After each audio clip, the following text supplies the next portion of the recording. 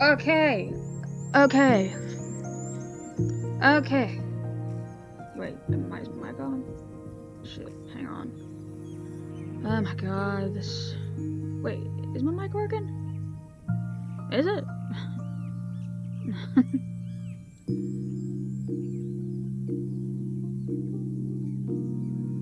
Hey, welcome.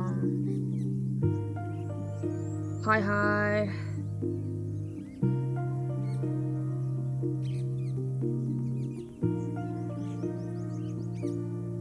Hello. Why isn't the chat? Why isn't the chat on? I swear to God, this freaking thing, I'm cracked. What the? Oh wait! I'm dumb. I'm sorry. Wait. The chat thing was on the bottom. And it was like, and the game was like and the game was like, it was like covering the chat. I am sorry. Okay. How do I... Shit. Wait. There we go. Let me just move y'all a little down. Just move y'all a little down right there, and there we go. Okay, yeah, I'm sorry for the wait. I had just quickly made like a little new PNG tuber to myself. Oh yeah. Yeah, but I made a small little new PNG tuber thingy for myself, so let's see if I can. Wait, I can. Oh, holy shit! I can go live via TikTok or something like that.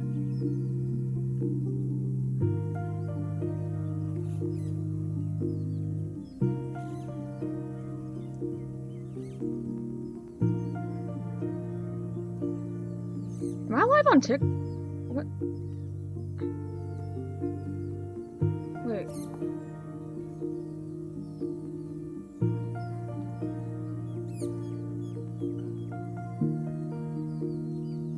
Hang on. I swear I can't freaking win with this.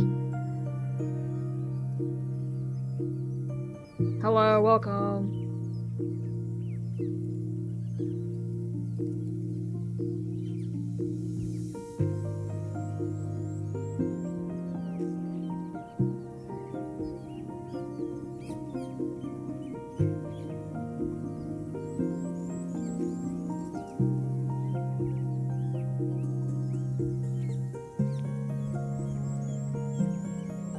Hang on, sorry. This is why I don't go live much anymore, Jesus.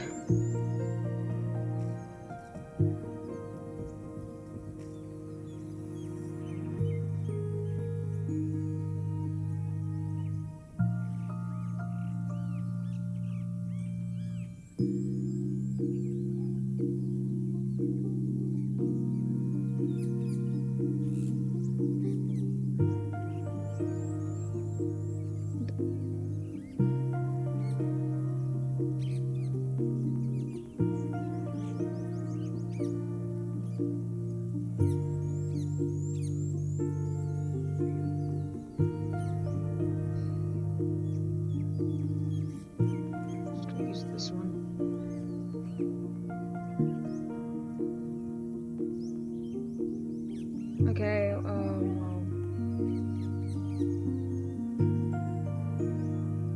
Hi, hello, welcome.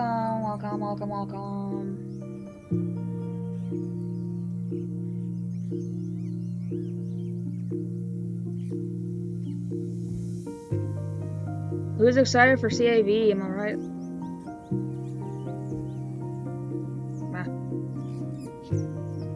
Gun shell in the tongue kisses, hell yeah.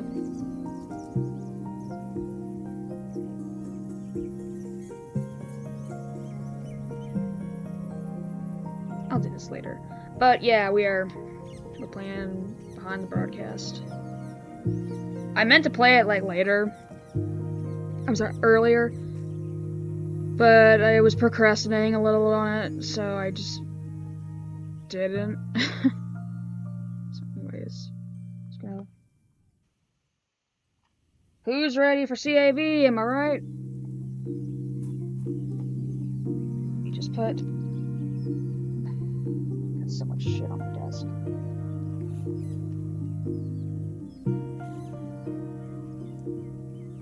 Hang on, I'm moving my... Oh my god, if you guys hear anything, the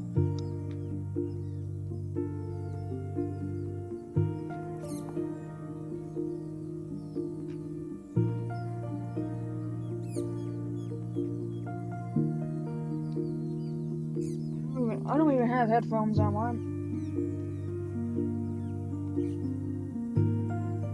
Alright. Are we ready? I think we're ready. I think we're ready. Yeah, let's go. Again. Hell yeah. By the way, the character you played is called Ellis, aka my pooks. But you're free to choose whatever name you want. Go ahead. Ball sack. Is ball sack correct?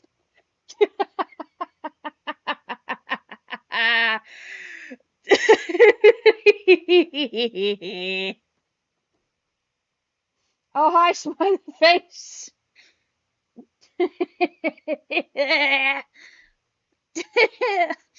I'm sorry. I'm gonna be stupid with it.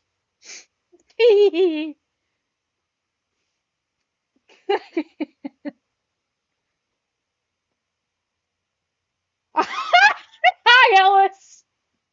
I see you were ballsack.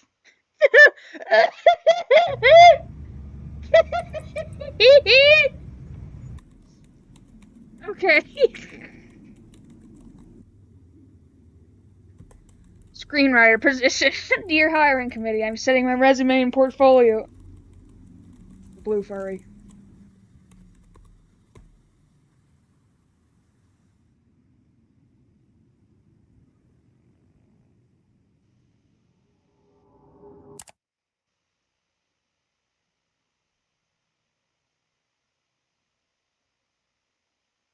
Oh, I playtested this a little bit, by the way, so this is... I only played the tested it a little bit, but it's really good stuff. Are we actually going with balls? Like, yes, we are. The Mushroom City. A place where you decided to start a new chapter of your life. Journalist work became repetitive, and you knew it was a sign to finally take your life into your own hands. You moved out, chasing your long-standing childhood dream of becoming a writer. Screenwriter, preferably. Something you learned in school instead of socializing with the other kids in class. Sort of dissociation from that awful place. Writing all kinds of stories helped you develop as a kid. Jesus Christ. Mentally, definitely not socially. That's surreal. You never bothered to share them with anyone except your parents, who supported you every way. Oh. They encouraged you to pitch your stories to the big industries, but you never willed yourself to make that big step. Yet. Making stories into reality sounded like a dream come true. But all you really wanted was to be able to lend a helping hand onto a bigger project. That was the main goal. Who cares about making your own movies? I can't read. When you can help talented people make their own. It's not like your ideas were worthy of movie adaptation anyway. Seeing your own name as the credits roll. Yes. Written and produced by Ballsack.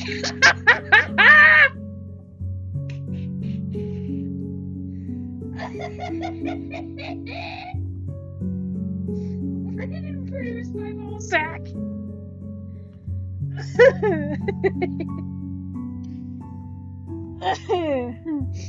The feeling of being part of something astonishing. And you believe this little... Shit, that's actually scared me. Okay. Watch where you're going. A sudden loud car horn from outside jolts you wide awake. Okay, I remember this. It was all sketchy when I was playtesting it a little. Hello, SMG4 SMG Ado, and happy birthday to SMG Ado, by the way. You shut your window. Ooh, okay. Almost the perfect place. I mean, you live in the city, so... You didn't live right in the middle of a busy road with some rusty old apartment. You didn't have much money, but everyone starts somewhere, no? You sigh. Rubbing your eyes to adjust to the sunlight. It's been a few rough months for you and your roomie, Kiwi. But you were determined to change that today. You look out the window to stare at that huge TV-shaped building right in the center. The job interview is today. Oh shit! Better get ready. It's 8:45, so you have over an hour to get yourself together. Your eyes shift to the folder with your scripts that lies on your bedside desk. You were going through all your papers among your other stuff all night, finding the best pieces you could show off after the interview. There's one particular script you were hesitating about. Pilot episode you don't show. Oh, God.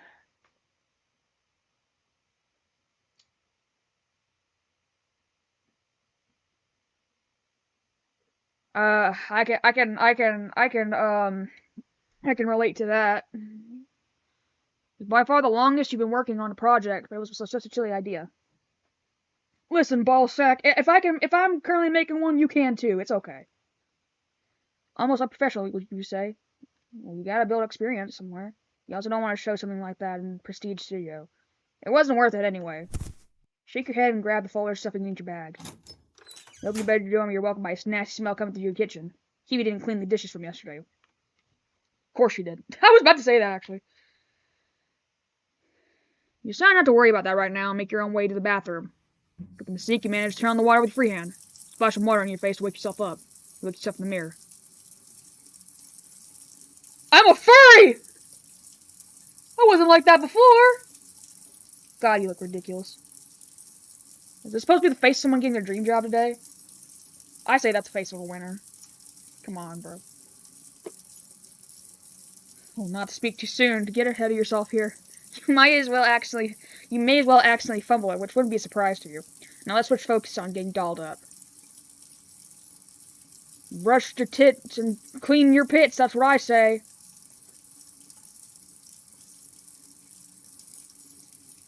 Brush the pits and clean the tits. After all, at first glance, it matters the most. You may not make a phenomenal impression with your writing, but you can at least make yourself presentable. Get you some bonus points for trying. Holy shit, is that Mr. Puzzle? Oh my god! Oh my god! Oh my god, Mr. Puzzles! Hello, welcome to the stream. As you return to the kitchen with the holy quest of getting some coffee, you are greeted with a familiar face in the living room. Jeremy. Ballsack!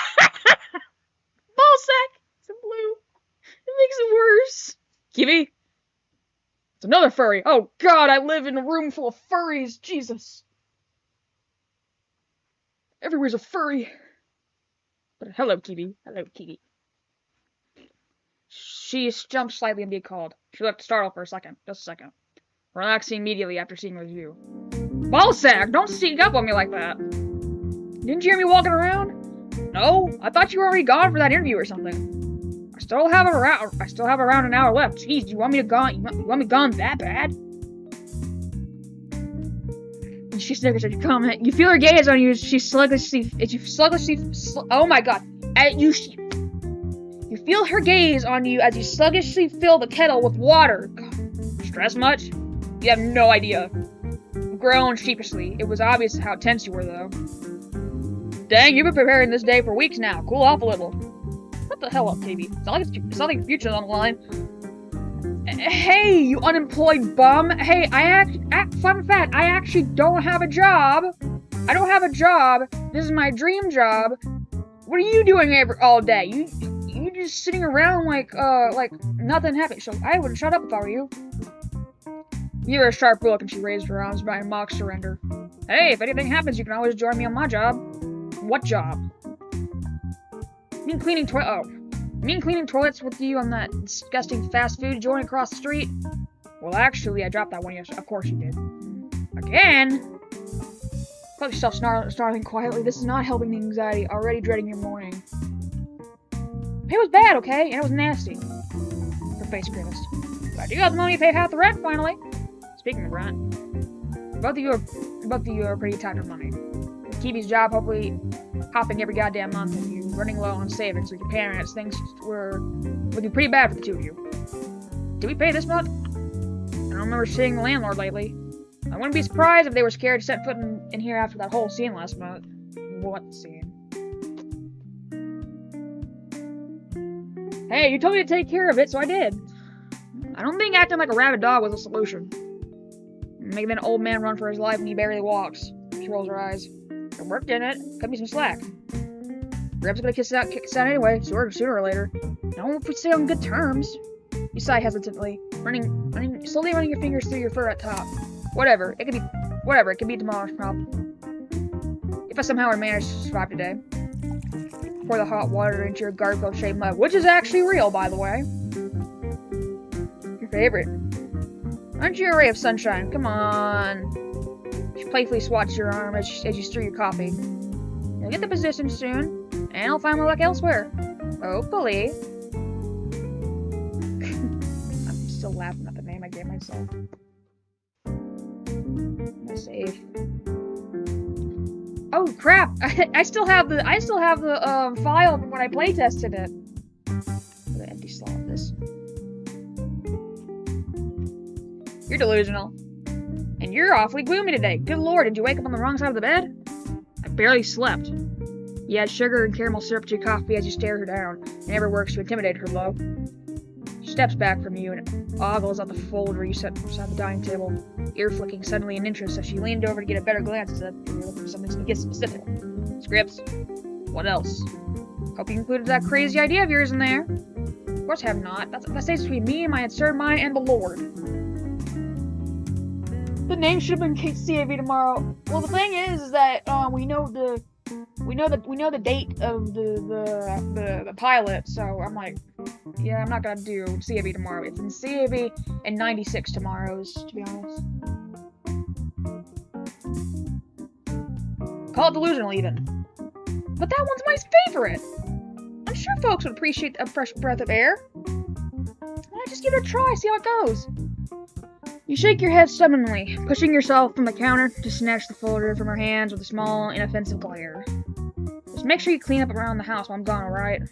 I'm stressed as it is. You don't have to poke me like a damn stress ball with job situations. Shoving the folder in your bag, you grab your jacket. Garfield mug is picked up by Kiwi, hastily going to the sink. Kiwi realizes, but she doesn't say anything to upset you more. Hope you don't forget to brush the stress off your fur. She knows as you walk away. Kiwi puts on her messy apron to attempt to clean up the laundry, becoming a game of Tetris at this rate.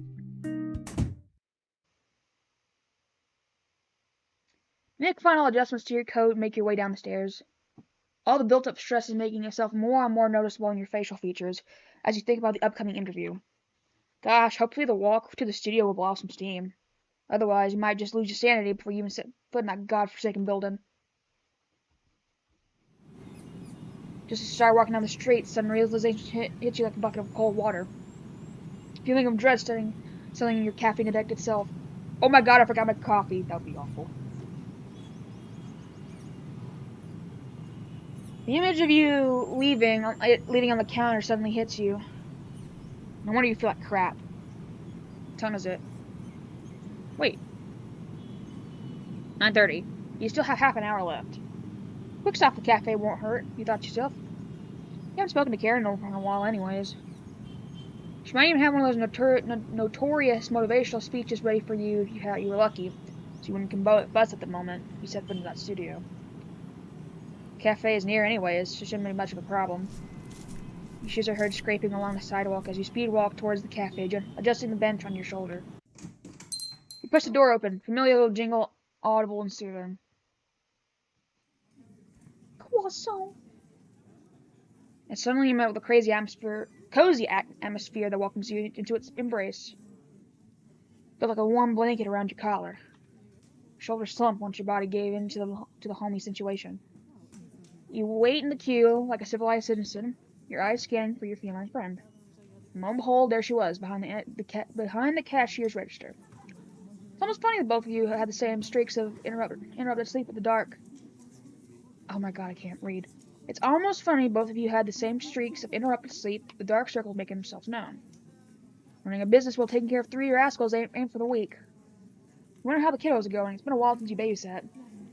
Have yourself a wonderful day, sir! Thank you for coming! Oh, well, I didn't mean to go. Have yourself a wonderful day, sir! Thank you for coming. Hello, welcome to Blah. Welcome to Blah. What can I? Her ears perk up in recognition when she sees you. Well, look who finally decided to show up!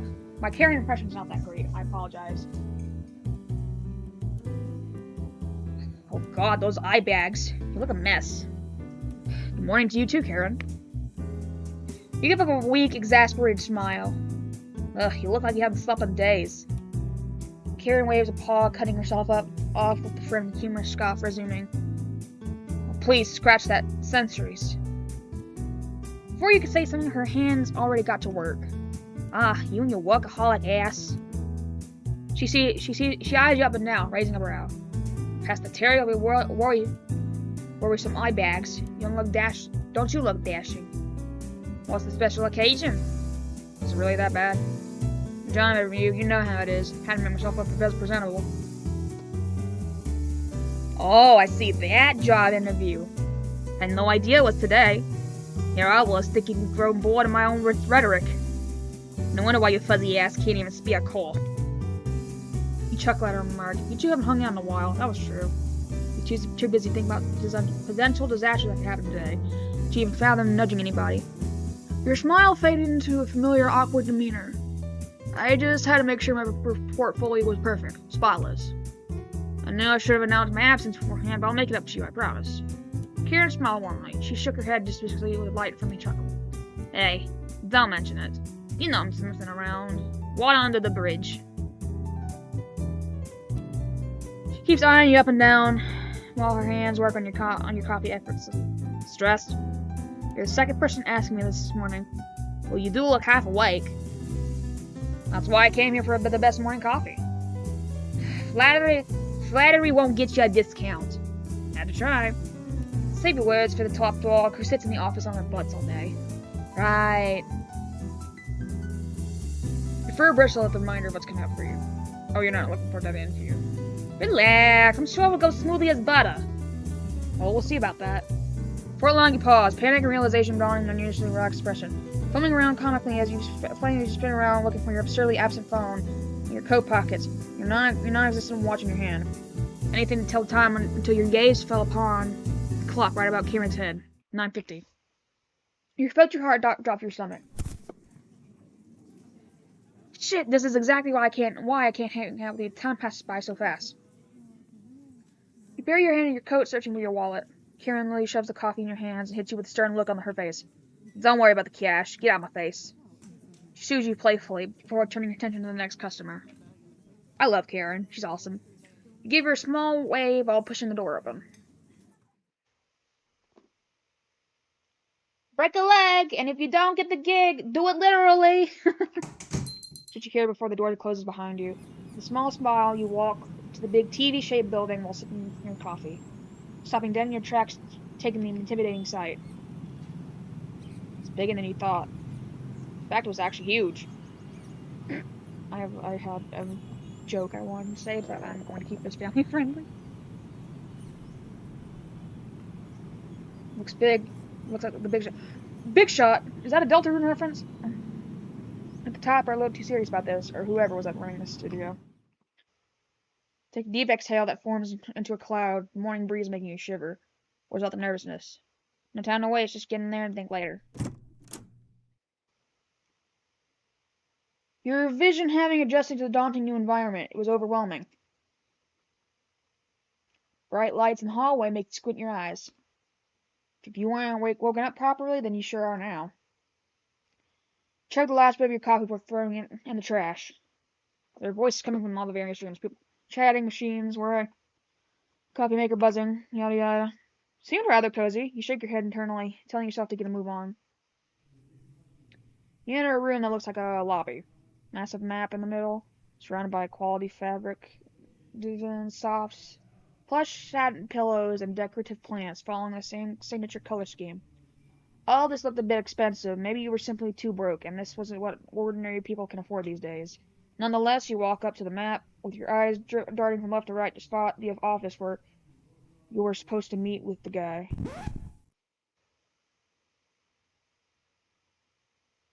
Perhaps you shouldn't underestimate the inside. Dear God, there's like 12 floors. This place is huge! How are you supposed to find him in here? But just as you thought, all hope was lost. Morning, lovely. Linda! I actually wrote a little for Linda. Great to see her. Hello, Brownie. Oh, the co-writer for BTB is here. Everybody say hi.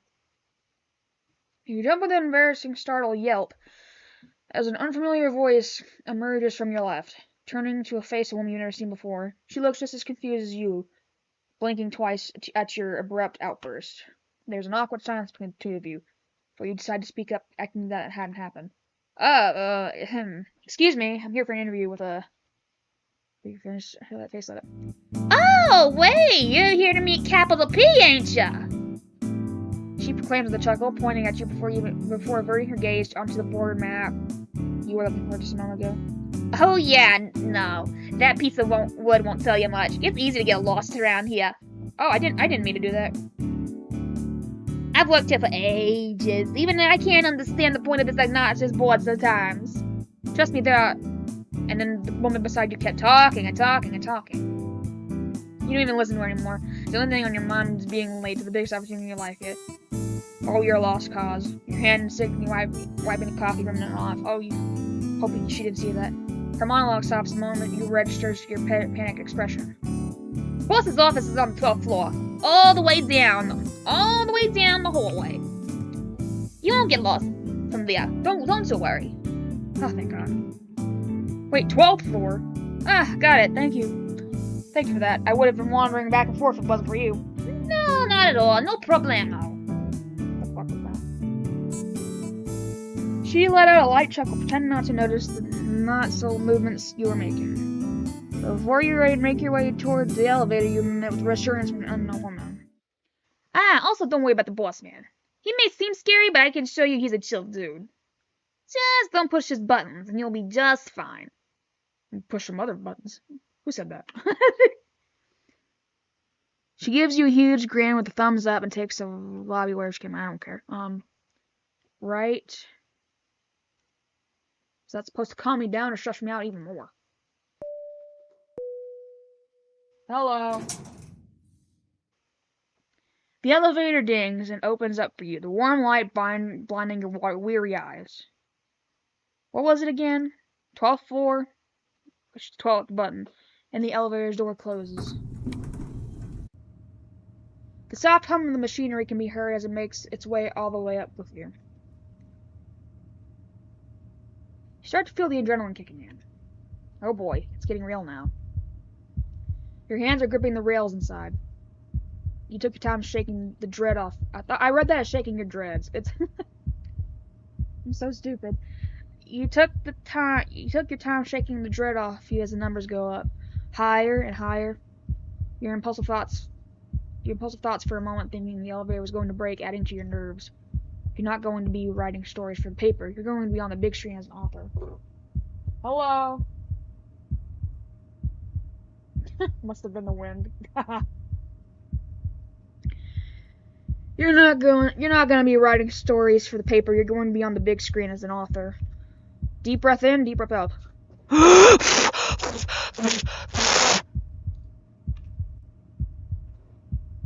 your chest! Ladies! Grip on the railing, loosens as the elevator reaches the top. 12th floor. The elevator stops and opens up with a ding. Ding dong! Shake your chest! Purple. You're met with the long hallway in front of you. So all the way down this hall. At least that's what you remember she said. The gulp, you step out of the elevator and slowly walk towards the door. At the very end of this unnecessary eerie floor. The closer you get to the door, the sweatier your forehead feels. Maybe you're just getting dizzy. Your heart was audibly thumping outside your chest, felt like. No time to think about such things. You stop in front of the door, stretching out your hand hesitantly, and then you finally make up your mind. Knock, knock. The echo of the door could be heard a few feet away, a new sensation to you.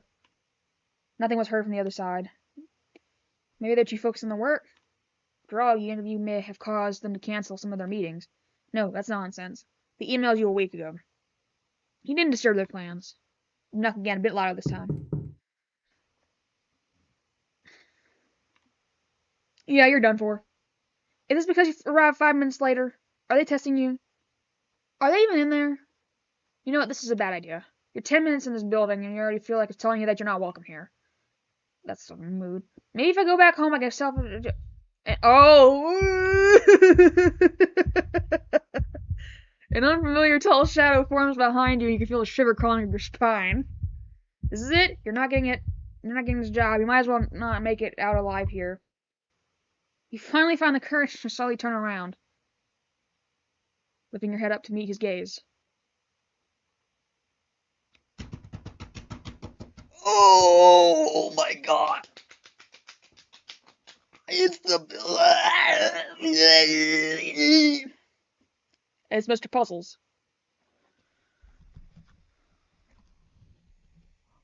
Oh my god. Hi, baby. Oh, you're so beautiful. You're so beautiful. You're so beautiful. So beautiful. So beautiful.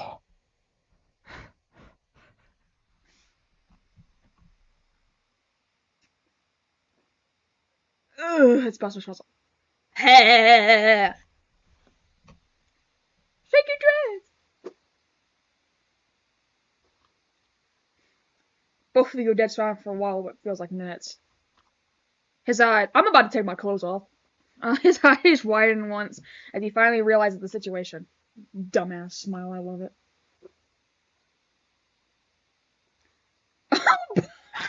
Oh, ballsack, is that... Oh, ballsack, is that right? You blink a few times awkwardly. Oh, I'm truly, terribly sorry for my lateness. It's truly unprofessional of me. So much work to do in so little time, he says in a chipper voice while he's pulling out the keys from his suit and looking in his office. Let's get down to business. To defeat the Huns.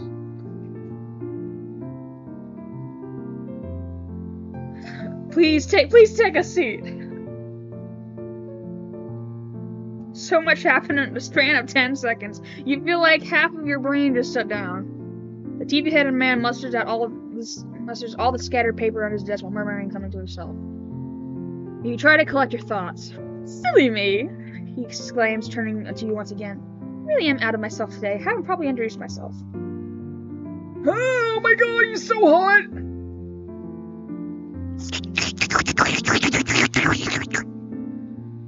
I'm about to take my drawers off. He extends his rather elongated gloved hand, something that throws you off for a moment. Mr. Puzzles! Director, producer, and founder of Puzzle Vision, and also Tumblr Sexy Man. Also Tumblr Sexy Man. That a certain triangle owns a body pillow of, and my voice actor has recognized, but we're not gonna talk about that right now. Oh, that's cute. You shake his hand. That explains the name. And the TV-shaped building. What a fucking narcissist. This stray guy sure has confidence.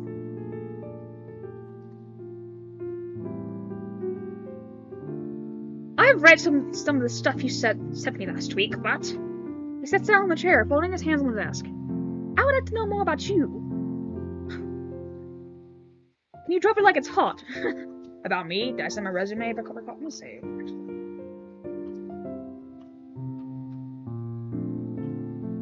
Of course you did. But I'm interested in what brought you here into the doors of my precious Wonderland.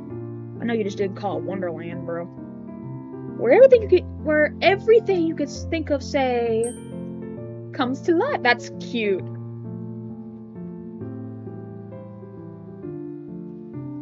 You swore you saw a screen spark with enthusiasm. You blink. Everyone can write a couple of paragraphs. High school diploma? Good for you, but every idiot can get that. But every idiot can get that these days. Me included. And you're not an idiot, are you? Stevie screamed with his arms resting on the table. Just tilting his TV head. I am kind of an idiot, Puzzles. I'm not gonna lie. His TV head tilting the side in amusement and curiosity. He leans forward in his chair, waiting for your response. Probably feels gay as a ring. Okay, Ballsack, calm down. He's just testing you. Put the folder filled with the scripts with your scripts on his desk. I've been writing all these kinds of stories. Watching different types of movies taught me everything to get a better grip of storytelling and the characters. Which also helped me discover my love for bringing these stories to life visually. Ah, so from writing books to writing screenplays. Exactly. It's been a long time learning how to shift narratives into visual structure. He stays silent, waiting for you to continue. Shouldn't he, in bold and italic font, be the one asking the questions? What else am I supposed to say? I spent a lot of time diving into the behind the scenes of my favorite movies to understand the director's perspective. Way to go on remembering the big words like that, Paul. What movies are we talking about? Okay, what's the movie? I'm gonna go with anime movies. How to Not Train Your Dragon in Wolf Runners!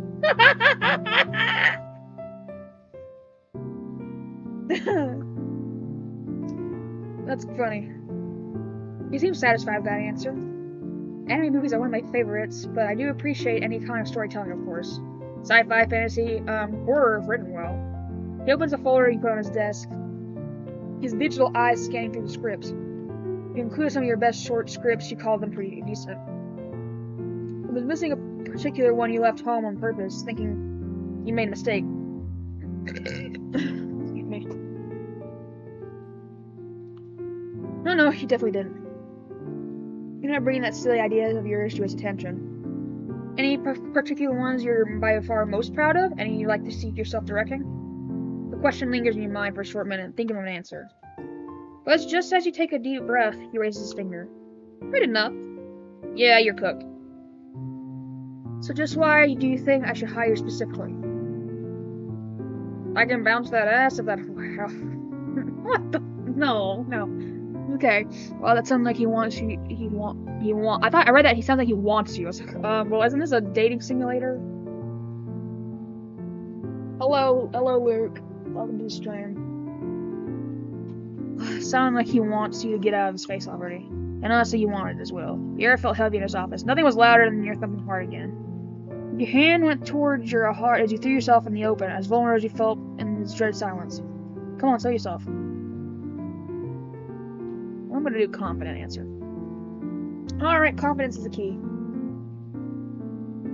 I'm sure I'm one of the best writers who has ever stepped into this place. I learned a lot by myself, and I'm ready to spring to action with whatever you're going to throw at me. He looks at you. Oh, God. He looks at you a bit startled by your blunt words. There's nothing I cannot do, I can tell you that much. I'm going to be very honest about you here. Ballsack. Ah, there we go. He folds his hand under his chin, his gaze sharp on you.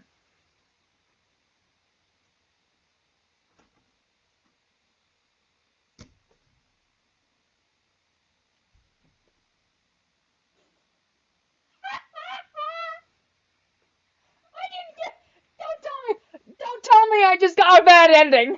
No! Don't tell me I just got a bad ending.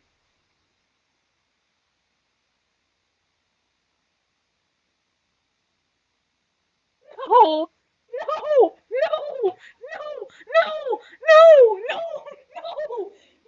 Puzzles, I'm sorry, please, I'm sorry, I won't do it again, please, stop, I'm sorry, no, I'm sorry, no, I'm sorry, Puzzles, no, please, I'm sorry, no, Puzzles, I'm sorry, Puzzles, no, was it the body pillow? I'll get rid of it, please, I have a huge ass, I can,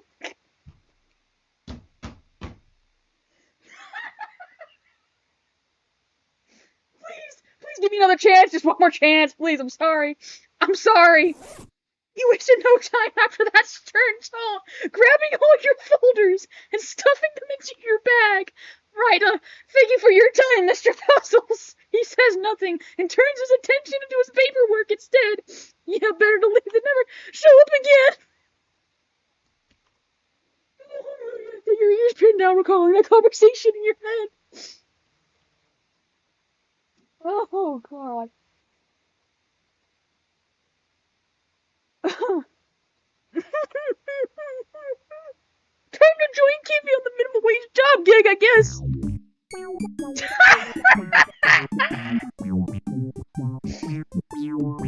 I thought being confident was. I thought being confident was like, oh wow, that would I thought that would like be charming, cause like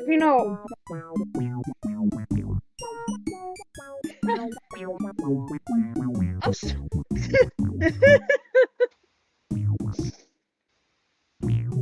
Oh my god, of course I would get a bad ending before any of this.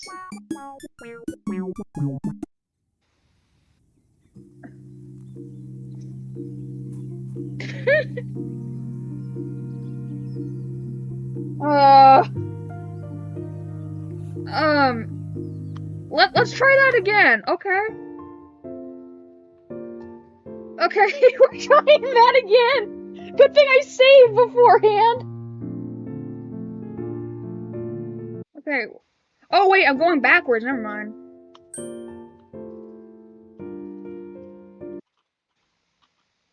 You're not idiots, are you? Yeah, I am, actually.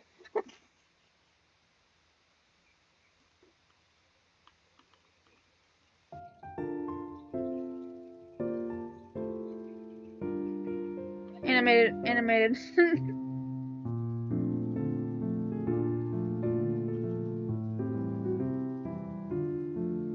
Okay, we're not doing this one again, we're doing honest. Honesty is the right way to go. Writing is something I started at a really young age. Bad way to start off. And I'm determined to keep pushing myself in the industry to gain more experience and learn from the right people.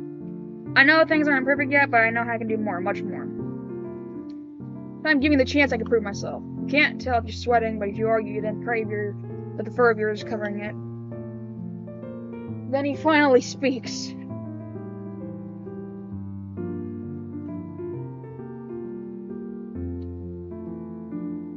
You write with a visual eye. You trust the scene to speak for you. I'm still laughing at the other part. You trust the scene to speak for itself. He says rather calmly, but his expression is unreadable. I appreciate that, especially in newbies. You're writing as someone who actually watches the screen while they write. Closes the folder, but his gaze now fixating on you. I'm going to be very honest about you here, Ballsack. Ah, there we go. I'm very fond of your writing style. I can see where you're coming from. Feel slightly better about yourself, but the look on his face gives you mixed signals.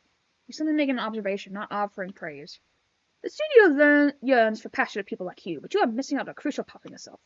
Zip you up and down. Self-esteem, and that's really important to us. We must constantly endeavor if we are to succeed, you see. Doubting yourself? That has no place in my studio. Excuse me. Belief in your work is one thing, belief in yourself is another. At this point, just tell me to get out of here already. He already did a few minutes ago. So if I were to hire you, would you be able to embrace this criticism and get a clearer picture of yourself? You actually giving you a chance? Absolutely. He comes to satisfaction. Excellent. Well, I suppose this is where our little meeting ends. I will get in touch with your email later on this day. Thank you. Don't thank me yet. For your time, Mr. Puzzles. Say without trying to sound awkward but failing. Scoop your files back into your folder and stand up. The pleasure was all mine. His voice is something like, he's so cute. Oh my gosh. Ellis, he's so cute. Oh my god. You did. I'm gonna compliment you for a second. This game is beautiful so far. I'm having a lot of time. I'm having a lot of fun playing it so far. And with that, he turns his attention to a different flurry of paperwork on his desk, which is just. But yeah, Ellis, great job. Brownie, great job. I wish I helped out more with this, but like I said, had some stuff come up. It was fun getting to write a little for Linda though, but this is beautiful. Close the door behind you and let out a breath you didn't know you were holding. That was something, especially after that bad ending I got. You feel your back slide down the door a smidge before balancing yourself up once more. Can't say if I can recall that as a success, but better than being rejected right away. You actually had a chance, and that's all that mattered to you by now. This conversation did enough to drain your social battery. All you want right now is to flop on the couch and do nothing for the rest of the day. Play Splatoon. Sound like heaven. Wait, shit, I didn't mean to do that. No time to lose. Take the elevator and exit the building. Cold breeze for once feels refreshing after that interview. Take a deep breath and make your own way down the road straight to your apartment. It's a little over 10 in the morning, and people started up down the streets. Conversation between you, Mr. Puzzle, still lingers in your mind. You don't know what to think about that guy. He didn't seem impressed, but neither was he disappointed. I guess I'm looking too much into it. May as well never hear about him again if he doesn't email me today. Maybe he never intended to, and only said it to give you false hope. A distant sound of a violin pulls you out of your thoughts, and you immediately knew who it was. Your furry friend who lives on a nearby sidewalk playing the violin calmly. A hat with a few coins lays right next to her. The soothing sound of the violin stops upon seeing her, your ears perking up. Balzac! She yells out in your... the name I gave myself! Jesus! She yells out in your direction, arms flaming around. Your lips twitch upwards at the sight. You lift your hand in a brief wave and start walking toward her. Before you can say anything, she already starts peppering you with questions. How'd it go? Choke, did you hire to do something with it up? Alright. It could have been worse, so you'll let me know later. Doesn't mean you said no. Make it sound even worse. You feel yourself cringe internally. She pats your shoulder with a giggle, lowering her violin. Does Kiwi play violin in real life? Oh! Savvy! Hello! You should throw a party at her place, then. To celebrate my non-official rejection? You really are pushing my luck, dude. She lifts her arm and taps the air like she's knocking on wood. Just in case. Trickle sack, she said, shouting. Just in case. You're planning on playing here for the rest of the day? Actually, now that you're here, nah. I don't have to deal with making emergency money when Miss Moneybags will take care of it. She finger guns you playfully, enjoying the look on your face. I love Kiwi.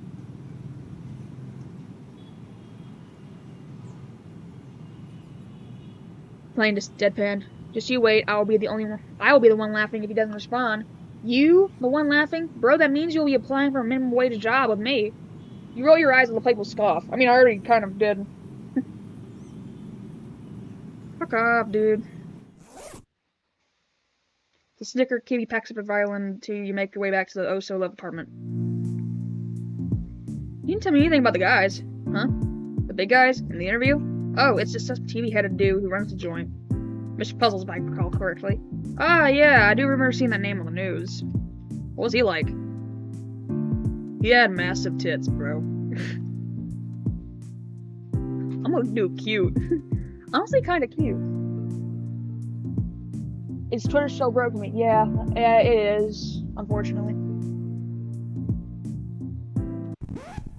Kiwi said jerks up at your words. He was what? What did you say? I said mute! He didn't speak much! I slowly had to pull stuff from out of my ass for how long he let me talk. So you think it'll be a pain in the ass to work with him? You gave her a sharp look. She looked offended for a second, letting out a hurt hum with a shrug. Oh, I'm sorry for being interested in my roomie got himself into. I know just as much as you do. Maybe ask Karen next time you see her. She might have some insight into what this guy's reputation is around here. Maybe.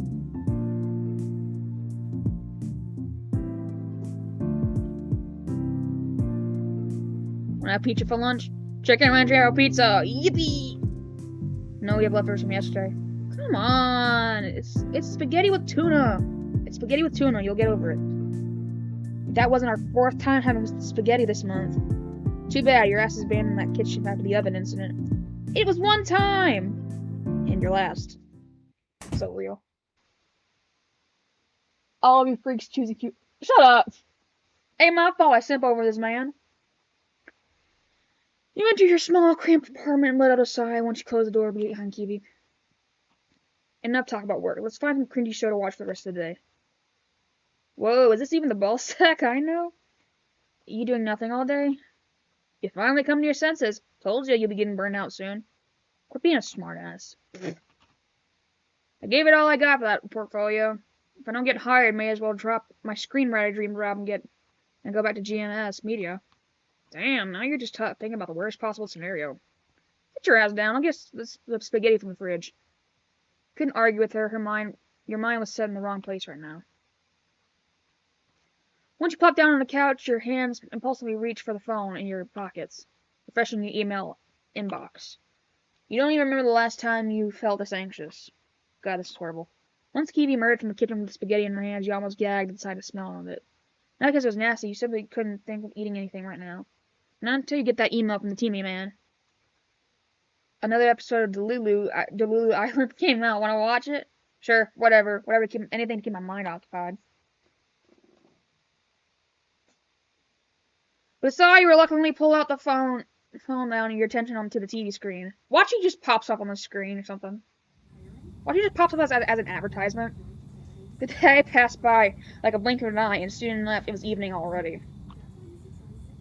Your phone was dead silent. No notification was found with her all day. All that built up anxiety settling up your brain. That dread, the preceding lump in your chest. Kiwi notices your expression and the way your tail kept twitching in irritation. Not even Daily Joseph cringy reality shows could pull you out of that mindset? Unfortunately. Man, this sucks. Bury your face in your hands with a groan. Cover your eyes in hopes of waking yourself up a bit. Oh, my phone buzzed. You exchanged surprised looks with Kiwi before grabbing the phone from the couch. Staring at the screen nervously, it's displaying a red dot over your email app. Okay, this is it. Don't keep yourself up waiting any longer. The anticipation was killing both of you. As Kiwi overlooks, you push her back slightly with annoyance. You're not helping my nerves. Cut it out. You growled but exhaled nervously as you held the phone back up. Your finger hesitates for a second before hitting the icon. You start reading. Dear Ballset, after our last meeting, I'm thrilled to announce you've been officially hired as a new screenwriter for Puzzle Vision. Hey!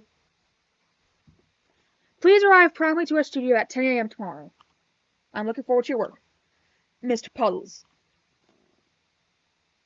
Your eyes linger on the screen a bit longer, rereading the first lines of the message, making sure you weren't hallucinating. Kiwi, meanwhile, impatiently waits for your reaction. Dude, tell me already. You're getting all riled up. God damn it. Shoved the phone into her hands. What does it say? What does the message say? She looks startled for a second, but immediately turns her gaze to your phone screen. Eyes darted anxiously. You're trying to catch any slight changes in her expression. If it feels like an eternity, she turns her gaze back to you. Dude. Her lips twitch upwards into a wide, knowing smirk. Fucking told you. She starts laughing, handing the phone back to you. You reread the message, speechless. You really got hired. I got it.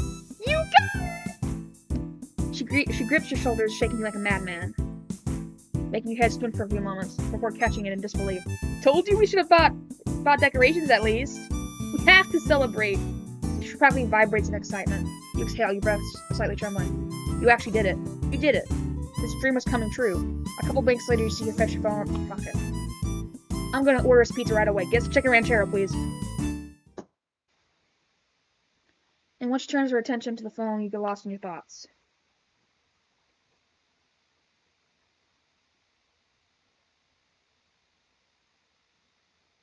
So this is it, huh? Wherever the wind takes me, I guess. You and Kiwi were watching random crap on the TV while eating pizza for the rest of the day. It's getting late and the exhaustion was taking a toll on you. You want to be well rested for tomorrow anyways. With a yawn, the lights flickered off as the switch flipped. God, I can't speak.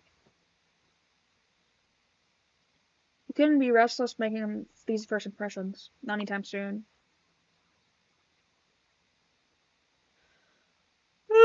Goodness. The alarm sounded. More than one way. I'm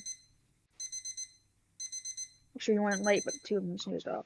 You groaned as you put your hand back down. Today was your first day. You're not missing it. Get dressed. Put on deodorant. After a quick stretch and completely remembering the dress code for the studio per the email, what was it?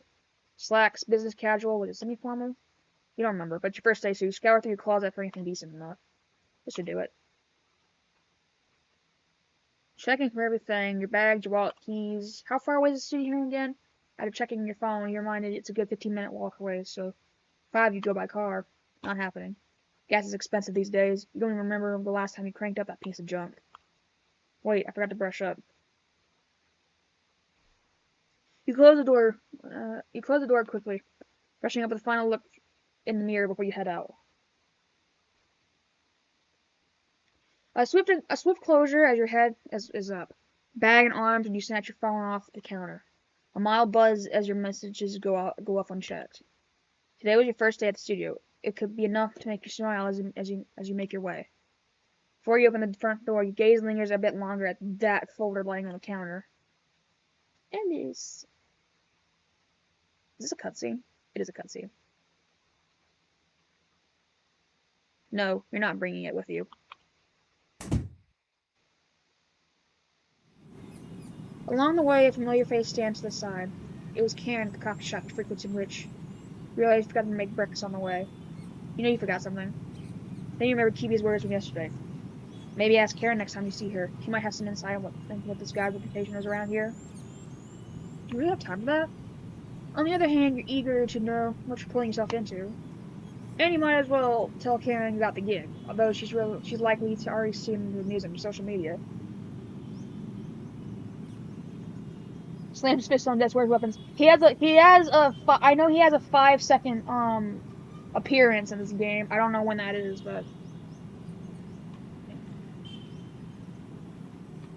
do I go to the studio or visit Karen?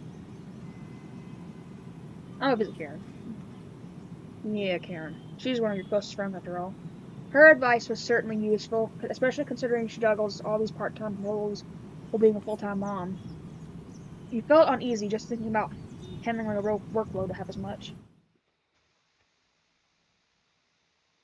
You try to rub your last throes of sleep away while walking up to Karen at her shop. Usual jingle. Yeah, thanks for telling me I might be late for work. Morning, Karen. She simply nodded back with an expression that she was already dreading her shift, until she noticed it was you. Her gaze lingers on you a bit longer than usual. Was my friend messaging again? Don't you act all as innocent now. I saw that status on your Instagram. No call, no message. She clips her tongue, acting all hurt and offended. Okay, to be fair, you did plan on calling her yesterday, but most likely forgot about it the moment Kitty ordered pizza. You roll your eyes with a chuckle. And that's why I'm here. Tell me you got the job or for your coffee? Both. Right, huh. She gets to work with the usual.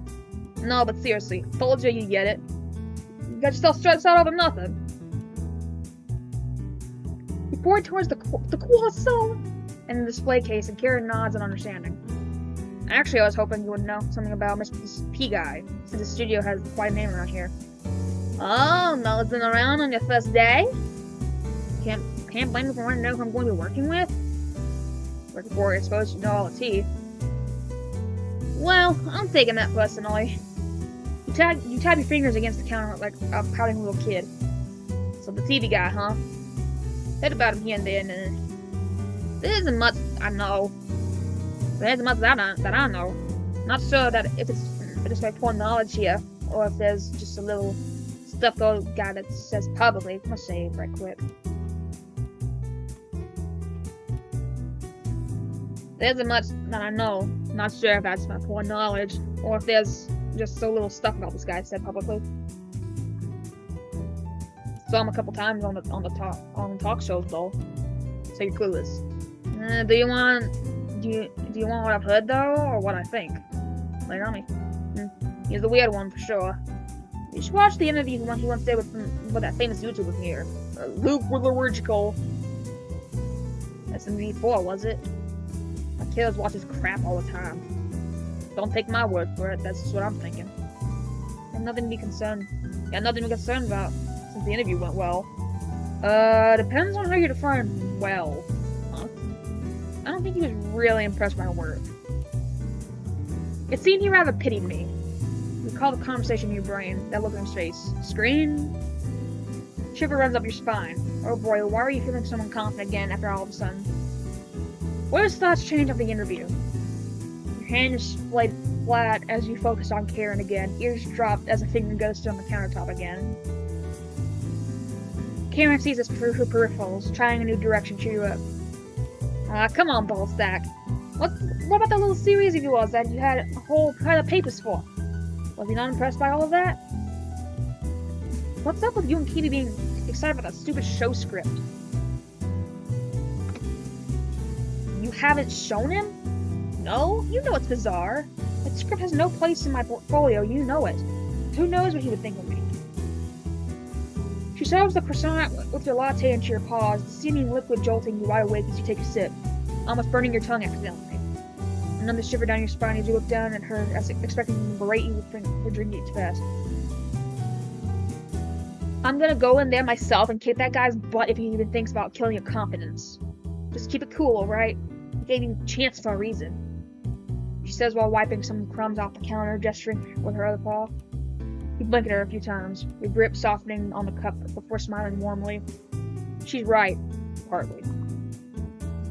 I mean, you are going there to improve and grow as a writer anyway, so the critique is inevitable, obviously. Now the question is how he handles that situation. What the fuck? You'll find out sooner or later. You still had a bunch of questions, and none of them came to mind before you were ushered out, since you didn't order anything else. Now get going or you'll be late in your first day. You will find out sooner or later. You still had a bunch of questions, but none of them came to your mind before you were ushered out, since you didn't order anything else.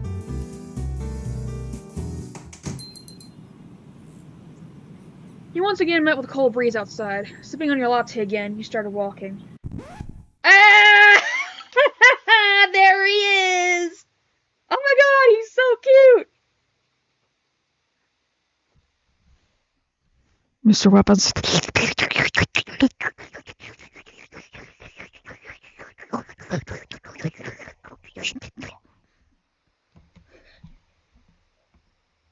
Mr. Weapons. Ah!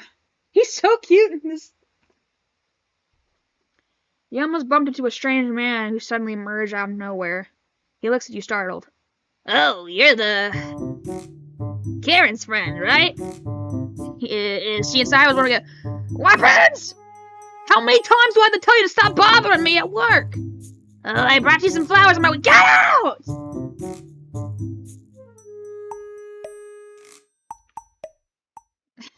Oh, that was cute! Ditch the TV. Here's the thing. Why not both? You awkwardly move aside and continue on your way. That was weird. You walk into the studio, scanning the environment. You have no idea what to do, where to go, who to meet. Well, isn't that great?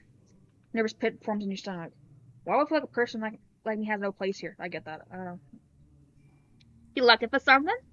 Shit, should have just ripped off my fur in the spot to make myself look like a fresh roadkill.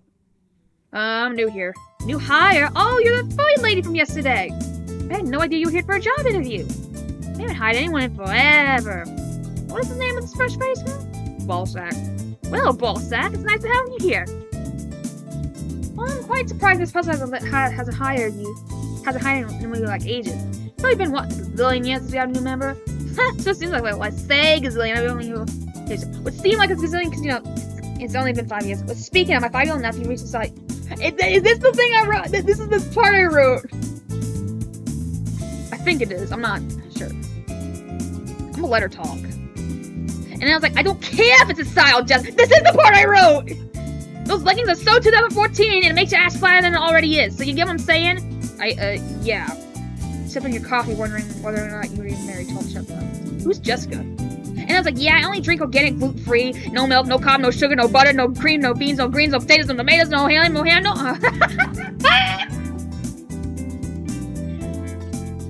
You clashed your paws together nervously, taking then you knew you weren't actually sure who she was yet, or what her role was here. So then I was like, yeah, Brad's like so lame, and he thinks all that, and back... Yes, this is the part of the route! And I'm just like, no, it's that, you know... I recommend you stay away from... You can always trust me with that tea. Remember that. Barry and I know what's best. Who's Barry? Hold on. You did not ask who she was yet. Wait. No, I'm sorry. I didn't get to know your name. I still say this subtle, awkward smile, hoping to not ruining her living mood. Oh yeah! Sorry about that. I can ramble way too much. Name's Linda. I'm the art director here at Puzzle Vision. She reaches out her hand to shake.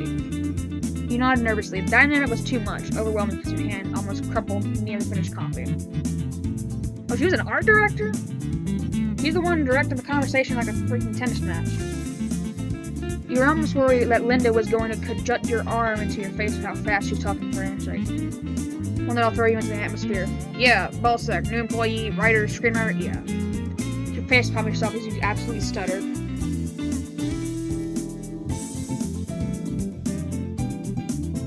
Well, anyways, I'll be happy to see you around, rookie. Oh, cool. This is a new networking connection. Great. Oh, I'm so glad that it was kept in the thing. I thought it would I thought since I wasn't helping out as much, it would be like, I think we should just overwrite it or something like that. But yeah, that whole part with Linda going on some shit about her nephew, gluten-free, and the guy about being all that in a bag of chips. I wrote that. So that is my part in this visual novel. So yeah. Yeah, they right here. This reminds me of the time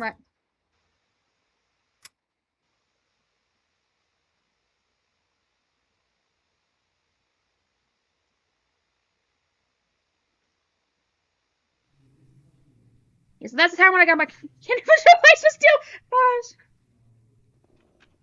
And there's this marketing room. And there's this marketing room, which you didn't hear from me, but the people get paid way more than finance. They handle a lot of money. Oh hey, here's where you'll be working, is that cool? Here's where you'll be writing and jotting down ideas for the scripts and totally getting paid a good amount. I'm joking, by the way, if it wasn't enough. Anyways, yeah, this is where you'll be positioned. Fucking cold, I hate. Put your cup of coffee on the desk along from the bag, decorating your office. Thanks. You're generally still reeling from earlier, blinking a few times at how it went so fast in the new department. Lack of good vending machine snacks, as Linda couldn't stop mentioning non-gluten. Gave a half-assed smile to her before glancing at her desk, your paw on it. Paw on it, going along. God, I can't read. This is going to be yours. It's rather nice. Well, thank you again for showing me around. I'll do my best to be helping hand for all the talented folks around here. I'll show you what would be fabulous. Mr. Puzzles wouldn't just hire anyone, you know. There was more of a soft sentiment. This is the second person who told you such a thing in this place. Fabulous. Huh, yeah. You feel you feel relaxed. Your recognition was noticed after all. And in this dream job, your work will be the next box office premiere. Okay, yeah. You're thinking a bit big here. Well, I gotta get back to the art department. Those bozos are probably messing up some of the props, but I'll be here if you need me. Oh, and I'll send you over to your tax later on today. Good luck here on your first day. Bye, Linda. Linda waves goodbye to you and makes her way down the stairs. So this is it, your cozy little office. Let your imagination run wild. As you unpack your things from your bag, the scent of the studio fills your senses. Papers, ink, and lavender? Oh, I know what. There's a scented candle on your desk. Catch yourself smiling a bit. You've only met a few people here, but everyone seems so nice already. You sink into the chair with a satisfied sigh, ready to boot up your laptop until stomach betrays you. Guess carrot croissant wasn't quite enough after all. May as well snoop around the kitchen. Linda showed me earlier. It's not like I was given a task yet. Who knows, maybe I'll get to meet more people. You're on the corridors, your ears picking up various conversations and sounds from the other rooms. You pass the lighting department and finally spot a familiar face you've come across earlier. Entering the canteen, you see several people sitting in groups, eating and chatting. They don't seem to pay much attention to you. What catches your attention is the large vending machine right across from you, filled with snacks and sodas. Your mind goes back to the conversation you had with Linda a while back. The thought is suddenly interrupted by your stomach rumbling when your eyes lock to the chocolate bar. Alright, one quick snack and I'll get to whatever Linda sent me. You reach for the chocolate bar, shove and get a grip of it once you shove your hand inside. Ow. Just as you finally went over the stupid machine, you notice a familiar shadow casting over you. It's like you're experiencing the same dreadful feeling as yesterday. You feel your heart drop into your stomach as the moment you turn around to see the TV's light shining in your face. The evil green man is streaming soon, and I have to moderate. Evil green man? Evil green man. Evil green man. Who are you talking about CG5? Are you talking about CG5? I don't know if that's CG5, but I know, whatever. But it's alright, Ellis, the VOD will still be up. You can watch the rest of it later. But I'm glad you popped by, so. Oh my god, it's Mr. Puzzles! Okay, I figured the evil green man was CG5, okay. Mr. Puzzles, bullsack was it? I'm about to take my drawers off. Mr. Puzzles slams rather loudly while shaking your head. What a refreshing seeing your face in my studio. His expression switches slightly as he notices your startled look. He composes himself with a cough. Where are my manners? My serious apologies for taking you off guard. I'm not usually this forward, but I always want to make sure my new employees are given a warm welcome. Clearly you never owned an air fryer. His screen lights up a bit. His color bar is stretching into a grin as he notices your hold of the chocolate bar. Suppose Linda's already shown you around the place. Yeah, that's right. Quite a place, I must say, but I'll wrap my head around things in no time. A light chuckle escapes your lips to lighten the conversation a bit. You're trying to appear as casual as possible, but you feel your composure collapsing, as his gaze seems to be piercing right through you. Don't you worry about that in the slightest. All the talented folks around here will always be available to you in case you find yourself on the wrong floor. It's not like I would appreciate having my employees wander the halls like a lost puppy, no. Is he aware of what just happened to you the other day? Yeah. My dear, there is no reason to feel silly about such a situation. You'll learn, just like everyone did here. Small steps. Now tell me, were you informed about your task for today? Linda mentioned something about sending me later today if I recall. Later this day? There's absolutely no way I could propose There's absolutely no way you could postpone this. I explicitly told her to send over the instructions immediately. This place can't have things later on than today. Santana's coiled faintly in dissatisfaction. You can almost hear him huff despite not having a mouth. Looking through his pants. Guess I'll take matters in my own hands. There is a meeting happening in just a couple of hours where you'll be introduced to our newest project. I'll send over the files to you right away once I return to my office. He looks non-existent. He looks at the non-existent watch on his wrist and flicks his tie. My time goes by fast. I must get up with my schedule. Make yourself comfortable. If anything, don't be shy to ask around. He's so cute. And with that, he calmly turns on his heels and makes his way out of the room. Well, that's certainly a shift in persona.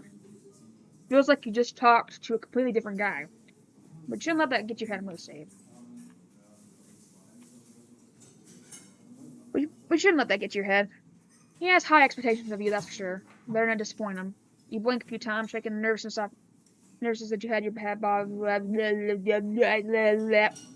You blink a few times, shaking the nervousness that had your body frozen throughout the entire conversation.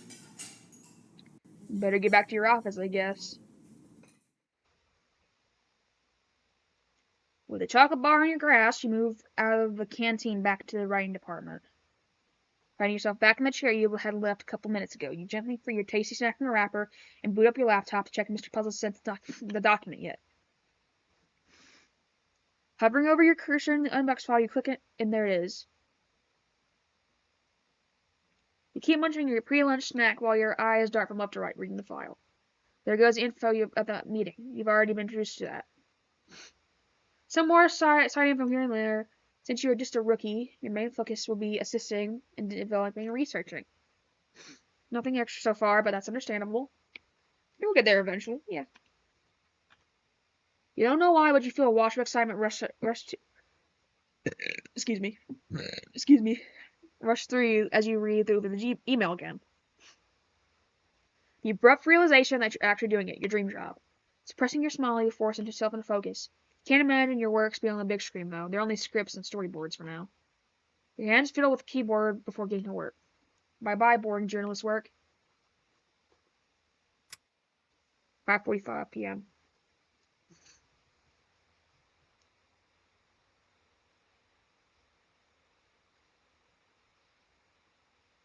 It's almost time for you to go. There isn't really a specific time for you to clock out, but there isn't anything left for you today. You managed to take notes from some important stuff in pitching.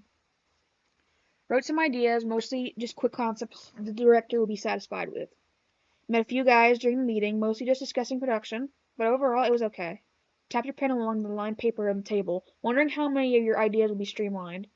Your smile came back to you as you looked at your notes, and a few doodles aligned with them. A few minutes later, just picking up your bag and patting down your file papers with a relieved sigh. Your phone suddenly buzzes, interrupting you from packing your stuff. It was Kitty messaging you about dinner. Hey, should I order something or do you want me to cook? Dear God, everything letting her step into the kitchen. Don't you dare make a single step into the kitchen. Order anything you want. I'll be home in 20 minutes. Glad you hit send, sighing while putting your phone in your pocket. You make sure your little office is nice and clean before turning off the lights. Your shoes echo through the corridors. Why is my chat taking 3 business days to update? I don't know. I'm still very new to streaming. Your shoes echo through the corridors, making it a bit awkward when the other rooms still seem lively. You hit a button on the elevator, impatiently tapping your foot, waiting for it to arrive, which makes you wonder what Linda is up to. Oh my God, that scared me. Clocking out! Hello! Your fur bristles at the familiar voice. He emerged from the elevator. Cannot stumble upon the sky in any other way than my pure accents. Getting ridiculous. Oh my God! CRT TV guy lets out a laugh, pressing his palm against the screen. Though it's not hard to tell if he's laughing at his abrupt encounters or at the wild state of your fur. That was quite a face. His voice breaks as he tries to compose himself. It was very unprofessional. Excuse me. How was your first day? I'm very tempted to press this. I'm just gonna have to say great. Okay, ball sack. Sound confident. Especially in good mood or a way to make an impression on the man. It was inspiring. I got to meet a few people on the production team. You'd probably say I'm slowly but surely learning the ropes. He raises his digital brow, his grin staying the same. Well, that's excellent news. Glad to hear you're getting the hang of things.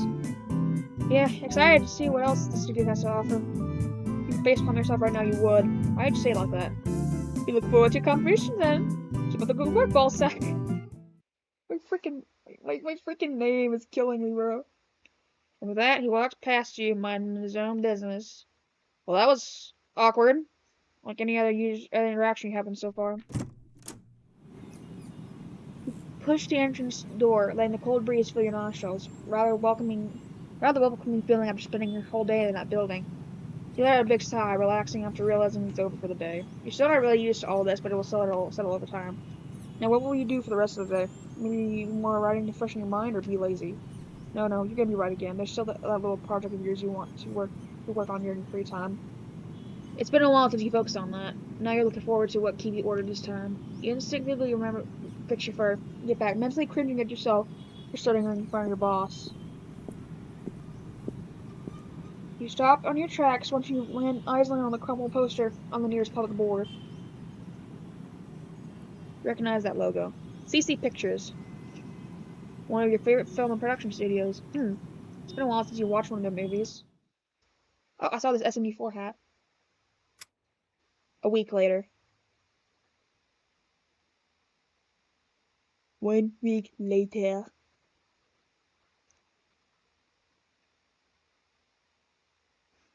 been a whole week since you got that job at Puzzle Vision. Work has been piling up, that's for sure, but you don't mind. Linda has your back and has as much talking gets on your nerves sometimes. She helped you a lot to settle in. There were moments where you felt particularly useless, but you're trying your best to lend a helping hand to the project. You're doing a great job.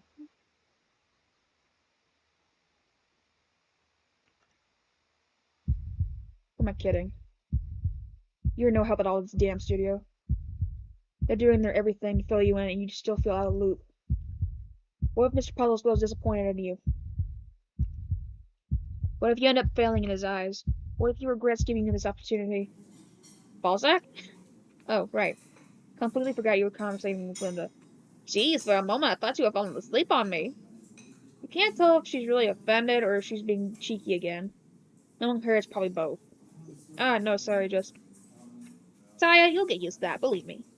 Have I told you about my first few months in this place? It was so exhausting and you're lost in your thoughts again. Was it exhaustion? No, you weren't physically tired. Mentally? Most likely. There's so much piling up in your brain right now that it's slowly killing your motivation for everything.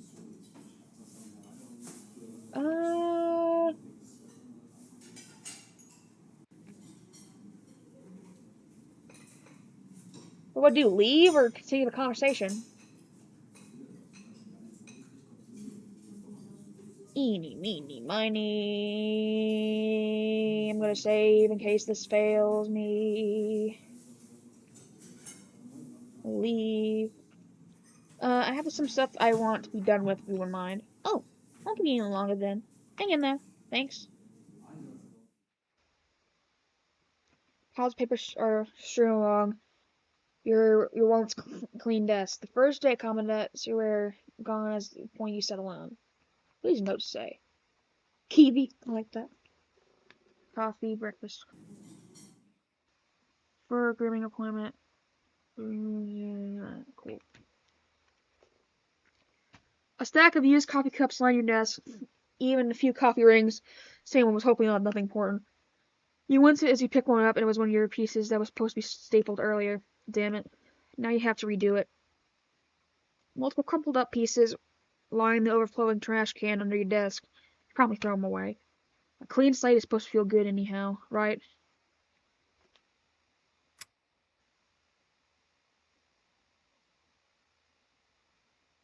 Wait.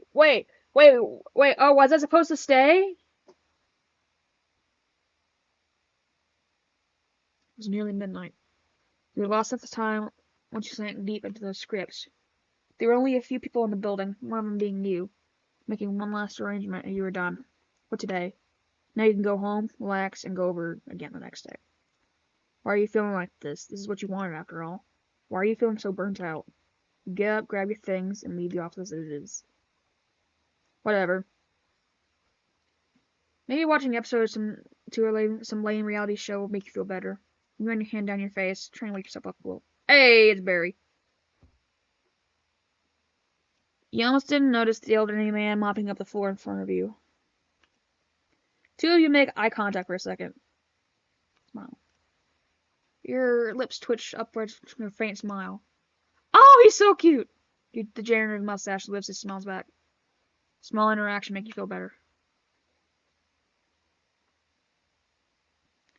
You approach the back door, bracing yourself for the wave of cold air that's about to hit you like a slap in the face. But just as you step outside, you hear a car trying to start from afar, but it's not starting up. Instead, you hear the same sound over again. Curiously, you walk over to where it's coming from. Is it Mr. Puzzles? There it is, an old black Ferrari in the middle of a Puzzle Vision parking lot. Who owns an old Ferrari? Him, apparently! Oh. Stupid piece of crap! You hear him cursing under his breath before... You hear him cursing under his breath before exhaling slowly. Before he's about to open the car's hood, he notices you staring from afar. Oops, that really wasn't sneaky now, was it?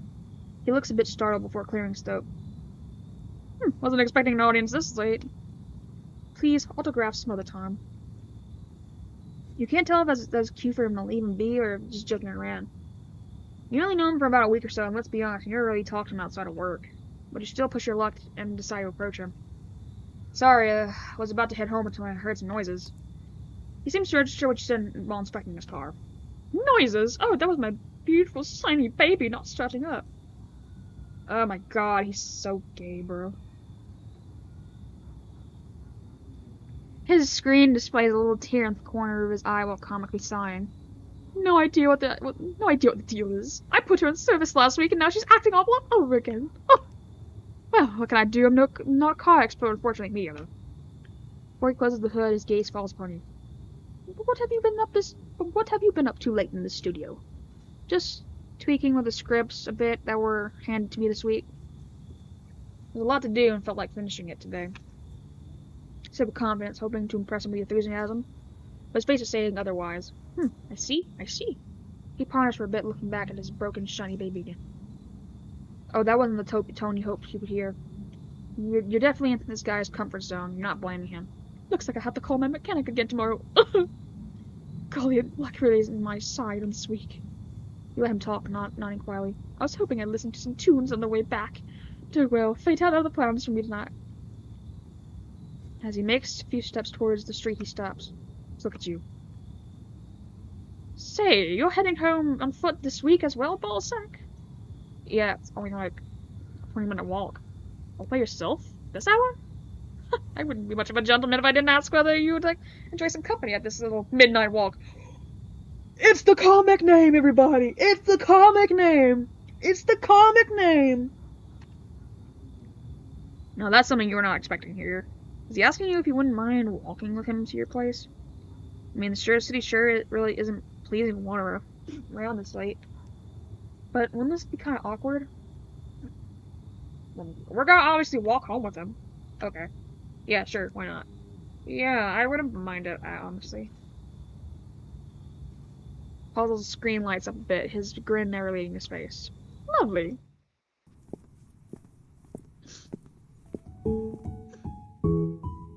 So here you are, walking next to your big TV boss man. Hands shoved in your pockets as you awkwardly stare at the shadows illuminated by the street lamps, which were the only light source in this pitch-black evening, aside from his glowing screen. Staring at the shadow makes you realize how tall the sky actually is. The sky is full of stars tonight. 'Cause you're a sky full of stars. Makes you wonder if each one has its own story to tell. Is he talking to himself or directly to you? Maybe you should say something. My, you should look intense. You okay? He tilts his head to the side, his digital eyes falling on you. You're not sure how to respond, so before you manage to utter a response, he starts talking again. Your ear flicks, showing you the uncertainty as you feel minor goosebumps again. Is my presence really that intimidating? Ooh, that's adorable! A little chuckle escapes through with that little mental head of his. His screen displayed that same smug look before quickly changing to a slightly panicked one. Am I making you uncomfortable by any chance? No. Huh? No. You try to brush off the embarrassing tension in the air. The last thing you want him is to think that his presence creeps you out. Just intimidated. Yeah, my bad. His expression relaxes, turning his head to face the street again as you two continue walking. You can't tell if he did that on purpose in hopes of you getting him to loosen up, but either way it kind of worked. Can't blame you for feeling a bit anxious around my persona. Who is anxious over this? He's adorable. Can't blame you for feeling a bit anxious around my persona. He adjusts his tie with a proud smile on his face. I don't think I heard about you before I applied for the position. These words come out of your mouth or you could stop yourself. He looks genuinely surprised for the first time. It seems he piqued his interest with that little comment. Oh, excuse me, my little making assumptions. Interesting. You're not from around here, then, are you? Moved here just a couple months ago. Still something like you, I suppose. A rookie and a foreigner. That's quite a big step, I must say. May I ask what made you take such a risk? My passion for writing. I dreamed big ever since I was a kid, and then thought this was finally time to take the chance. You let out another nervous breath as you chose the words carefully. At my studio. This takes you back to your first ever interaction in his office. This time it wasn't a job interview, it was a casual chit-chat. Well then, I'm very glad somebody got as passionate as you on my team. It's not every day that you see a talented face in this city. He He gives you a warm smile. You weakly return the gesture. I must say. Your shoulders finally relax, the awkward tension slowly disappearing into thin air. Maybe you're overreacting a bit. May I ask you something? His antennas perk up in interest, waiting for you to speak up. You hesitate for a moment. Why consider giving me this chance? Your hand shuffle out of your pocket, a paw on your chest. He looks at you puzzled. It's almost like his name is Mr. Puzzles. Hello? Okay. Sorry about that. I mean, I'm not an experienced writer. My portfolio was just filled with wacky ideas. I have zero experience working in the industry. It was just all messy. Your words settle into the TV guy's head. Silence fills the air, like a dramatic pause of most mediocre film. How else would you be able to develop and grow as a writer? I gave you an opportunity, not just because. He waves his hand around, declaring his point. I don't hire people based on their diplomas or past experiences. I know a self-driven person when I see one. I see your self-esteem hasn't brightened up yet. He squints his eyes at you. We'll work on that, sooner or later. He must have noticed a slight uncertainty in your face, because the moment you return your gaze on the pavement, he says something that catches you off guard. You see, I was once like you. No confidence, constant doubts. I dreamed big years ago. Never thought I would make it this far. Always think highly of yourself, no matter how ridiculous it may seem to others. Even if I ever let you down or criticize your writing, you could always just say, that dumb TV at work thinks he can affect me with his silly words.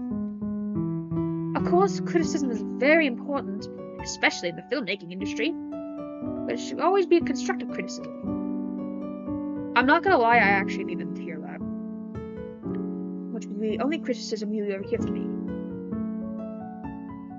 He ends his monologue with a friendly calm before looking at the sky. Come on, ballsack, say it. We're gonna tell them about my show. I have a pilot. What was that? Like, a script for my own show. It's only a pilot episode as of now. I work in a story building outside of work. He genuinely looks interested as you keep talking. You hesitate, your hands feel sweaty as you internally panic. But it's just a silly idea. It's more like my own thing I work on. Like, nothing serious or fancy. No. Go on, I'm listening. It's called Rabbit's Freak Show. It's like, hey, I know Rabbit's Freak Show. By the way, you should go watch the short film Rabbit's Freak Show on YouTube. It's good. Very good. It's like a mix of a comedy and psychological horror, in which makes it a bit hard to write it right. He blinks a few times, a little loading icon appearing at the corner of the screen. I don't recall seeing this in your portfolio. Oh yeah, I haven't included it. Not really what I wanted to show off with. That's always what they say. Yet it may be the next box office hit. He let out a slight chuckle to acknowledge his attempt to be sarcastic. Say, why don't you bring the script over to me tomorrow? We'll take a look. Is he serious? You're serious? Well, of course! One of my employees is cooking up something behind closed doors, and I don't get to see it? He emphasized the second 10 sentences with a playful, hurtful tone clutching his chest. I mean... We're agree.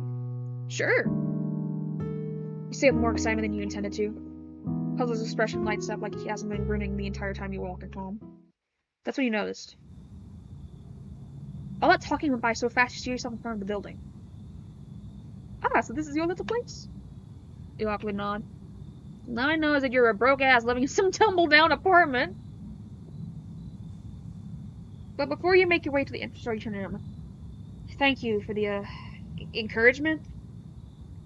And for walking me home, I suppose. No need to thank me. I enjoyed our time together. I'll be waiting for that mysterious script of yours. And with a mischievous snicker, he walks away. Wiggy! Hello, Wiggy! Well, that just happened.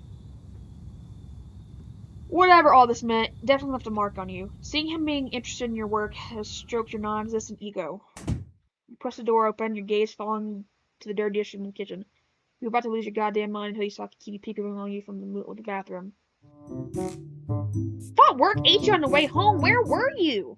It's the middle of the night. She says, walking out of the bathroom. Her paws dirty with something you can't quite tell what it is. Got busy with stuff, but you better explain this utter mess in the kitchen to me right now. Got busy with stuff is all. Got busiest with stuff is all you say after coming home hours late. Of course, you forgot to text your roommate about lingering at work. That wouldn't be you. Okay, yeah, fair point. I'm sorry, I had some writing to do, and I wanted to be done by today. While also dealing with that, I got lost in conversation with my boss as we walked home. So here goes my excuse for it. Your boss walked you home? His car broke down. That boss? What's the matter? Well, I didn't know you were scared. Well, I don't know. Weren't you scared shitless of that guy? That's one way to put it. Maybe I was overreacting about the whole thing, getting fired by letting down stuff. Here you go. I told you it would be fun with the guy. Though I still find it odd he walked with you in the middle of the night. I know, it sounds silly, but it was actually kind of nice. I wasn't much of a fan walking home by myself and it's pitch black. Yeah, that's why walking with a guy you barely know for a week is a good idea. Okay, now you're just trying to creep me out. He shrugs, giving you an innocent look. Now that this topic's over, what's up with the kitchen? Since I'm such a nice roommate, I thought making some dinner with Perez would make you think better of me. You're not buying her shit. And she figured. Okay, you didn't give me any instructions for the day, so I wanted to cook something on my own. And the kitchen skirt saying as a result, her eyes look into the stove, then back at you. Pretty awkward laughs and everything here. Right. You were pretty drained after today, so once you took care of the food, you went straight to your room calling it a day. Once you slept under the warm covers, nestled up, your head peeks out to fixate the folder lying on top of your desk. His words linger in your mind. Say, why don't you bring the script over to me tomorrow? Tomorrow.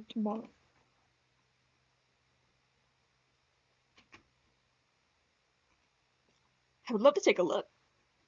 Fine, I'll show him. Ellis. Cute!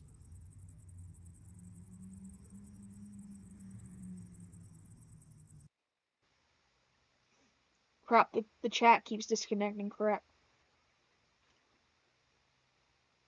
The walk to the studio was actually pretty exciting the next day.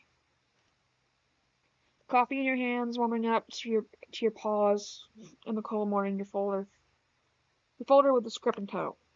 You were in a good mood considering how worn out you usually are in the day.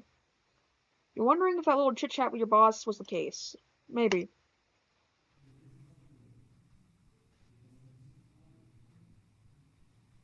The moment you... Hang on 1 second. The chat keeps disconnecting. I don't know why. I keep getting, like, notifications saying, like, chat is disconnected or successfully reconnected. Weird. The moment you step into the cozy building, you're met with a few people carrying a ladder. And next to them, a familiar face. Linda, careful of the merchandise. Oh, Bolsack.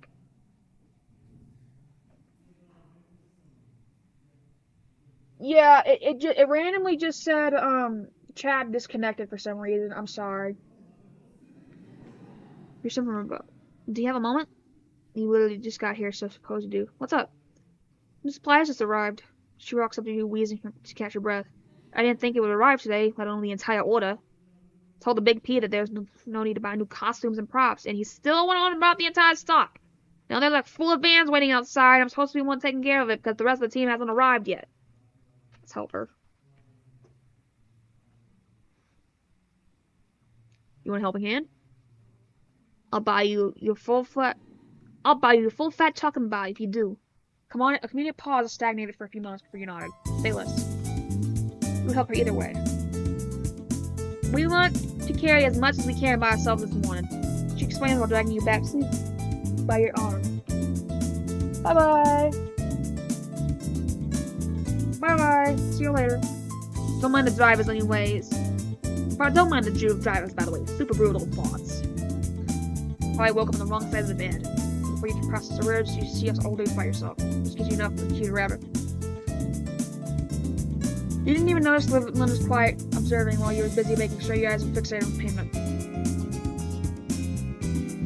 Well, I'm surprised you look functional today after leaving work at what, midnight? Oh yeah. Well, I guess I was excited for work today. That's the spirit. What got you fired in the knees? She says that last question with gritted teeth the moment she picks up a heavy box from the van.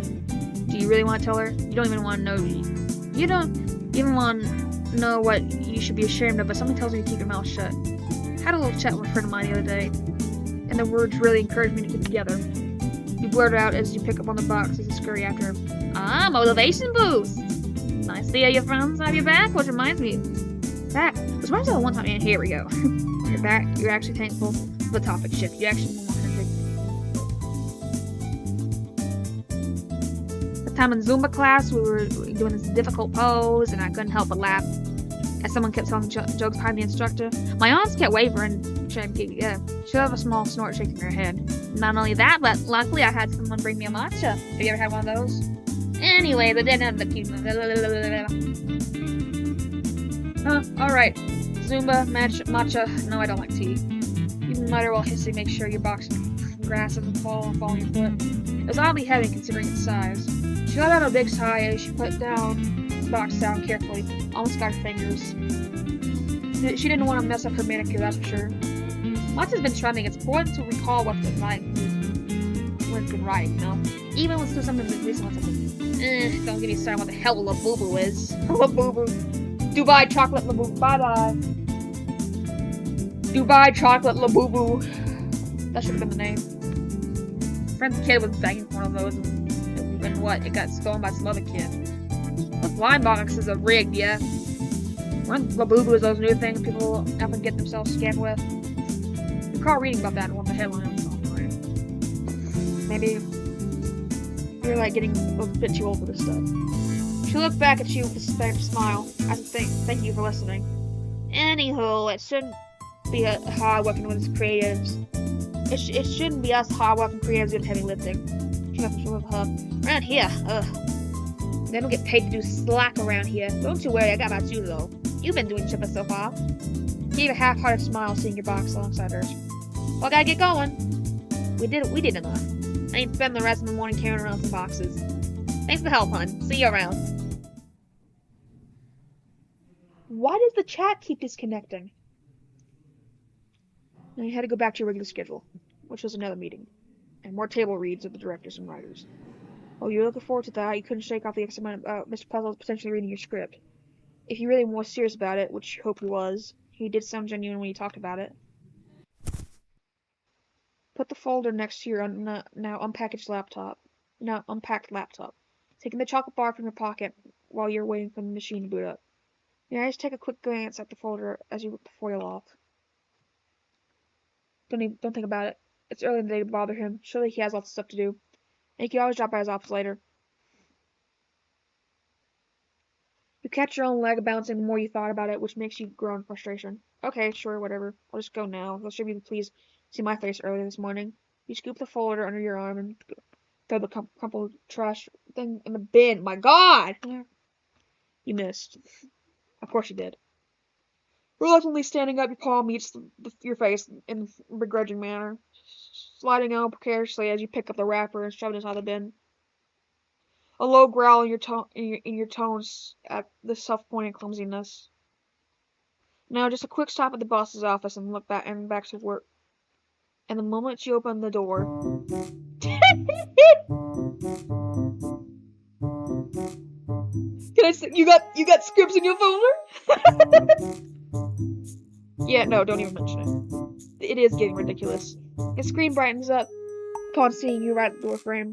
Ah, ballsack! What a surprise! Oh, Brownie, you were the one who. Oh, you wrote the Labubu bit. That's funny. Ah, ballsack! What a surprise! What the? I was just about to visit and ask if you had a script with you. His shitty voice snaps you out of your shock. You did get scared, but you made sure it wasn't obvious the last time. Yeah, I have it right here. Let me actually. And the moment you reach for the folder, your arm snaps from your grasp. Yeet! Wonderful! You wouldn't mind me reading in my office now, would you? I'll come back to you as soon as you can. my workload gives me a breather today, he says the last bit in a whispered voice, prolonging his words to chuckle. Of course, I wouldn't mind at all. Your hand gestured a waving forward motion awkwardly. Excellent.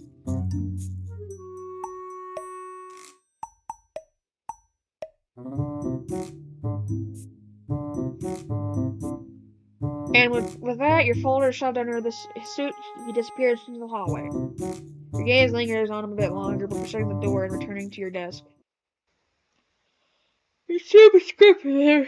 No turning back. What's the worst that can happen? The fact that it's so bad he will give it back to you without saying a word.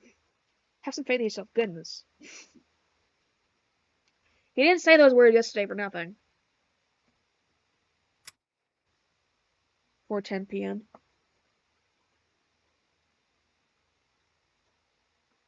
Yep, Bernie's the co-writer. Your work is done for the day. No need for you to be stinking here any longer.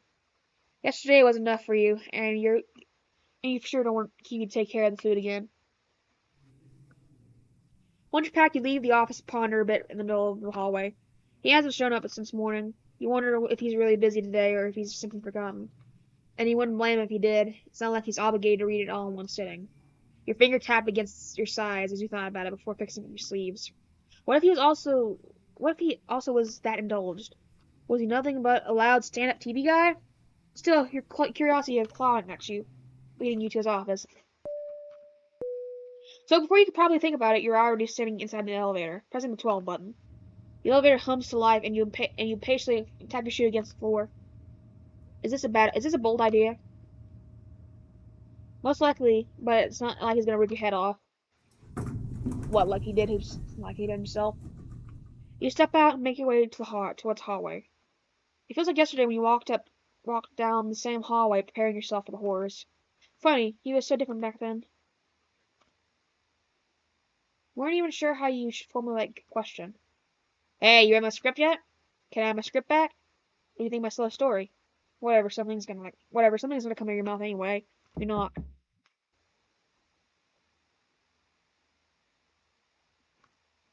There's no answer. You knock again. Paul grasps the knob. Now you're getting really bold. But you're surprised the door's locked. Oh. He isn't even in the office. You shouldn't be surprised, since this is the exact same scenario that happened in your first encounter as well. Sorry about that. Hang on. I'll be right back.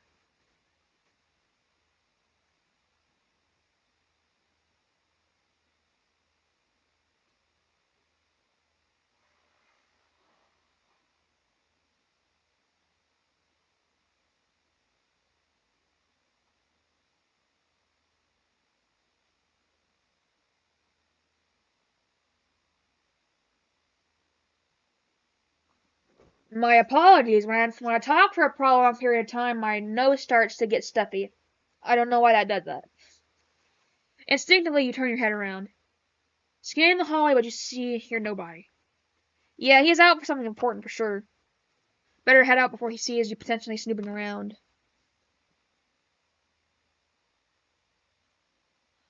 Walking past the lobby, you wave to some familiar faces before pushing the entrance door. Oh, shit. Save.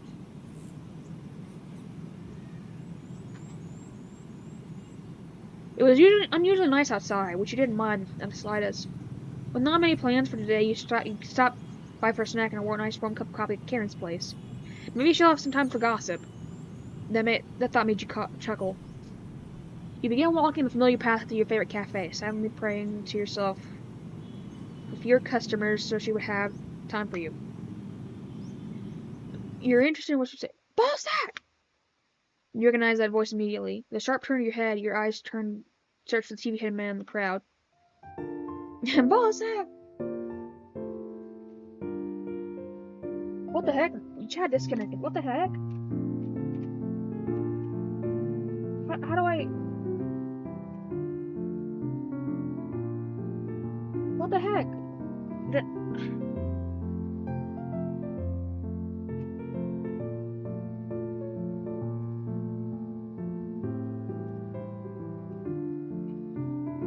What the heck just happened? Can you guys talk in the chat? Question?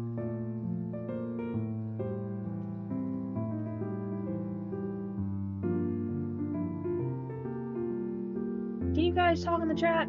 It said the chat disconnected and it's unable to connect.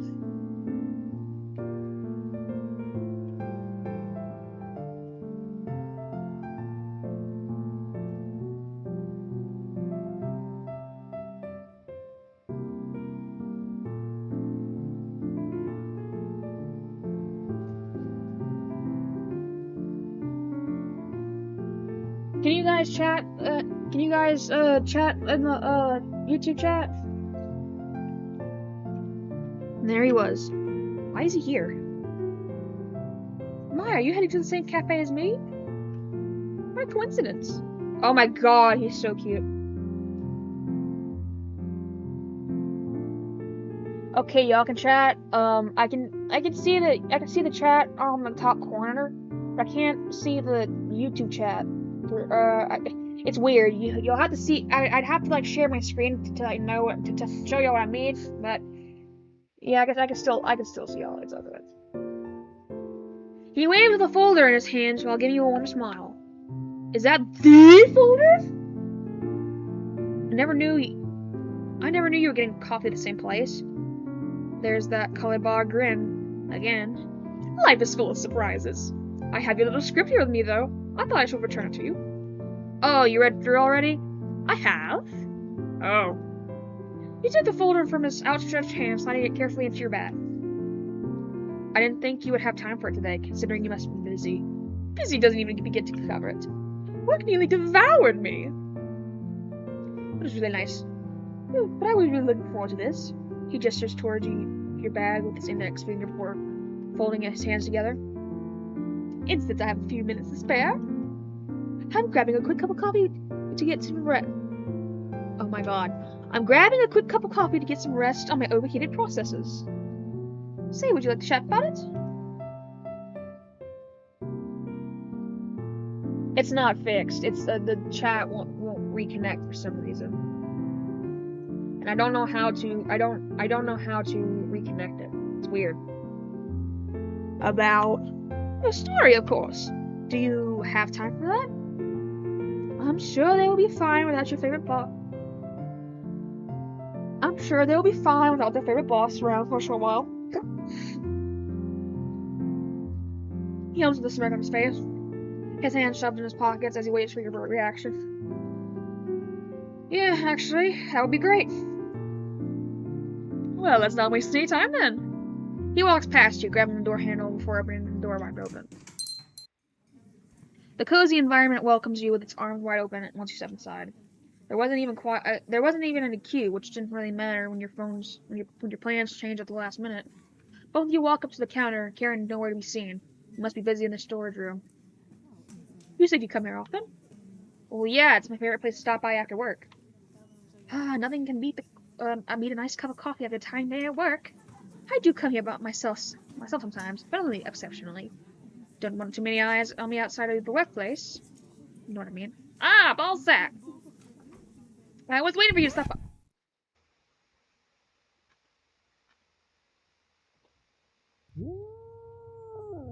Is that a cat yell? Hi, Karen. I suppose you know about Mr. Puzzles already. I never saw him set foot inside this cafe. Ah, that's funny. I remember being served by someone else. Perhaps if I stop by off your working hours. I'm the only one working here. One doppio espresso, please. I'll have the usual. With a suspicious look on her face, she reluctantly turns around and gets to work. That was weird.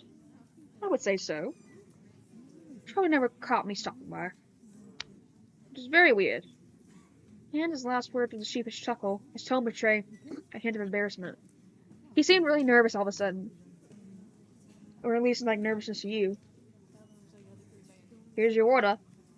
Your furry friend places both cups on the counter right in front of you. too, before she lets go of Puzzles' cup. Her eyes give him a slight glare. He just gives off a weak smile. Thank you. You're not gonna question it. Do you want to take a sip by the window? It's my favorite spot. I don't see why not.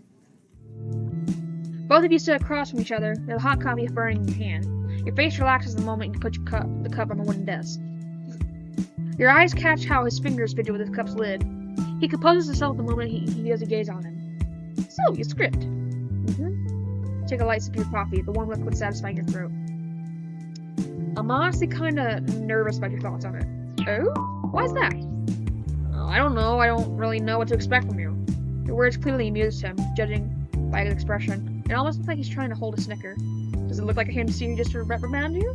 Don't be silly. No, as I said before, I was thrilled to talk to you the second I finished reading your little story.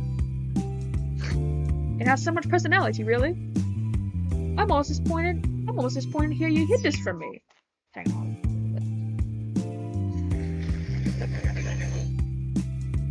Excuse me. Like I said, my nose gets all stuffy when I talk for very long. I don't know why that happens.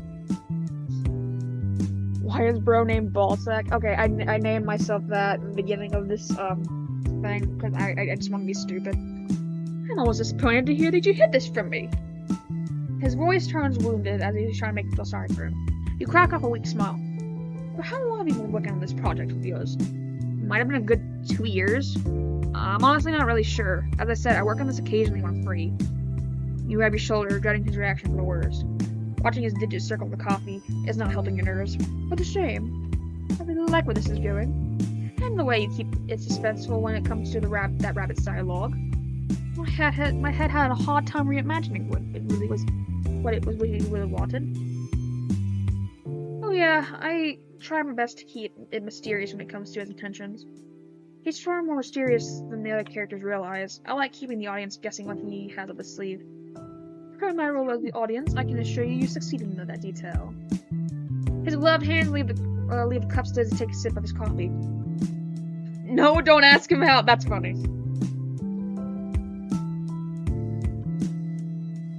At least not now. I hope the cop characters get more development, though. Those two pathetic guys, give them some credit. The dynamic works well. I was seeing them hanging outside the circus. That's actually a good idea. I was lacking filler scenes anyway. You said this more to yourself, but he seemed to register your words. Does this earn me a spot in the credits? You couldn't help but chuckle at that remark. Oh, don't be ridiculous, Ballsack. He's just making a pun. You glance down at the raining coffee in the cup, pondering. I'm really glad you like it. The script, I mean, and the story in general. It's the least I could do. And it's a funny, wacky idea. He rolled his wrist at the emphasis. More like self-indulgent. Self-indulgence doesn't mean bad.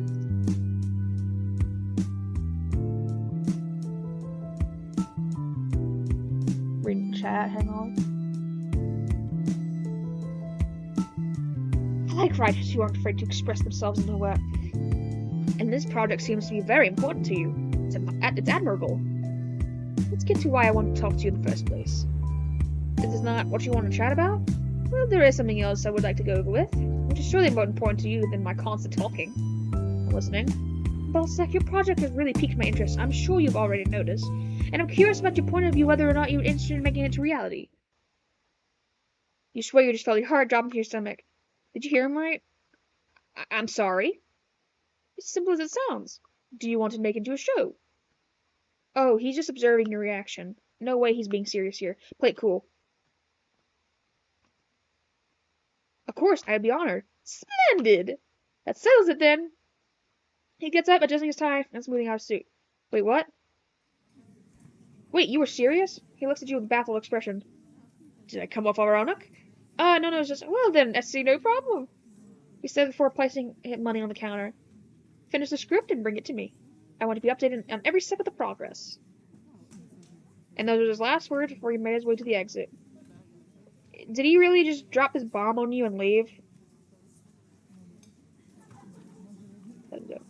You hesitate for a brief second, watching him leave the cafe as he disappears into the crowd.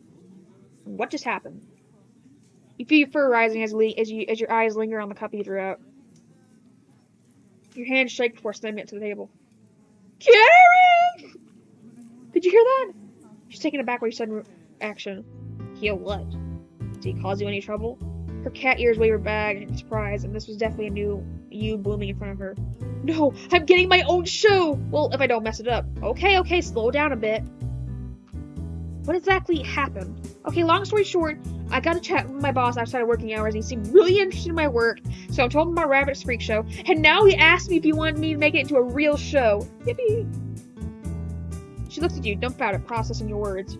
Any lower, she could see your tail fluttering back and forth in excitement. Since when are you in the TV buzz? Her words make you contemplate for a bit. Buzz? No, it was all just coincidence, actually. You two come to the same cafe, in his car, breaking down in the middle of the night. Excuse me?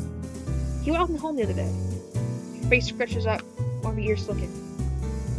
Ballsack, I work here every day, every hour, and I swear on everything I love, this guy has never bought anything in this cafe. Ever. Was this why you kept glaring at him? My point is, just be on the lookout, okay? I'm so happy for you, but I also want you to destroy yourself over him. Ah, you're talking like I can't take care of myself. How many all-nighters did you pull up for that portfolio? Okay, Karen, you have my word. And tell him to mind the personal space, because if I ever see him in here again, I'll break his spine in two. Now you're exaggerated. She reaches for the cash puzzled up in the corner. Oh, yeah, almost forgot to pay it again. Give me a moment, I'll get my wallet. Yeah, this guy. Huh. Forget the wallet. He paid for your drink. He what? I doubt he would leave such a huge tip. This is the exact amount for his and your order. Well, that's awkward. Should I let him know? Maybe it was an accident. Well, I'll give him an accident, alright. She places the cash in the cash register before letting out the sluggish sigh, glancing at you. Please, just stay safe. You give him a reassuring smile. Oh, my dog just walked in. What's she so concerned about? Kitty Bisty. My dog just walked in. Maybe it was quite surprising that he had been so friendly all of a sudden, but maybe your work really caught his eye. Either way, he just gave you an opportunity you could only dream of. It's hard to believe that if he meant it, but that would be quite unprofessional if he didn't. Grabbing your bag, he gave Karen a small wave before exiting the cafe. The walk back home was quiet. You kept thinking about all the conversation and everything he told you. What an image for the city offering you a chance to be like this. Okay, Ballsack, focus. You could freak out about this home. Walking up the stairs, you find yourself in front of your apartment. And now to find your keys. You start rummaging in your bag, your paw impatiently searching for the cold metal. Could be? No. Why can't I find my keys? Did you leave them at home? Unbelievable. Just as you're about to text Kimmy, the apartment door flies open. Your roomie is looking at you like you just seen a ghost, but relaxing when she sees your face. Jesus, you scared me! Crap. Oh, hi, Ellis! Hi! We had just got done with the cafe scene. Give me a moment, I gotta blow my nose again.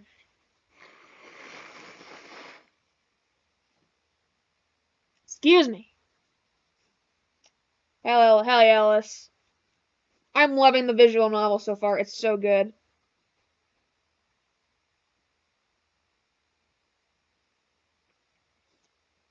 Anyways, Jesus, you scared me. Thought I was a landlord. Why would it be the landlord? We paid everything on time. I think we are late with the water bill, though. We are? Get inside before that old ass gets there.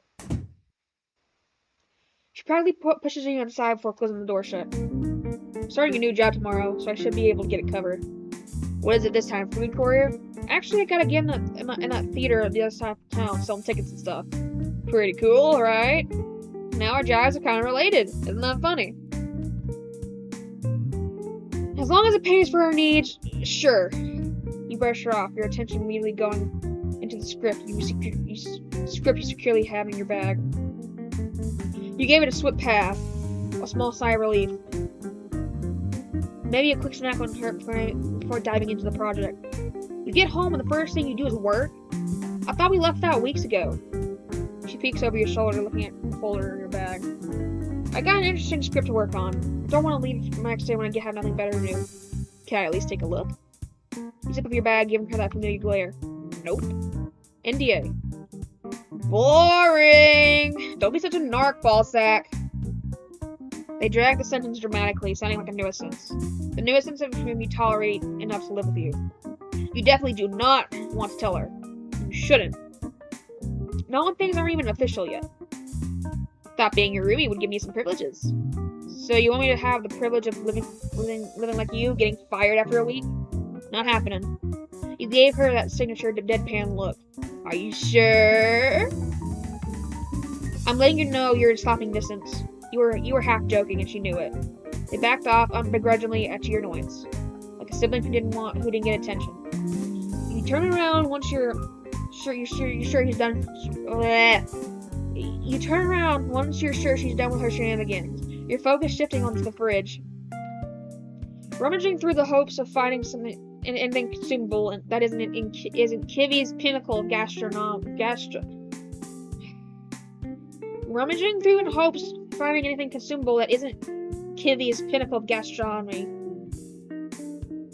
There was little to no surprise when you realized your fridge was basically empty, aside from a jar of pickles. You hate pickles. Screw you, I love pickles. Hello, welcome to the stream, everybody. You shut the fridge with a groan, making your way to your room with a bag in your hands. Not up for my special delicacy? I would rather eat dirt, to be honest. Do you mean to order anything? Knowing the hell you're gonna shut yourself in your room without eating again. I honestly don't really mind. I'm ordering pizza. You don't argue back. You are craving pizza after all. Shutting the door behind you, the bag lands on your feet. You pace around the room for... Hang on. I have like a thought in my head. I'm actually... Ellis, I'm low-key kind of considering making my... this visual novel is like actually really good. I'm actually... It's actually kind of like... It kind of makes me want to make my own visual novel of some sort. It's like... I can't decide if I want it to be Bad Cops related or Emmy Puzzles related. I'm not sure. I'll like figure it out, but I really want to. This is really good. I really like this. I might. It's kind of inspiring me to want to make my own. To be honest, once I get done with the Bad Cops animatic, of course. But it's really good. So no time to waste. You unzip your bag and reach for the folder.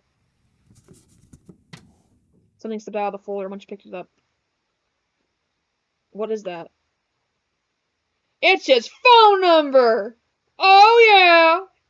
You stare at that piece of paper for a good minute. Is that his number? The realization hit you like a thunderbolt. Is it because he wants to be in touch with the updates of the project, of course?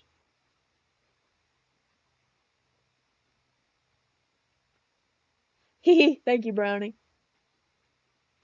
Excitement flows through your body like crazy, and you can catch yourself grinning like an idiot. You pick up the paper and open the phone. Pick up the phone, baby! Hello. the fox. Hello? Found your number in my bag. Ah, good to see my little trick work. I was wondering how I got there.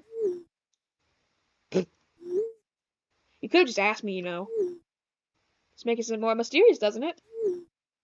Anyways, shoot me a message. Shoot me a message if you need help. Wait, you can scroll up? What? Wait, that's cool. How? It hit 5K downloads? The visual novel hit 5K downloads? Oh my gosh. Oh my god, everybody say congrats. Everybody give Ellis a round of applause in the chat. That's awesome. I'm so proud. I'm really proud. I'm really proud, to be honest. I just can't fucking speak. This visual novel is really good. It's so good. You and Brownie did so well. You guys knocked it out of the park. I'm not even done playing it yet. But this is cool. It's just a little scrolling up thingy. Right. Thank you. Everybody say congratulations to Ellis. It's wonderful job. The fucking ass. Smiley.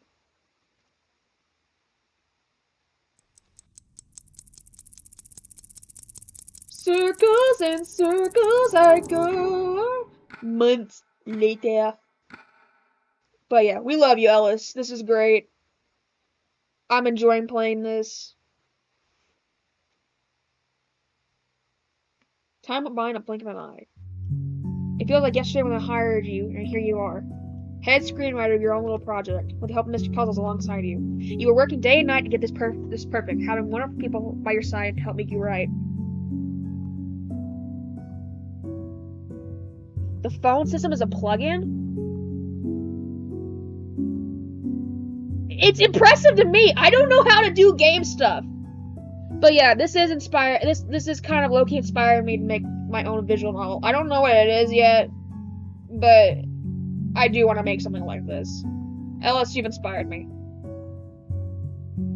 This is really good. I'm really proud of you, Ellis, and I'm proud of you, Brownie, too. You helped co-write with this. It's impressive. I'm super proud. I hope this reaches 10 million downloads, to be honest. Budget wasn't big, obviously, but it was being made, and that's all that mattered. Big things start small, right? And that's a wrap for today. That's what you huff when you slump into your chair. The final scene of the day wrapped up shooting, and you were free to head home. The production was going smoothly, perfectly even. It's gotta be perfect. But no one prepared you for the amount of work you had to watch over and discuss with the team. The constant support and your own ambitions are pushing you through and through. This role, especially made from the big screen, meant becoming practically every other role. Your hand slipped down your face as you wiped your brow before getting up. This will take some time getting used to. You close your laptop, safely packing it up in your bag before you exit the room.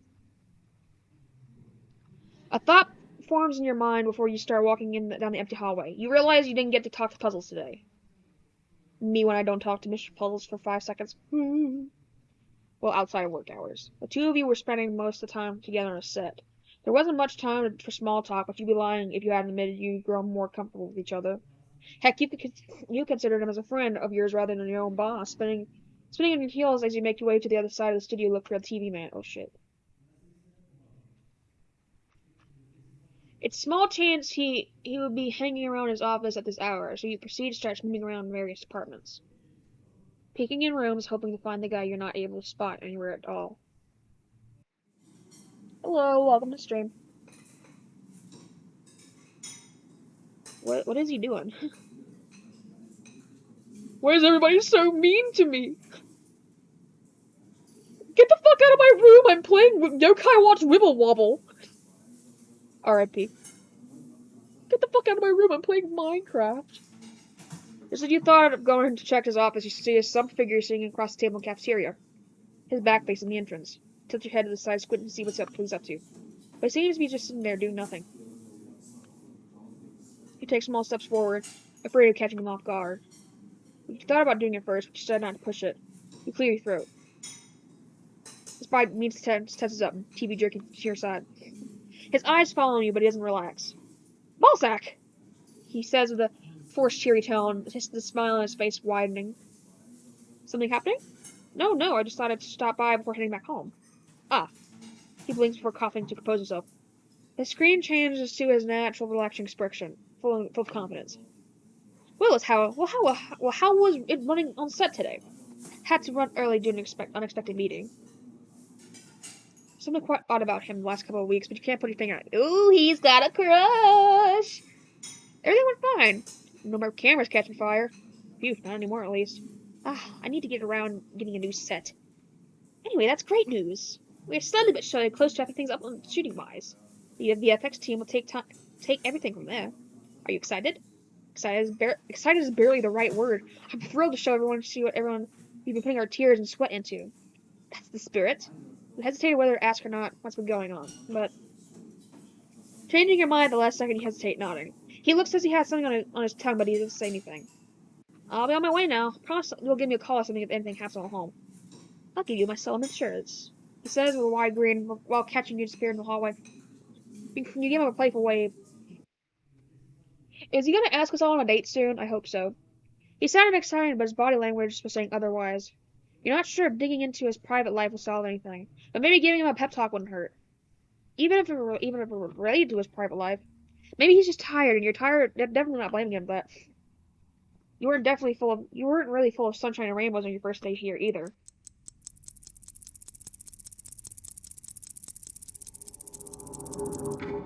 A month later.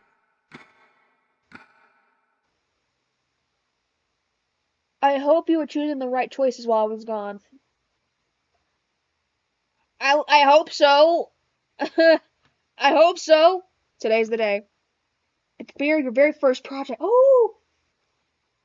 Up across all the Mushroom City theaters. Aww. You put everything into making this project possible, and now everyone's finally getting to see it. For years, this idea was only scribbled down on a bunch of notes for you and only you to see. You stand there as proof of persistence and belief and determination could turn a simple thought into something real. It's still you, the one who wrote, edited, and drew the plan. It can make you shed a tear as you turn back with all the emotional struggles and team building it took to portray as the author you intended. You let out a sniffle, looking at the different versions of your poster, realize what the city to see. No matter what the reviews say tomorrow, or no matter what numbers appear in the newspaper next week, this moment is something no one can take away from you.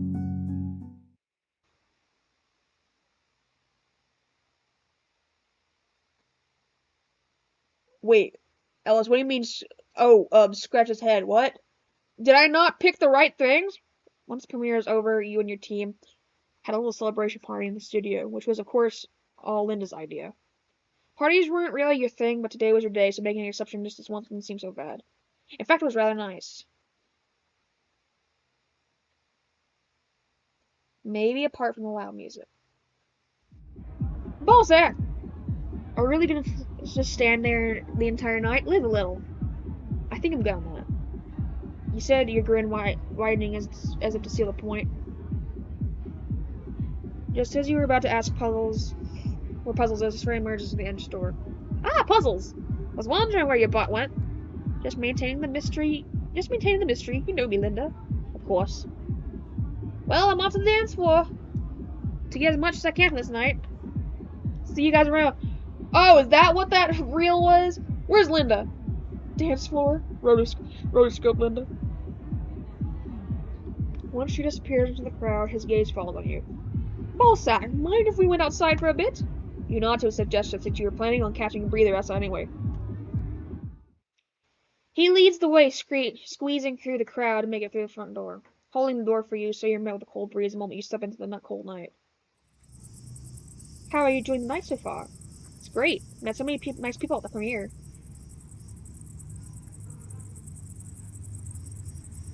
I might have secured a sponsor too. You say with those last words in the quiet ending with a chuckle. Oh, that's great! Did you want to talk about anything in particular? No, just... I'm really proud of you. His words take you back, making you blink rapidly for a bit. Well, I wouldn't have been pulled out any of this without your help. All I did was give you a chance. Everything else was your doing. What I mean to say here is that I'm happy you grabbed the chance by the forelock. Pushed yourself further into the unknown and made the most of it. And now you're standing here in front of me and... I'm not seeing the same anxious writer I saw in my office back then. I'm glad I got to be by your side every moment of it, Balzac. And I'm looking forward to whatever project awaits us in the future. Your lips twitched upwards, your brows softening as you finish talking. Wow, you're being all sappy on me all of a sudden. Hey, trying to be emotional here. The snarky smile on yours hangs for a smile for a second before it betrays you, breaking into a confused giggle. I'm sorry. I appreciate you, Puzzles. Thank you for being on this with me, as a colleague, and as a friend. Want to go back inside and grab a drink? Join you later. Whoa, cutscene!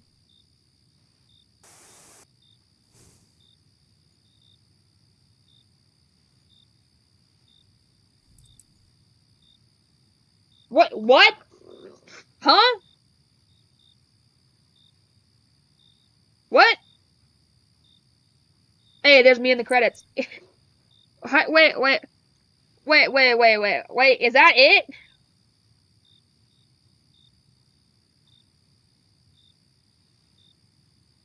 Huh?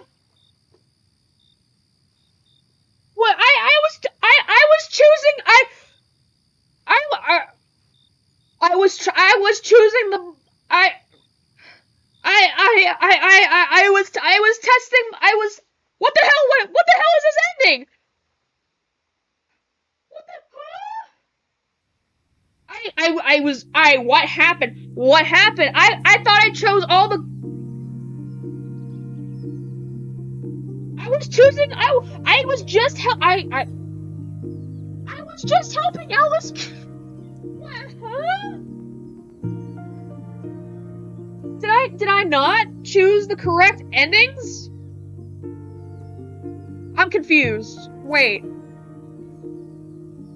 I thought I was choosing. What happened? I'm confused.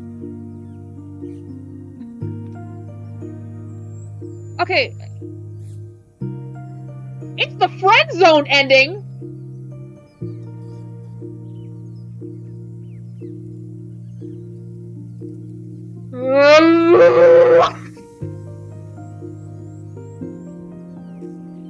I can't pull bitches in video. I can't pull bitches in real life. I can't pull bitches in video games, man. Jesus Christ. I thought I was doing the right thing. What? Huh?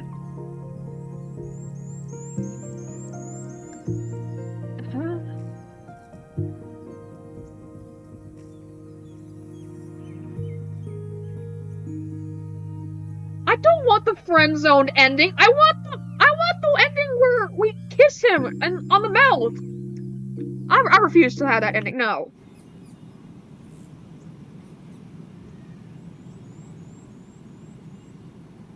Okay, I'm going back to. I think this is the cafe thing.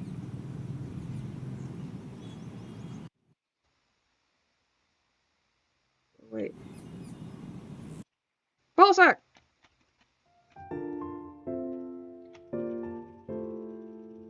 I already been through this. I'm gonna choose the opposite question, the opposite choices of what I did last time.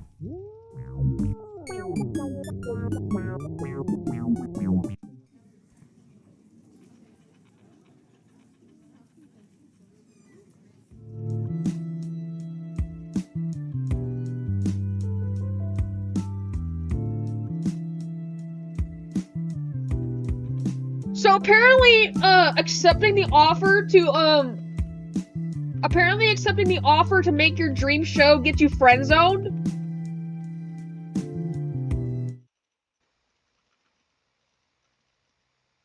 Okay, reject. What? No. There's no way you're being serious. I can assure you I am. No, I don't think I would be. That's why I offer you the chance. The producer's right here in front of you. I could take care of everything in production, financial-wise. I'm sorry, I don't think I want that.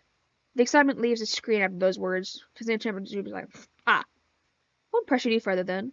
You take your folder of the script and get up from your seat. Thanks for your time, Mr. Puzzles. Likewise. And just like that, you fuse.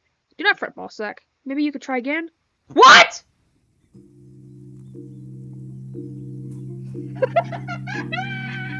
What am I doing wrong?!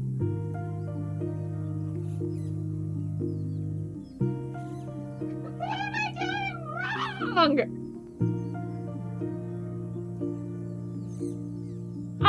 I'm not settling on this! I'm not settling on this! I am terrible! I can't, like I said, I can't pull bitches in real life. I can't even pull bitches in visual novels. What if I... Okay, what if I refuse to, like, what if I would just refuse to,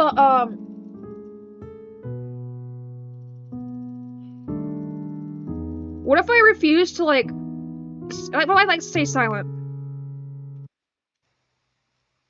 Oh. Myself, probably TV is asleep. Ah, so this is your little place? You awkwardly nod. Well, now he knows you're a broke ass living in some tumble down apartment. But you may understand. Thank you for walking me home, I suppose. No need to thank me. Good night, ballsack. You suck at the game, by the way. By the way, I just thought to let you know. Fucking broke. Wait, it leads nowhere? Oh crap. Okay, I'm gonna. Okay. Okay, what if I went back and I continued the conversation with Linda?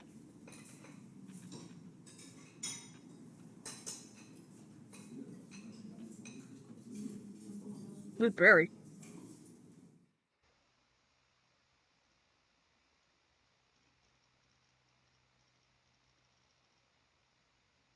The clock.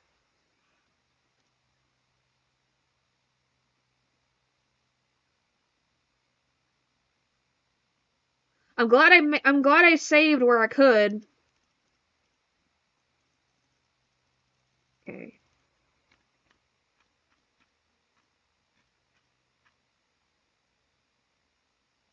Does this do anything? Okay. I thought this scene was cute. Barry's cute. I love him.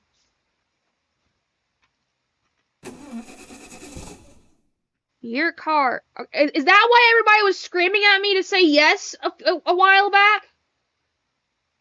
Stop summing up. I already read this. This part made me laugh earlier. It was like, who owns our old Ferrari? He's like, probably Mr. Puddles. And then he just pops up like that. Stupid piece of crap.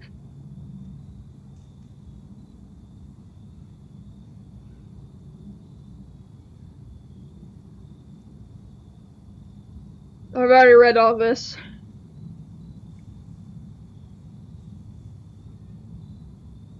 Okay, last time we said walk home with him. Do I say walk home alone or do I walk home with him?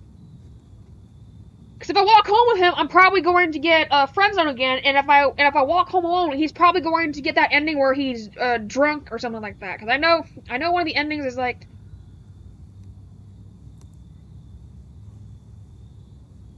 Hit the skip button.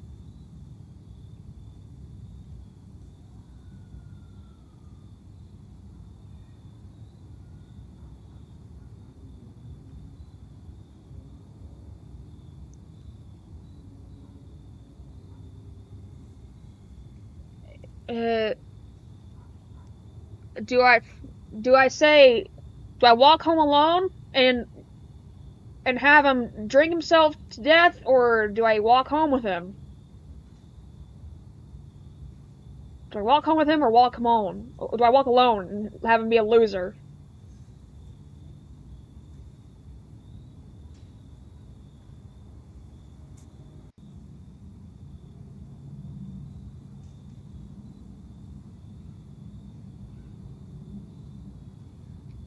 The chat is delayed.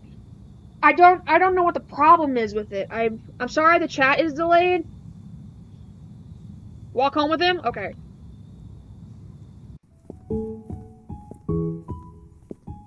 What am I saying yes or no to?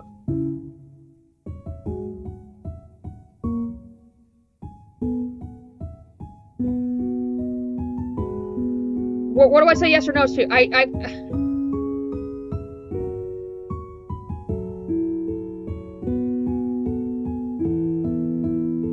I'm saving. Hang on. Oh wait, is it? Am I making you uncomfortable with any chance? Say no. Okay.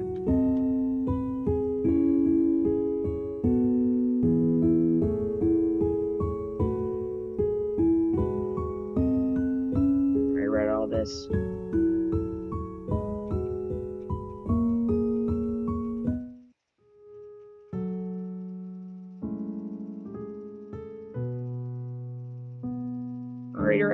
read all this.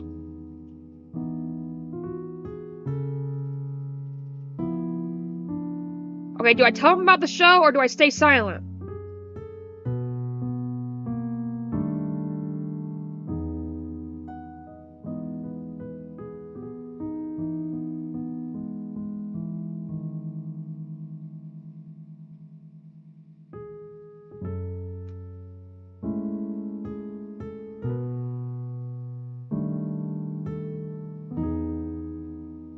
Do I the chat's a little delayed. Chat's a little delayed. I don't know what the problem is. I don't know how to fix it at the moment. Tell him? Do I tell him? Okay, tell him about the show. Okay.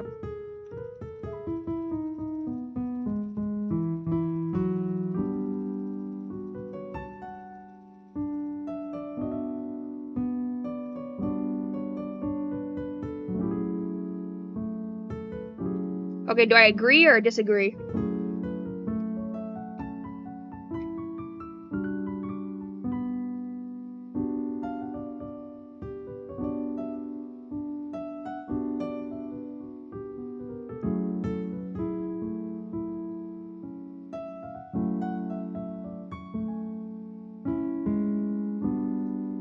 Do I agree or disagree to let me write the script?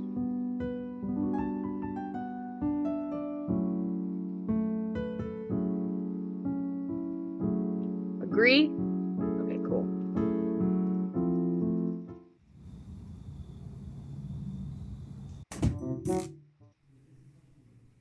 Okay, do I help her this time? Or do I go to my office?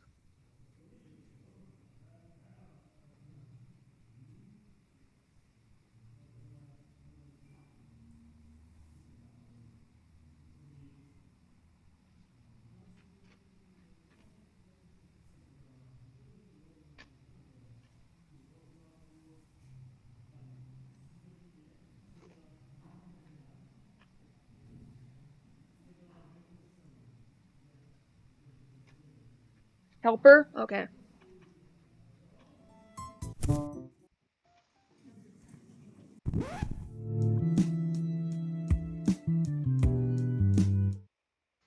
Okay. Do I accept or reject? I just realized what she wrote! I just realized what she wrote! On Puzzles' coffee. It says kill yourself. Karen, I didn't see that.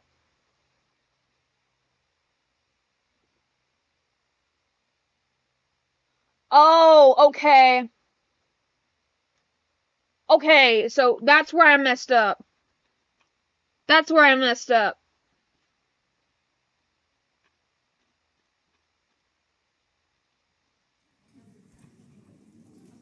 Okay, do I stop him or do I let him go?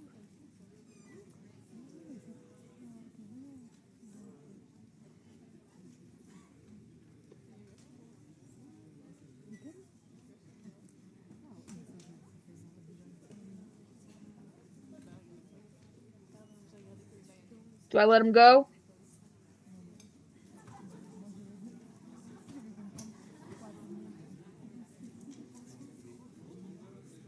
Stop him? Okay. Hold on. Okay, this is dialogue I haven't read. You call out to him once you open the door's wide open. The TV man's shoulders tense as you see him burst from the cafe. Yes. Thank you for the opportunity. He smiles with a digital wink. Don't thank me yet.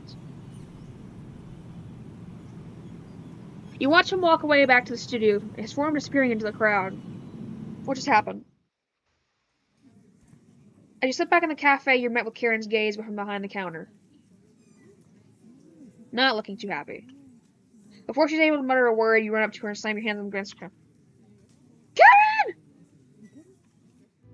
You're what? Okay, I've read all this.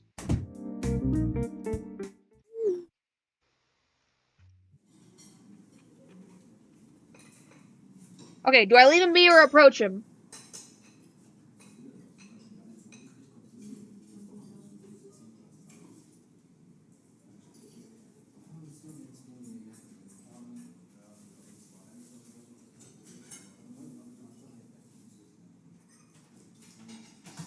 stop this idiot. That's fine.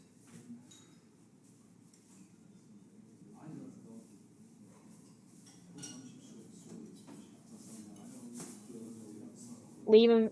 Approach him. Approach him. Approach him. Oh, sack. Something happening? No, it is.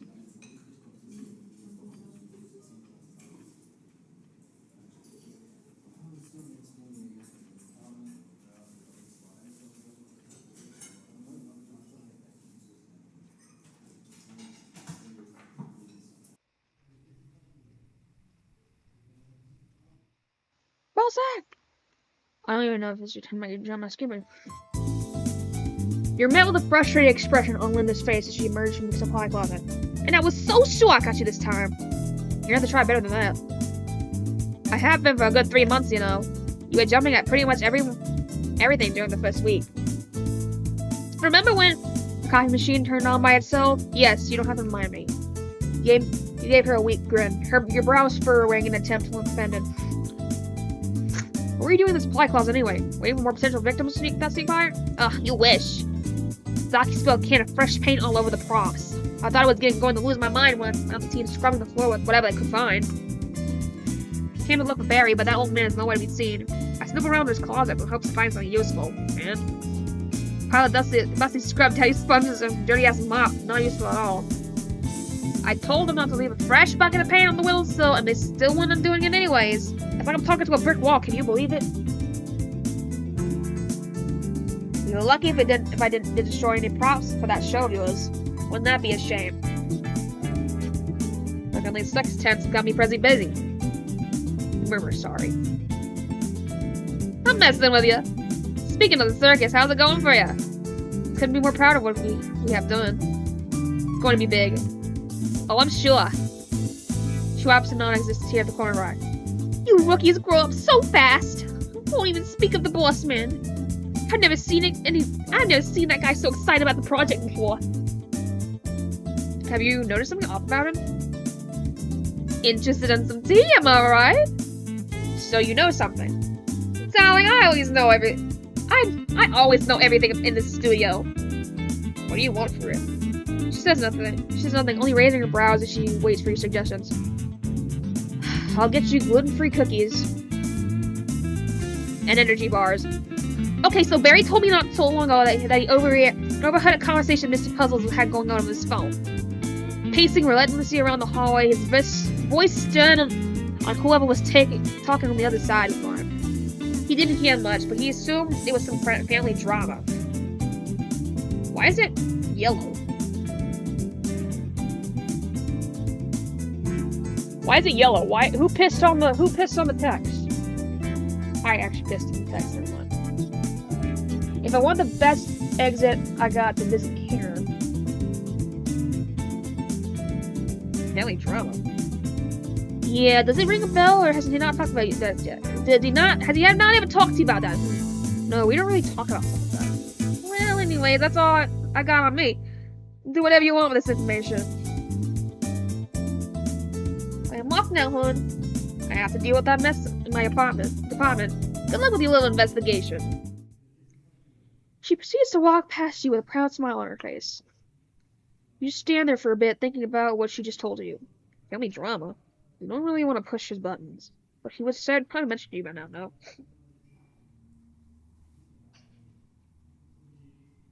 With a shake of your head, I'm sorry, the chat is a little delayed, so I'm now seeing everybody react to my piss comment. So, with a shake of your head, you begin walking to the exit. Your way back is riddled with more questions than answers, unfortunately. Hang on, wait a minute, I'm dumb. I can actually just pull up the live right here, and I can just look at the live chat on my phone and see if it's like... Yeah, whatever. God damn, 3 hours? Okay, so yellow means it's important. Okay.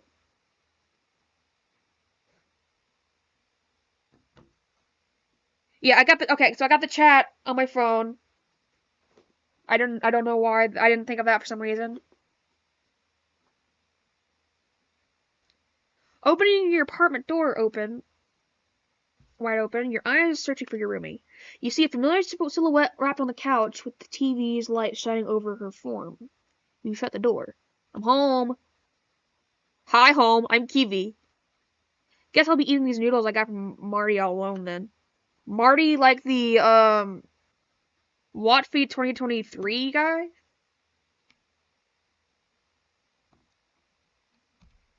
She emerged from the couch in the blink of an eye once you mentioned food. I'm taking it back. Can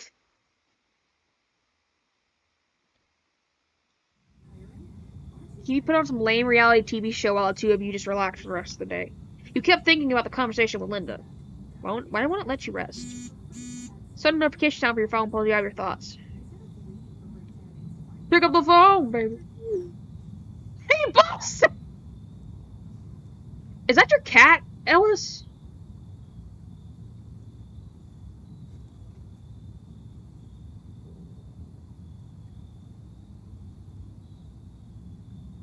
Hey, Ballsack, are you free tonight? Depends on what you mean by free. As in, going for a walk? It's the middle of the night. Hello. Yes, I'm aware. You're not obligated to if you don't want to, of course. We can meet right on the other side of the road across your apartment. I just want to talk. Do I go or don't go?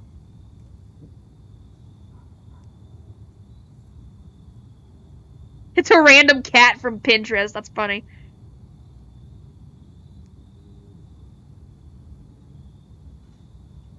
Do I go?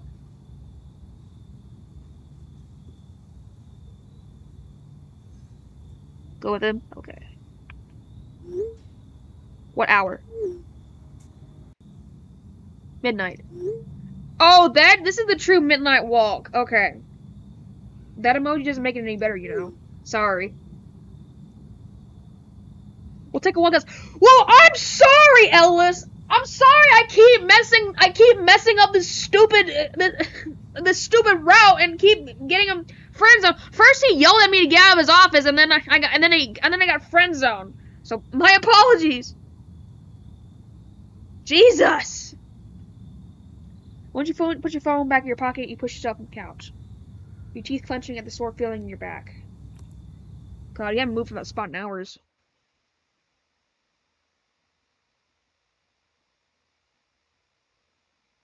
Kiwi's ears perk up from the kitchen the moment she sees you heading from the hallway. Where are you going? Out. For what exactly? Stop studying your snout in my private snuff. I'm back in an hour or so. You mutter while struggling to put your shoes on, almost tripping due to your poor balance. Who are you going out with? Kiwi? Is it that TV head? It's that TV head guy, ain't it? Turn around and look at her with a sharp look in your head. She just stares at you with a smirk on her face before placing the leftovers in the microwave. Clean up the kitchen before I get back. What's up with you and that dude? Why should that be your business? Why do you care so much? Jeez, tell me you think I have something with him. Do you? No! Your ears pinned back once those words left her mouth. Feeling insulted for her to even consider such a thing. Oh, did I strike a nerve? I'm not judging. Ever since you told me you walked killed that one night, I have my suspicions. I do not. She dramatically leans on against the wall, hand pressed against her forehead. Another romantic walk around the city under the sky full of stars, under the warm, dim lights. Without a second thought, you practically lunge at her. Jesus Christ. Tempting to hit her with the nearest object. An unopened bag of tortillas! But before you're able to take your hit, she jets off to the bathroom and scream. You figure that was just her trying to rile you up, which worked.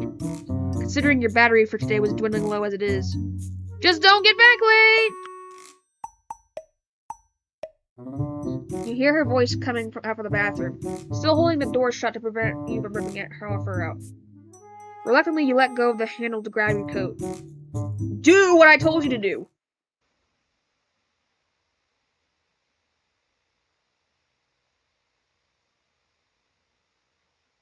Are your last words before shutting the door loudly are frustration and embarrassment. You take a deep breath, groaning. But then your nose picks up a weird smell. What is that? Smoke?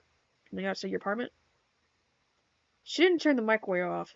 Kiwi!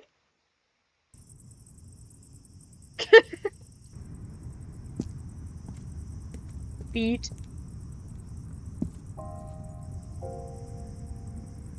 Oh, he's so cute.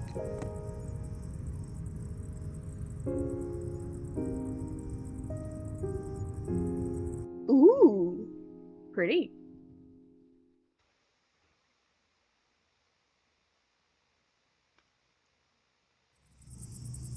Ah, Ballsack, you've arrived! Surprisingly. Well, who doesn't want to go out their boss in the middle of the night? The grin slipped slightly as your words settled him. I'm messing with you. Sorry for the lateness, by the way. TV blew up the microwave. Speaking of microwave, my microwave is busted.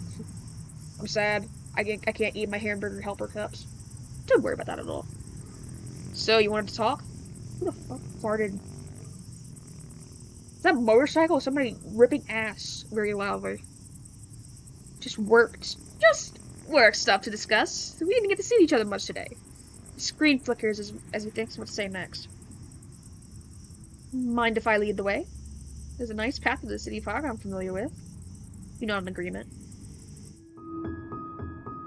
Oh, he's so cute. Oh, they're so cute. I love them. Both of you set off on this little midnight adventure in the city.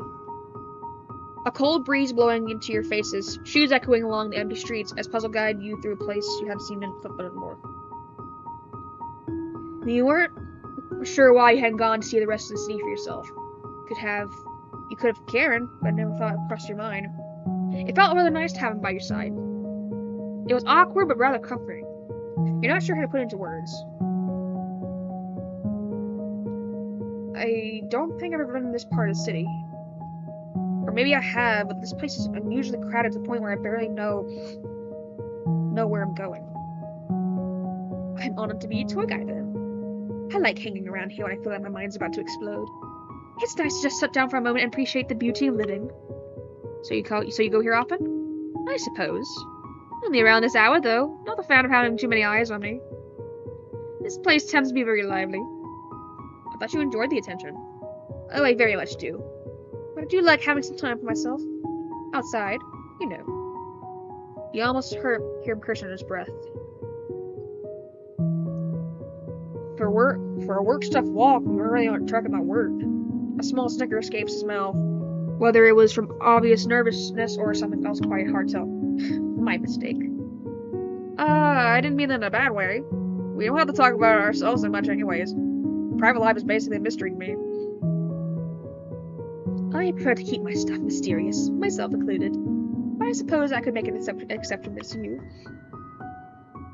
Well, is there anything you would like to know about me? There are plenty of things I'd like to know about you. Careful now, I'll only do this once. Think it through. Oh, why is there 3 choices? Jesus. Career, love life, family, what do I do? I don't want to get the, shit your pants ending or something like that. What do I do?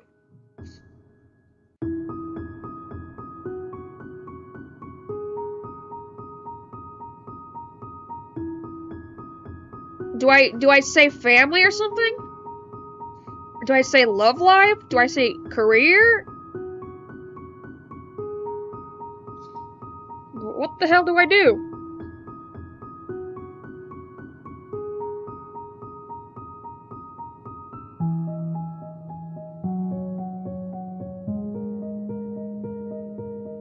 What do I do?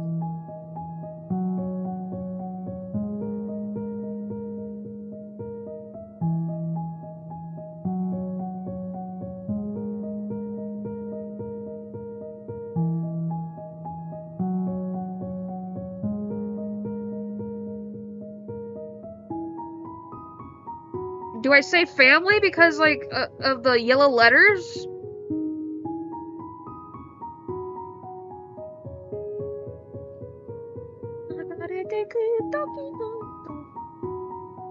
Chat, help. What do I do?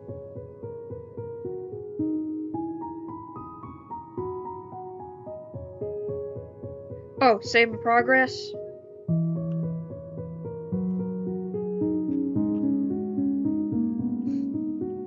Okay, So do I do family? Okay, I'm gonna do family. You never talked about your family. Okay, chat was lag. I'm sorry. You notice how his shoulders tense up with a your question. I hope it's not a sensitive topic for you. That's all, no. I don't have much to say about my relatives, other than I'm no longer in touch with any of them. For any particular reason? Oh, there are reasons. One could say the treatment shaped me into the person I am today. You could add multiple perspectives. Are any of the reasons related why you were so down recently? He tilts his head to the side, with the antennas slightly drooping. What do you mean? I heard you arguing with somebody over the phone. But I didn't want to bring it up when we were in the studio. It takes a moment for him to process what you just said. He averts his gaze, the light in the screen illuminating the pavement now. My father was never quite enthusiastic about my dreams. I never gained his approval as a kid. I have always dreamt big, fascinated by every artistic path as a youthful white-eyed kid. Eager to try them all, I painted, wrote, even played all sorts of instruments.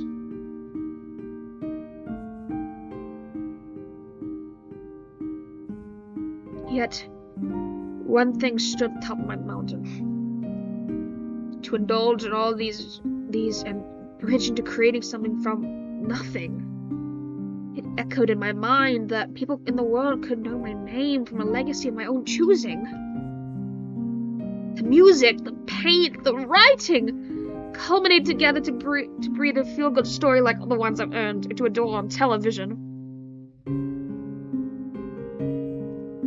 And my mother.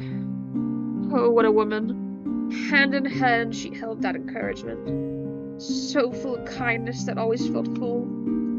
I held on to her when she held my innocent, longing heart. One day, those ideals will play on the big screen. You made it, she'd say. But my father, he had different plans towards such a creative soul. He shattered my heart saying those few words. Art is a waste of time, he'd say. Focus on something that will guarantee you success. Your vision was only a mirage for you to make reality. Your reality should be more down to earth. Part of me believed he was only trying to protect me from the cruelties of failure. Not as if the creatives are long and familiar yet meant to save you. Life doesn't pay fair, shows end. I know this. I didn't let that tragedy eat me alive, so I kept my head high. Walking forward with tears blurring my vision before I...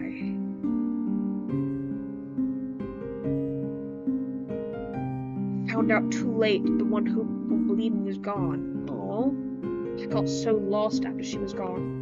Yet, the ripples of her influence, the beat of her heart resonating in me quietly kept me from completely going down deep in the drain. As if I was still a kid and I tripped over myself, her hand gently helps me up. Every one of those steps, she says, is going forward. I lingered on that thought. Maybe that was always meant to happen. My script was written for me to play along. Those wounds slowly healed, dusting myself up before I tried again, and again, and again. Okay, did you kiss the brick before you threw it at me? Man. His monologue stops once he glances into your eyes, his face changing ever so slightly. You haven't even noticed. Before he stopped walking. Ballsack. Are my eyes deceiving me, or are you tearing up? No, somebody cut up whole onions! And his tone changes not even a second. The goddamn smirk creeping up on his face again. How do you expect me to react when you dropped a bomb like this on me?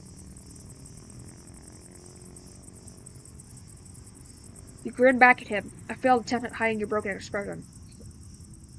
You sniffled, eyes watering, before you wiped your face as you took it all in. I got a little carried away. Come on now. I can't see you like this. He tugs at you in disapproval, raising his gloved hand to wipe a tear on the corner of your Ooh, what a man! You never bothered to tell me about this. You managed to choke out once you snapped back to reality after that instant gesture. Why would I ever bring up talk like this into the workplace? What happened to your father? How do you think a character with that plot ends like this ends up? My father was a hypocrite. Drowning in alcohol was the only possible solution for him. That's all he knew. I've never spoken a word with him again after that. At least not until recently. Do you think he wants to make it up with you? Maybe. That's enough about me, but you never told me about yourself. Me? I recall summarizing pretty much everything to you. Everything? The fact that you moved here to follow your own dream? That's like the start of some cheesy fairy tale. Well, what do you want to know? Why? Why a writer? Yes, it all started at a really young age. I was never that type of kid to get along well with others, so I lived in my own little world, Bro said. Imagining all kinds of stories, slowly drowning in them. As I grew up, I knew writing was something I wanted to pursue in the future, but I hesitated a lot. Missed out on lots of opportunities. Simply because I thought I wasn't ready yet. As life dragged on, I found myself happy in trying out a journalism career. Writing articles, listening to other people's stories. I still kept coming back to writing my own imaginary tales during my free time. And once I knew my journalist work was no longer there for me, I dropped it. And finally made that big stuff I always dreamed of. And the reason why you chose this city specifically? It felt like a good start. Fresh new start for my career. And look, I made a great decision. You gave me a huge opportunity, one I can only dream about. I mean, all I wanted was to just be part of something special. And you? You want me a golden ticket. And I just keep asking myself, why? Why me? He takes a moment to look at you, observing your expression before his eyes drift away. To the view in front of you.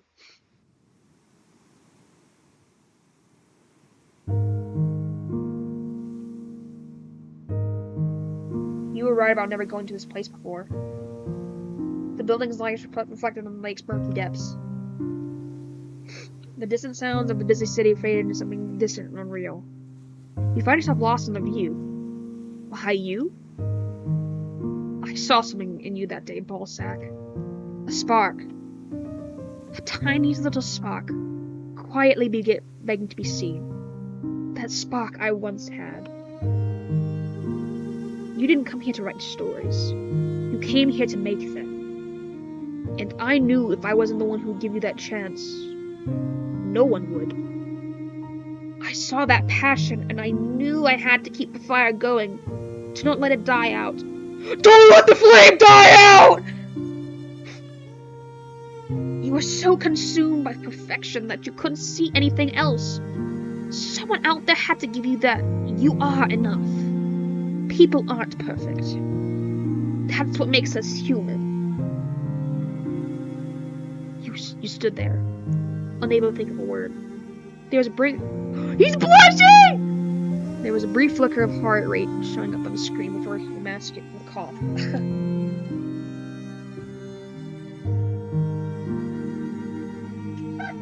I can't get over the name Ballsack with this girl you're writing. I'm starting to regret naming my character Ballsack. Actually, no, I don't regret it. It's funny. Like, some gorgeous writing like Ballsack.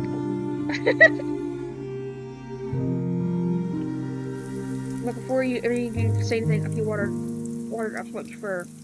Cold water wakes you up from a trance as you raise your head and look at the source. It's raining.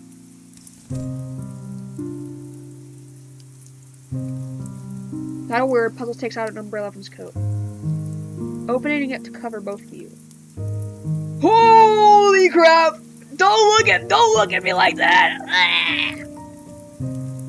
Where did you... I always carry one with me. You never know. He taps his metal head, winking at you. What's it gonna be next? Pulling a rabbit out of your hat? I'm afraid a rabbit wouldn't serve under those conditions. Quiet giggle escapes you with this comment. You shove your paws into the pockets and suddenly move closer to him. Spit under the umbrella, of course. He seemed to notice. His hand moves by an inch closer to you, but your shoulder is finally protected by the rain. Water drops jump against the umbrella, but none of you spoke a word. Ooh, cutscene. This is gorgeous.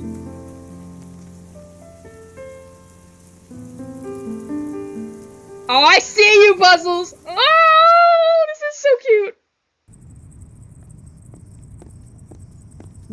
Beautifully animated.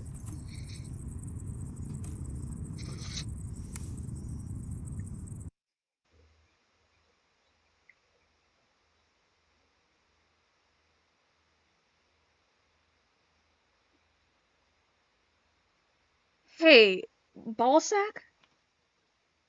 You turn around, twisting a knob, waiting for what he has to say. I was wondering,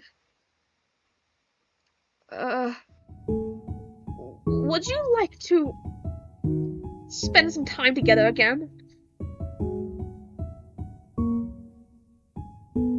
Maybe over at my place? His fingers drummed against the palm, the nervousness making itself noticeable on the screen. We could get dinner! A business dinner! All part of our work, of course! In formal manners. You blink.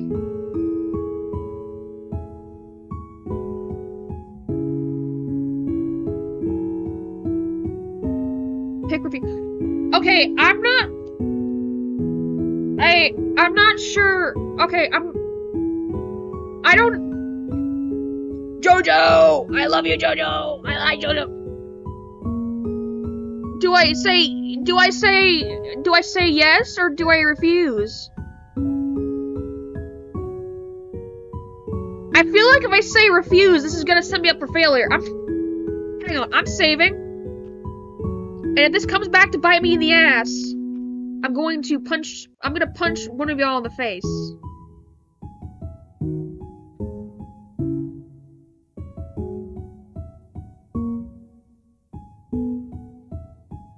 I've already been through 3 bad endings. If the refuse route gets me another bad ending, I swear to God, if this gives me a bad ending, I'm going to crash out.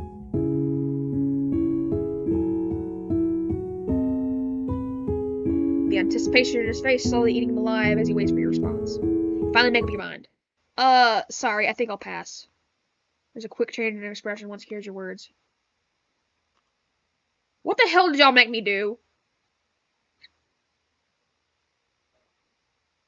What the hell did y'all make me do? Ellis, what did you do? I'm glad we could hang out a bit today. Yeah, it was nice talking about something other than work. He forced a smile. The change in the air was noticeable. I better get going. It's really late. Thanks for tonight, though. We'll see you at the studio next week. Walk safely. See ya. What did you do? Ellis tricked me.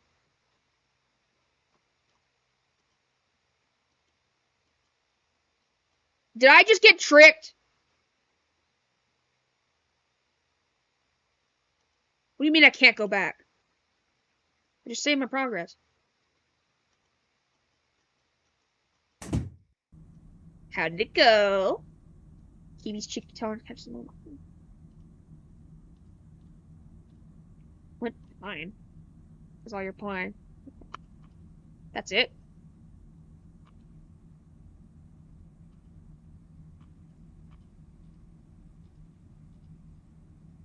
No, nothing. I just need to get some stuff done. I think...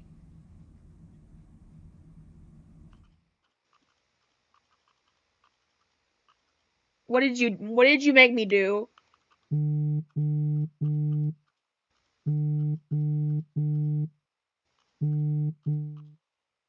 Hello, am I speaking to Ballsack?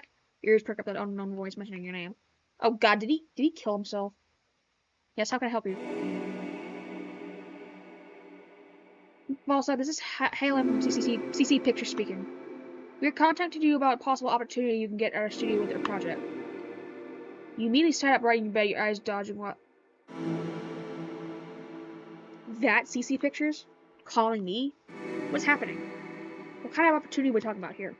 The report from GMS Media got to us, and we're very interested in taking your project to further development. We understand that this project is currently being produced at Puzzlevision. However, we'd be pleased to discuss the possibility of continuing it with our team, supported by a higher budget and increased funding. We understand this is a big decision to make, so of course you can further details. What did I do?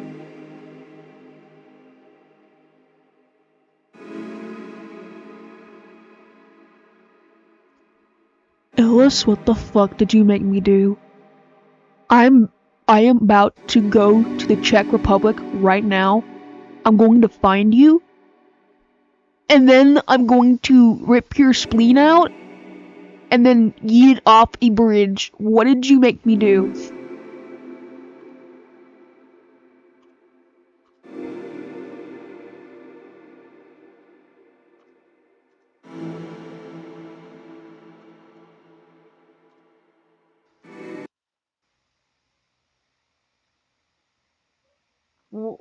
What? I'm gonna refuse. What the hell? What the hell? What the hell? No! I don't want that! No, I don't.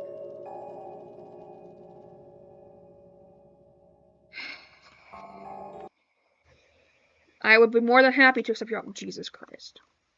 Of course, we'll get that later today. Thank you for your time. Thank you for the opportunity. Except for the long views.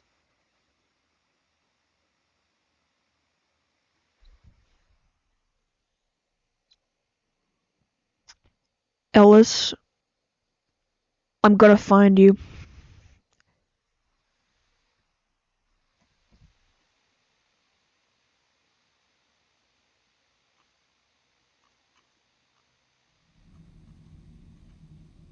What's got you all giggling? I can't read. I don't feel like even reading this dialogue. I don't want this ending, bro.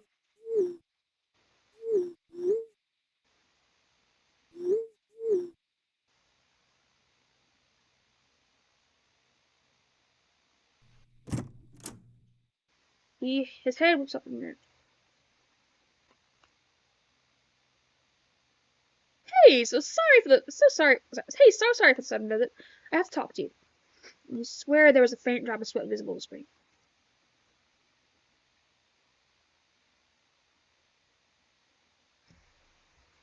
What are you talking about? The best ending?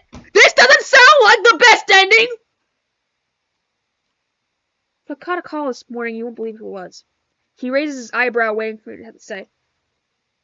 The famous CC Pictures, yes. They want to pick up the project. Can you believe it? I didn't get to talk much with the person on the other side of the line, but they offered me to continue the project at the studio. They'll send me proper information later today, but they talk about providing us the proper funding and we make the project even better. Isn't that amazing? You're able to read his expression for a brief moment. The comic tooth grin faltered, replaced by a frick fruit. CC Picture Studio? Yes. You can see his brows furrowing more and more as we speak about this possible stupid production. What is that worried look on his face for? It's not like you were ditching him for good. Ballsack, I don't understand what you're trying to say to me here. It's exactly what sound like puzzles. We can bring this to the big screens. It doesn't have to be just a pilot episode. We can make this into something bigger. They'll provide us with everything we need. What about Puzzlevision? You don't have to care about Puzzlevision after that. We will be side by side with the top leagues with this one. It will be all we ever wanted. Ballsack. Cut you off, his voice low. You cannot be serious with all this. Oh. I don't like the music. What's the matter? You're seriously suggesting giving away everything everything I have ever built here to some pompous jerks over there in Hollywood. Okay, Taking the rights of our project? What about the people who worked days and nights to make this possible in the first place? Puzzles, you're not forced to stay in the city forever. Isn't this what you've always dreamt of too? The world knowing your name? This is the opportunity, Puzzles. This is the opportunity we have waited for our entire lives, and it's right here in front of us. If I ever make it big in this world, it will be with my studio, with my people, with my own name. Here, I already have what I've always wanted, Ballsack. The excitement that was building up inside you this time when was gone in this very moment. How can you be saying this? You didn't understand what you wanted to understand. I have an audience. I have fans. I have people who envy my work. And you can have this too, Ballsack. Soon, here, once this project is done. Why do you want to give it all away? Because I'm not afraid to take risks and make decisions in my life. I've had enough of living in mediocre conditions. I've had enough of living in mediocre conditions. Enough of being insecure about myself.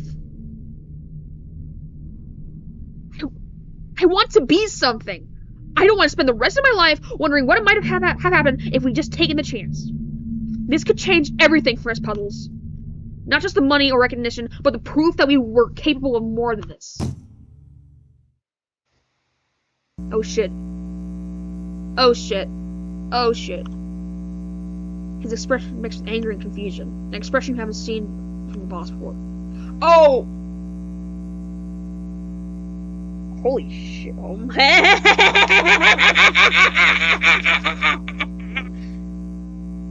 If recognition and money are all that ever mattered to you, then I shouldn't have gotten on the team in the first place. Did you even hear yourself? You would rather hand your project over to people with bigger wallets than make it in with people who actually believe in it? Do you think they will care about your decisions or ideas? You won't be the one in control anymore. They only care how much bank they can make out of it, whether you like it or not. You're only saying this because you don't want me to rip this project away from you. Boss! You're not listening to me! And after you raised your voice, both of you fell silent. The words hanging in the air between you, heavier than you expected. You're the first one to break the silence. I am taking this opportunity, with or without you.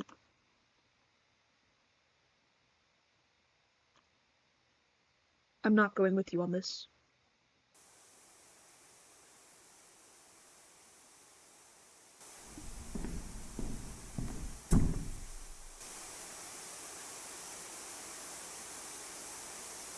What have you made me do? What have you made me done? What have you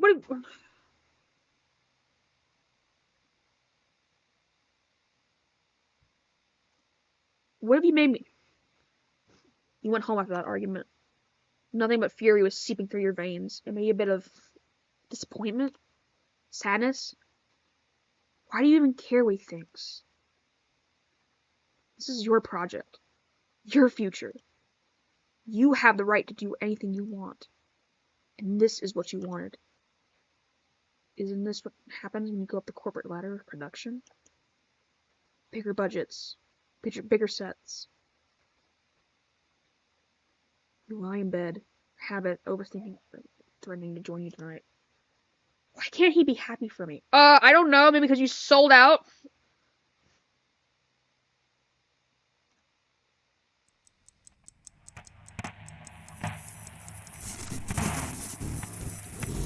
I don't like that.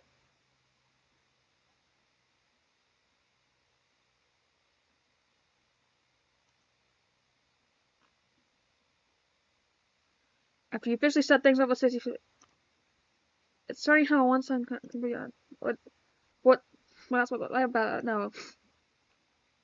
Nothing can stay the same. If you were given a chance to prove yourself in Mustard City and it worked, you're making it big now. But why is your small part of yourself disappointing in the things Puzzle said? Still thinking about it? Karen's voice pulled you out of your thoughts. You zoned out again. Felt like you needed some company after what happened between you and him, so you invited her over to a place. A sigh leaves your lips once you put the coffee mug down. Did I do the right thing? With him? No, like... I don't know. Ballsack, stop doubting yourself over him. You decided how you wanted to move in your life, and so did he. Seriously, since when did you start caring about so much about him? I think I missed a few chapters. Oh, don't you start it. I'm not here to judge you. I guess we got kinda closer. Not in a weird way. As friends, I mean. Maybe I was hoping we would take this chance together. Huh. Sometimes things just don't go as we want. And that's okay. I just noticed the Five Nights at Freddy's plush over here. Is that a stray plush over there too? That's cute. What matters is that you're happy. Did you sort everything out? Yeah. Moving van will arrive tomorrow to get my stuff. I still have to get some paperwork for Puzzle Vision though. Might as well get there today. Get it done as soon as possible. Why not give him a visit while you're at it? Something's right between you before you leave. Maybe. Yeah, you're right. It'll definitely help ease his feelings. Keeps dragging me down. There you go. Thanks for the pep talk, Karen. No need to. By the way, would you mind dropping me off at my place on your way to the studio? Not at all. Thanks. Talking about your car. Honestly, thought you never had one. I rarely drive. Yeah, so expected to be back in the day, but I guess I can make an exception now. Now that I'm not horse of church mouse. I'll grab my coat then. Once you drop Karen off at your place, blah blah blah blah. I miss it for sure. Sorry for your decisions. While some were disappointed, many others stood by and supported you. That warmed you a tiny bit inside. On your way to your familiar office, you kept glancing around with hopes and spotting the TV at the front. He was nowhere to be found. He was sitting in his office on his butt all his eyes. Bullsack! Is what you hear the moment you fiddle the knob at your office. I almost thought you were going to leave without saying goodbye! And then it wraps you in a hug that's both warm and fierce. Kind of threatens to squeeze the air right out of you. I would never. You wheeze out. It's patting her shoulder. Like she's crushing you. Came to say goodbye, or are you here for something else? I wanted to pick up paperwork, but I was also hoping to catch Puzzles here. Is he around? She glances at the floor. Oh, you forgot to take the Linda part off. She glances at the floor for a bit, her expression sitting to unease. None of us have seen him for days now. He doesn't seem to pick up the phone or answers on messages. I was hoping you were in contact with him. Sudden feeling of dread creeps down your back when you hear her words. No, we kind of didn't talk to each other for some time. Did something happen? Not really, no. What are you supposed to do? Hang on, I gotta blow my nose again.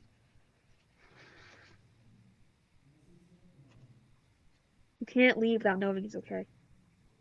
Is your decision getting that bad? There must be some other reason why he hasn't shown up for work. Gosh, do you know his address or something? I don't, but I'm pretty sure you can find that in our system. Ask someone in the IT department. They should be able to let you access that info. Thank you, Linda. Just let me know if the big guy's okay. Khalid peeps over IT or kind enough to give us private information. Scribbling his address on a piece of paper and shoving it into your pocket, you left the studio and got into your car. You wasted no time getting to his house. Your eyes kept glancing at the map and the arrival time as you faced that gosh, this stupid TV. Finally hoping he was just putting out some drama and performance as usual. You shook your head, internally feeling weary. The closer you got to his house, the more you noticed how distant you were getting from the usual busy city instead of the noisy street.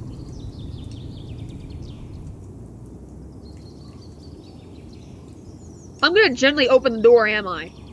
If you know what I mean. Thank you, ring. Great. Parking the car on the side of the road, you get out and type. Papa's not picking him up. Could you try opening the gate yourself? Am I about to gently open the door? Squeeze through? That could work. Surprisingly, it did. The moment man squeezed through the fence, he walked up to his front door and proceeded to knock. Puzzles? Knock again. It's me, Ballsack. Are you there? I just wanted to check up on you. But there was no answer. Are you seriously they're about to break into his house at this point? He's not even there. Fuck this. As you're about to kick the door open, you tried to just run off first. And the door opened. It's not locked. I gently opened the door. Oh god. It was dim inside. The sunlight streamed through the open door as the only source of illumination. Called out his name again before daring to make a step inside. Your shoes clicked against the wooden floor of the top of the house. You recognized the coat that was hanging on the hanger. Must be here. You weren't picking up the phone, so I went to check on you. Kept talking step by step from my church residence. The house was dead silent. But accidentally managed where the bottle was lying before. What? Crouching to get a bigger look at the bottle. There's a few more lying across the entire room. It's alcohol. Why would he have so many questions that didn't matter, is it? The number of bottles lying for a burst of realization. Putting the bottle aside, your blade starts around the room for finding your friend. Your eyes saw on the couch in the center of the living room where a familiar silhouette lounged over the cushions. You felt your heart drop into your stomach. Stupid fucking idiot. You dashed to the couch, immediately noticing a screen filled with static white noise. His usual toothy grin, no worries. Did he kill himself?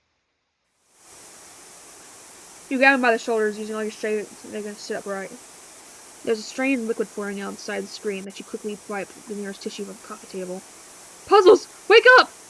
Your heart was racing while you kept his shoulders, shaking his shoulders to help him waking up. The static screen glitches for a brief moment before it turns completely black. Oh my god, we killed him. We didn't kill him. No, he's not dead. Never mind. Oh god. You released a breath you didn't realize you were holding. He pauses for a moment, slowly taking his surroundings.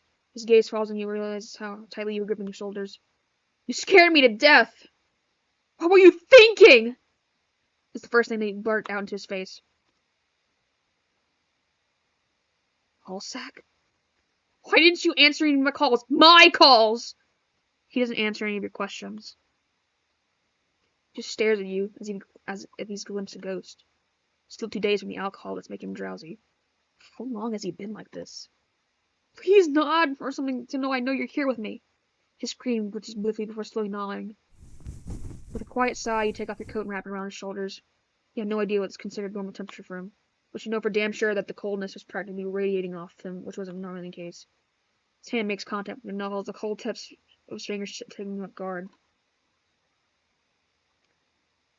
I thought if you left, he whispered, his breath trembling. God, I'm such a jerk. Made you worry about me, huh? I really am just like, no! Shut up! No! He was slurring his words and loud growl coming from his mind brain. Stop bobbing around so much. Cut him off, adjusting the coat around his shoulders while still holding him upright. Have I ever mentioned how beautiful your eyes are? I never realized my own reflection could get lost in them. He kept staring at you, glassy-eyed and drunk. That foolish grin sprang slowly across his face. I hate you, Ellis, but I could stare at them for days and never get tired of it. You ignored his words, knowing it's alcohol talking about him. Take my eyes off you for a few days and you somehow managed to fuck yourself up. He choked out of guilt. I'm sorry. I'm not gonna lie. This is kind of hot.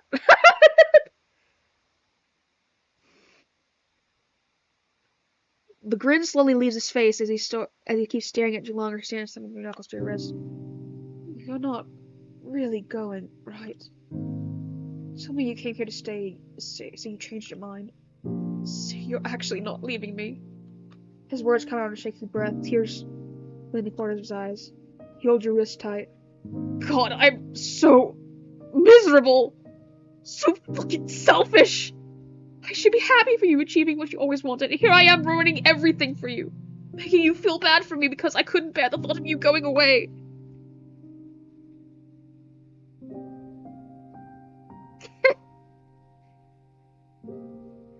I'm never seeing you again. I hardly recognize him.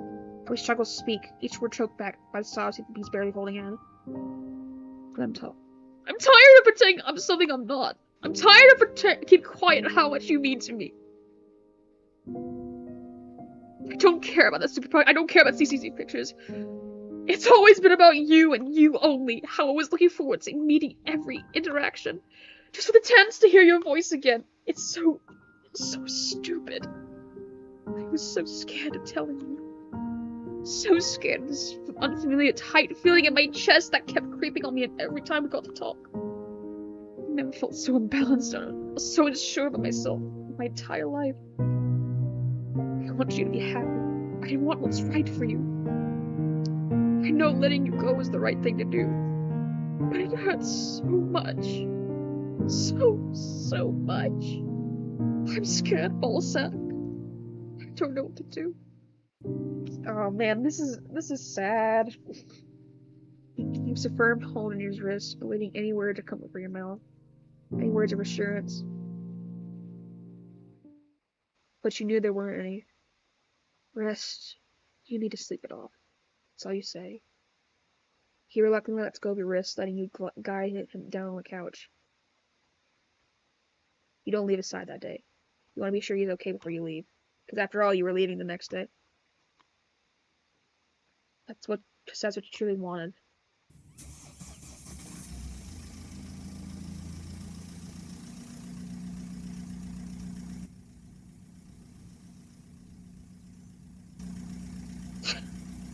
I'm sorry, the way he was standing there is like...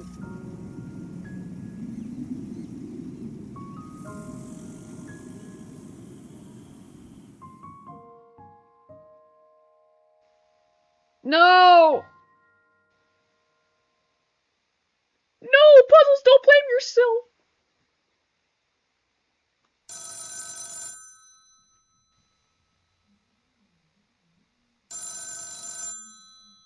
Pick up the phone, baby! Hello! I'm currently unavailable. Busy making my dreams come true over here at CC Pictures. Please leave your message after the tone. Hey, it's me. Lawmare! Sorry for calling you again. I just wanted to apologize for what happened that other day. I don't remember much, but I'm sure I've said some things I didn't mean to. Lawmare and Lola! I've acted like an absolute idiot, and I just want you to know that I'm really, really sorry. Anyway, I hope folks over there help you settle in quickly.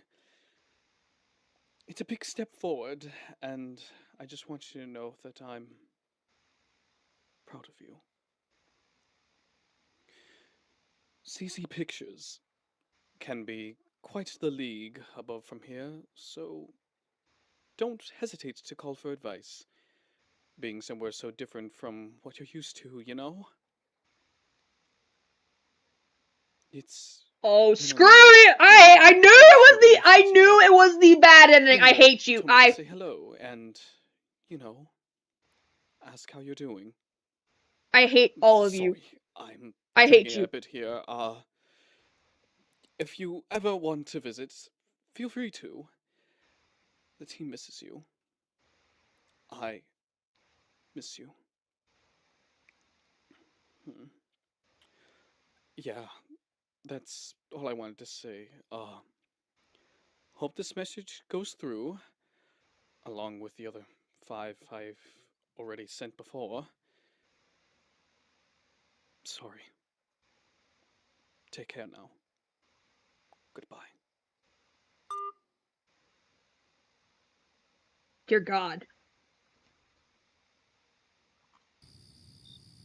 Okay! Not the stupid, okay, so fun fact.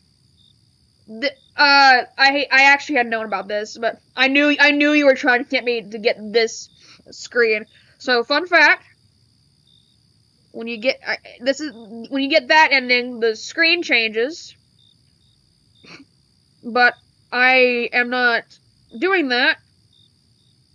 Ellis, I'm going to find you. I'm going to wring you out to dry, and I am not leaving until I get the I'm going on a date with him.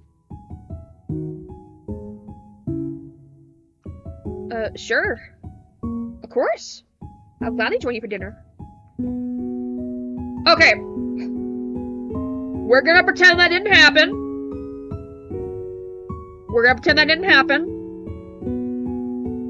I'm not. Hang on. I'll be right back. I'm gonna get a charger real quick.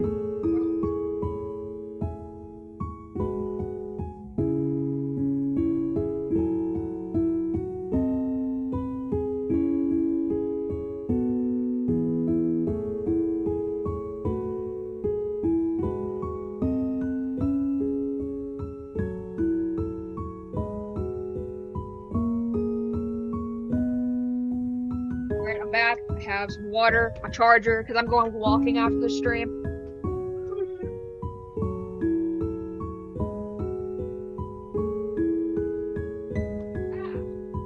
Crap, I hit my head.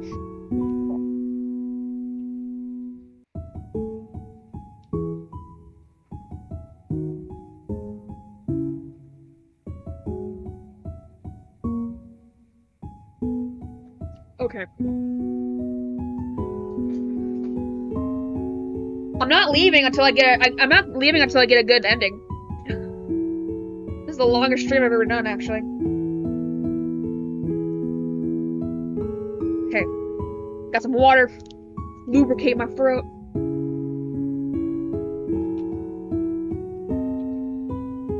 You expect a pipe bomb? You expect a pipe bomb at your door? I'm gonna do more than a pipe bomb. I'm gonna mail myself over to you overseas. And I'm going to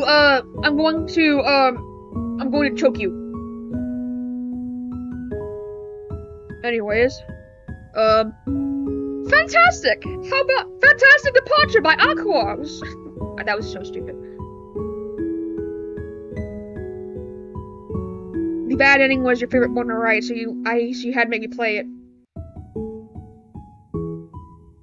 Hi, Master Astro. We just got Ellis tricked me into getting the bad ending, so we're fantastic. How about tomorrow at 9 p.m.? You're right, way too late. 7 p.m. then? You couldn't hold the slight smile forming on your lips. 7 p.m. then. I'll pick you up. Here. Yeah. Good night. And he's gone. Okay. Ignoring all of that, we are going to go ahead and get the cute ending. Quickly scattering to the sidewalk, not even looking back. A faint cloud of steam could be seen rushing out of his vents as he disappeared into the quiet night. He ghosted her breath, laying out a small chuckle. Good night to you too. Just stand there, then let it sink in. He's so gay. Yes, he is. What's wrong with you, ballsack? It's a business dinner. It's not, but only a business dinner at his place. Yeah, nothing weird about that. Why does it feel like your heart's about to pound out of your chest? No, you can't be thinking about such things. What's your reputation? His reputation. Anything, on any record, it was his idea anyhow. Yeah, go with that. You're stressed out, you're overworked, is your mom playing games on you? A nice hot shower puts your mind at ease. Yeah, that does sound great right now. Anything to throw out the idea of having a date with your boss away from a bit.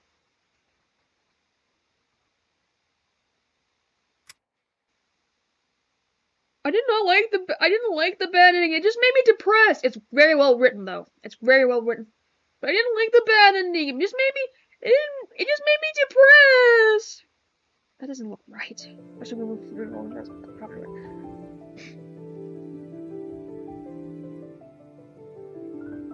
Just coming to call me gay and leave. Everybody's worried for you when I do my live stream, so see you gay.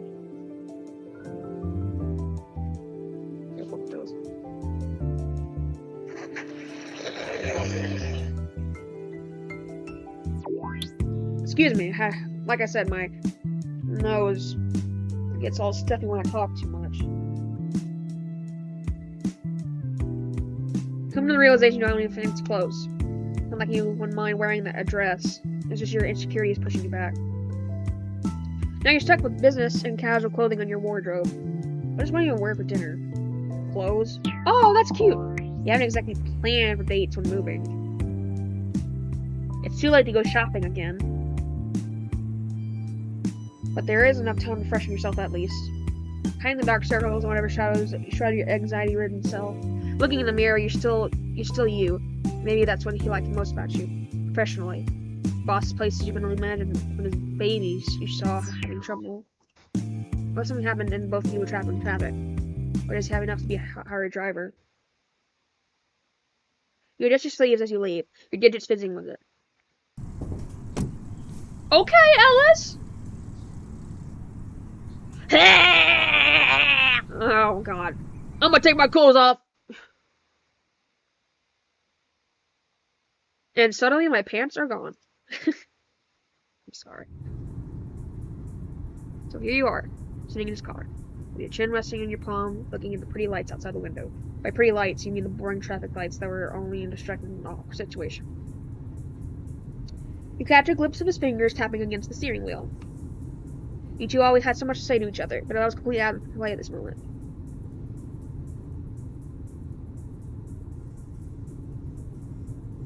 Ever since that little walk from yesterday, you felt something shift between you and him. And you know for sure he already noticed that. But none of you are saying anything about it. So the car rides to his place, silent. Only the faint noise of the radio can be heard. Have I ever told you about my place? The gentle voice in your head makes you jerk up from start a conversation. You go put your pants back on. No! I'm not. His gentle voice makes your head jerk up, not expecting him to start a conversation. I don't recall, no. In fact, you two knew very little about his child's prior lives. Maybe this dinner could change that. Oh, that's adorable. The art is so good in this game. Ellis, you outdo yourself. Really? Wait, really? I guess that could count as a surprise then.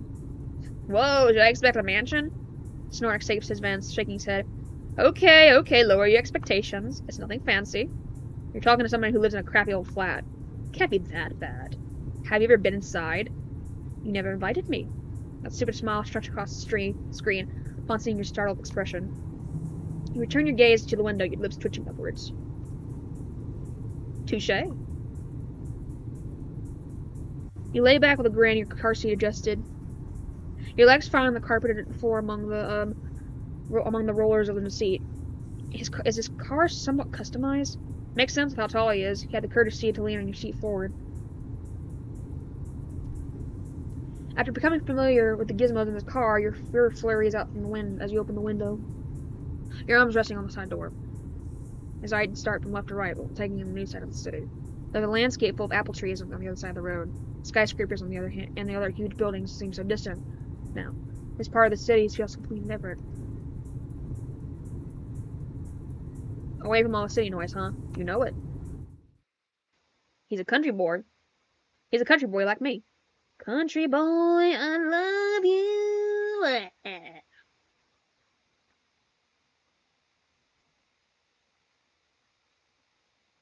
I leave for 3 minutes. Why is doing?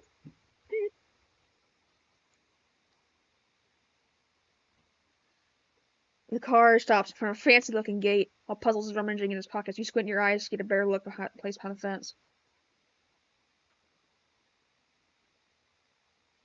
Nicely trimmed bushes, a little fountain in the middle of the garden. Okay! Cute.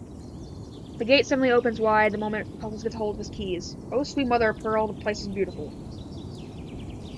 You only get to see inside the house and stuff. Hard merit applying pressure. You always feel unworthy of stepping in a place like this. He pulls up in a rocking parking spot, turning off the engine. The car's humming stops. Here we are, he announces with a proud grin on the screen before he gets out of the car. As you're about to exit the car on your own, he swung the door open and offered you a hand. You couldn't help but suppress a snort at his behavior.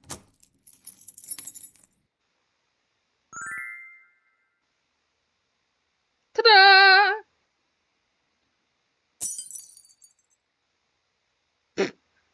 I should have cleaned up a bit more. I'm not taking my pants back. I'm not putting my pants back on. I should have cleaned up a bit more. I really am, bro. I'm sorry, I'm not used. Oh my god, he is hot. I'm sorry, I'm not really used to having guests. Please make yourself comfortable. If you consider this a mess, then I'm never inviting you over. You hear him huff through his vents at your comment while he's taking off his coat. You can leave your jacket here. Well, then I'll have agreement you hang your jacket off this hanger. You can help me look around. Get a better look at this place. This cozy wooden house with dark oak with the entire space a glowing, oddly organic feel. The living room was connected to a kitchen, but that was big enough for one person to work company. In the center of the living room sits a big TV surrounded by shelves of all kinds of CDs and books. You took note of that old-fashioned gramophone sitting on top of the shelves. Your fingers run across the wooden surface to catch a better glimpse of a collection of vinyl and movies. Something that caught your interest? And impressed by the collection you got over there. Ah, that? His gaze darts between you and is impressed about the number of CDs, as he was embarrassed by finding out about his nerdy interest. Do I ask more or stay silent?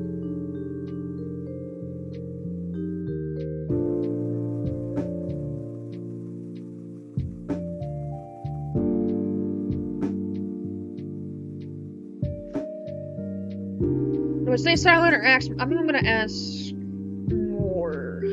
What kinds of movies do you have here? Mostly musicals, or any old Hollywood blockbusters with accompanying memorabilia. Never too brusque. Care to show me sometime? You're interested in decade-old films? I want to learn from the expert. He squints his eyes at you, his smile widening. I'll take note of that. I realize I haven't asked about any of your favorite dishes, so I just went with the first thing that came to my mind. Hope it won't bother you too much. Sure, it'll be fine. Great, I've got the table set. We can eat whenever you're ready. Better get to it before it gets cold. Right, yeah.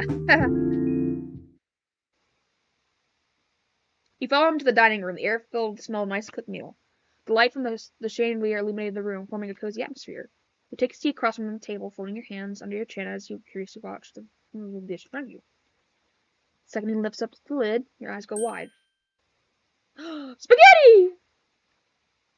A nicely prepared pasta with a tomato sauce in it. That looks actually dope. I'm a pasta fanatic, so I would be inhaling like 5 bowls of that.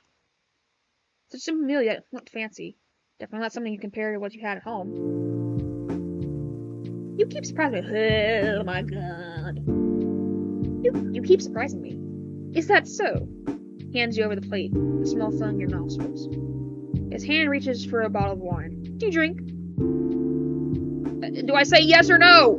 If I say no, he's gonna get depressed and then drink himself to death. If I say yes, I don't know.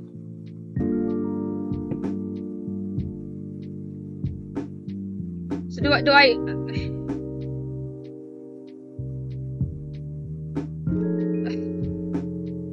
I needed to tell y'all about the first time I drank wine, actually. So, long story short, it was my birthday. Fun fact, I turned 21 this year. And I went to the casino. And we were just having fun. We ate. We played around a little bit. And we were getting close to the end of the visit. And I was kind of feeling tired. But, I wanted to have my first drink, so I was like, hey, Mom, Dad, can I go get my first drink at the bar? And then they're like, okay, yeah, what do you want? And so I wanted to be fancy. I wanted to go with wine. So my first drink was technically wine. So I go to the bar, show my ID, and she's like, oh, happy birthday. So I gave her my ID, I ordered some wine, and I wasn't nervous at all during this point. So I'm like, okay, yeah, I'm gonna go with some wine. So, she brings it back, and when she puts that, cup in front of me, it's like a small cup of wine. It's red wine. And I sniff it. It didn't smell bad, and then I take a sip of it. When I tell y'all, I almost keeled over and died. I started coughing, my eyes started watering, I almost fell on my chair. It was so bad. Like I took a decent sized sip too. It was awful. It was nasty. I was like coughing. My dad's laughing his ass off. My mom's patting my back, trying to get me to stop choking. And I'm like, that is disgusting. Please get me out of here. So yeah, that's my first drink story. I do. Don't pour me too much though. Planning on driving back home? Because you would definitely let me drive your shiny baby because you want older. You're right. I wouldn't. Drop the topic or be bold.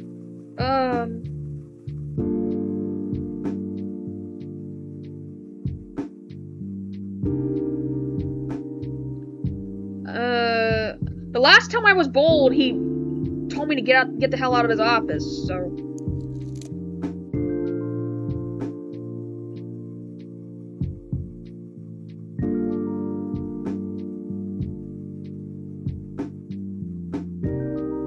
Be bold? Okay. Go easy on the alcohol yourself, or you might as well stay the night. He almost chokes on the wine as he just sips. Why did you say that? Once he composes himself, he awkwardly coughs to ease the tension in the air. His eyes won't leave your face as he impatiently waits for you to try out his dish. His hands folded on the table, waiting for your opinion in the moment you take a bite. You let the taste melt in your tongue as he kept chewing. Oh, this guy knows how to cook. Oh, wow. The grin must scream right as you see his expression. You like it? Of course I do. He almost felt embarrassed to admit how much you like it. How is he doing all this? How can someone be so composed and so good at everything they do? He seemed to notice. I hope I didn't put in onions in there. Are you okay? It's just, how are you doing it? I mean, like, everything you do. He looks a bit puzzled by your words. Do I really come across that way to you? Is it not how it is? His fingers tap against the wooden table as he's unsure whether or not to say what's sitting on top of his tongue. It's intentional. Try to give off the best possible impression all the time, whether it's a live broadcast interview or such a simple interaction with one of my colleagues, like right now. I stand my ground though. Everyone keeps their on toes, because that's how I want things to be. Because that's how I want things to be. That's what I want people to expect from me. Certainly. Let's see. Confidence. So once you get used to playing this role, it sticks to you. So it's an act. Rue falls with thoughtful silence. He always knew there was something much more to this guy than it seemed to be. All that family trauma and other things you dropped on you have shaped the person that he is today. She was so eager to find out what's more behind all that. How do you eat? Love life, career. I'm gonna save.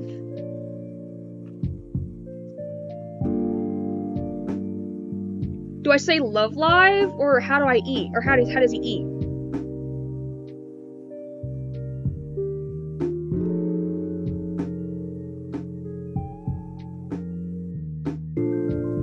I want to say love life, but I also want to go like, how do you eat?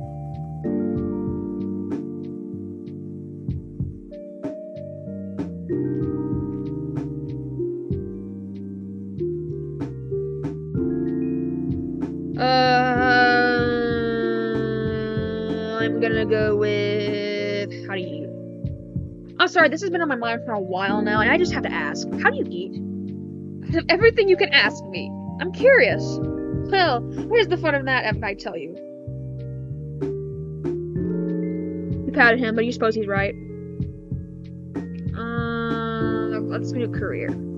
I know you talked about your love for filmmaking yesterday, but still want to know more? You flattered me. Even ever thought about reaching for a bigger league? Of course! That's something I've had on my mind quite often. I'm satisfied with how things are. I have a great team, a strong lineup of past and upcoming films, and a balance just feels just right. If I ever want to achieve it big, the time will certainly come by itself. I don't feel the need to chase it. Patience is a... I know what you did here! I know what you did here. Patience is a virtue, good things come to those who wait. Probably proverbs uttered by other fools. I'll do anything it takes. Oh, things come to those who wait. I know what you did. LSCZ, you dog. What? Ready to run up to Hollywood once we're done with Rabbit's Freak Show? I am hurt. Is that how you see me? I am hurt. Is that how you see me? A teasing smirk curls on the corner of his lips, practically asking that pasta out of your face. Not my beautiful, nicely clean screen. He clutches his palm to his chest with a hurt expression. You couldn't help but snicker at his antics. Love life. I don't recall you mentioning your love life. You talked about your family, but have you ever had a significant other? Well, his hands toy with his glass of wine, swishing the liquid around. Who has time for these nowadays, am I right? The idea of having someone special always terrified me. I mean, how could you even bring yourself to tell that person in the first place? Being all lovey-dovey and vulnerable. He comically shivered with a chuckle. Not for me, no. Me when I lie! Too busy being the star of the show. Takes a sip. What you thought about it? I have. But after some time, you actually end up realizing it's not worth it. Too much responsibility, emotionally draining. It's messy. I suppose you're right. Am I? I had a relationship a long time ago, back in my home city. I don't even know if I can recall a genuine relationship. It was convoluted on both sides. And it simply didn't work out. Oh my, I'm sorry to hear that. You don't have to. I don't think I even loved them in the first place. We did spend a lot of time together. They made me laugh and just kind of thought this is what love is like. Whatever was going on in our heads during that young age. Who knows what true love feels like? Guess we're stuck on this together. Wait, that sounded... I didn't mean it like... Relax, I know what you meant. You almost had to cover your mouth for it keeps from spitting out all the food you had in your mouth. Whenever his words slipped, even a little unintentionally, there was a faint red line on the screen. Right. I'm sorry for my unprofessionalism. I think we left professionalism a long time ago. True. I keep forgetting this is supposed to be a business dinner.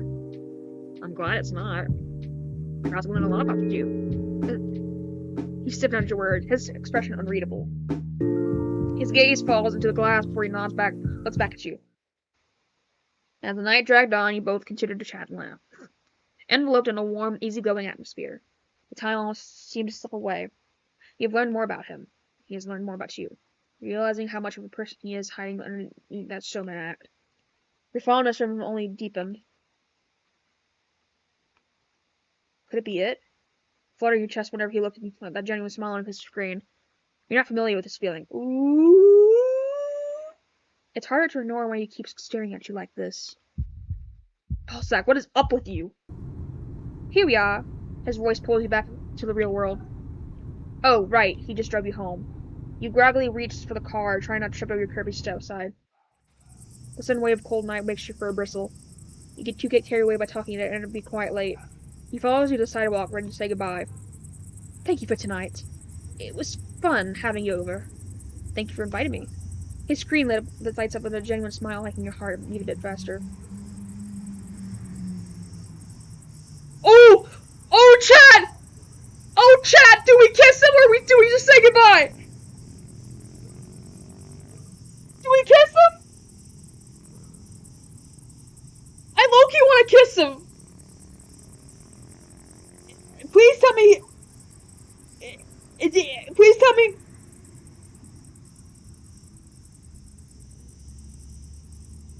Is he gonna slap me if I do it?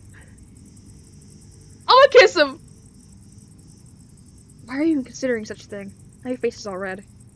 See you on the set next week? You already know it. Good night, Puzzles. Good night, Ballsack. Leaving lets go out the door as he drives away, leaving you alone with your thoughts. Standing here for a bit longer to collect everything, and you didn't see the notice rabbit wagging your tail. You didn't seem to notice the rabbit wagging your tail. Gosh, just get in before somebody sees you. Ooh. My face is red, actually. And as you're about to walk into the apartment, you're faced with Kiwi's stupid grin. You're not looking forward to what she has to say. I saw you two outside the window! And he keeps looking at you with that look in your face. You better get out of my face right now before I bang that unfinished business from yesterday. Kiwi's face drops once she remembers how you threatened to slap her across the face with a pack of tortillas. Just wanted to ask how the date went. It was not a date, and it went well. You're not even gonna spare me the details? Your dead stare was your answer. Fine.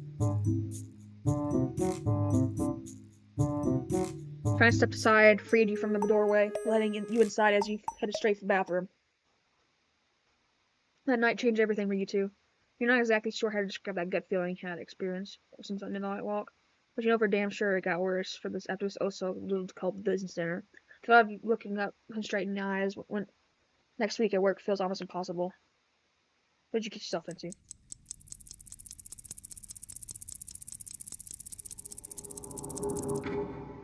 One month later.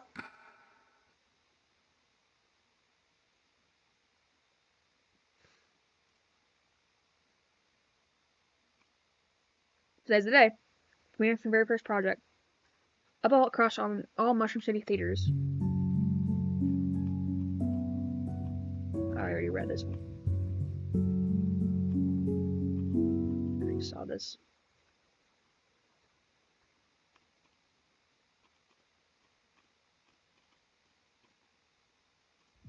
Balzac!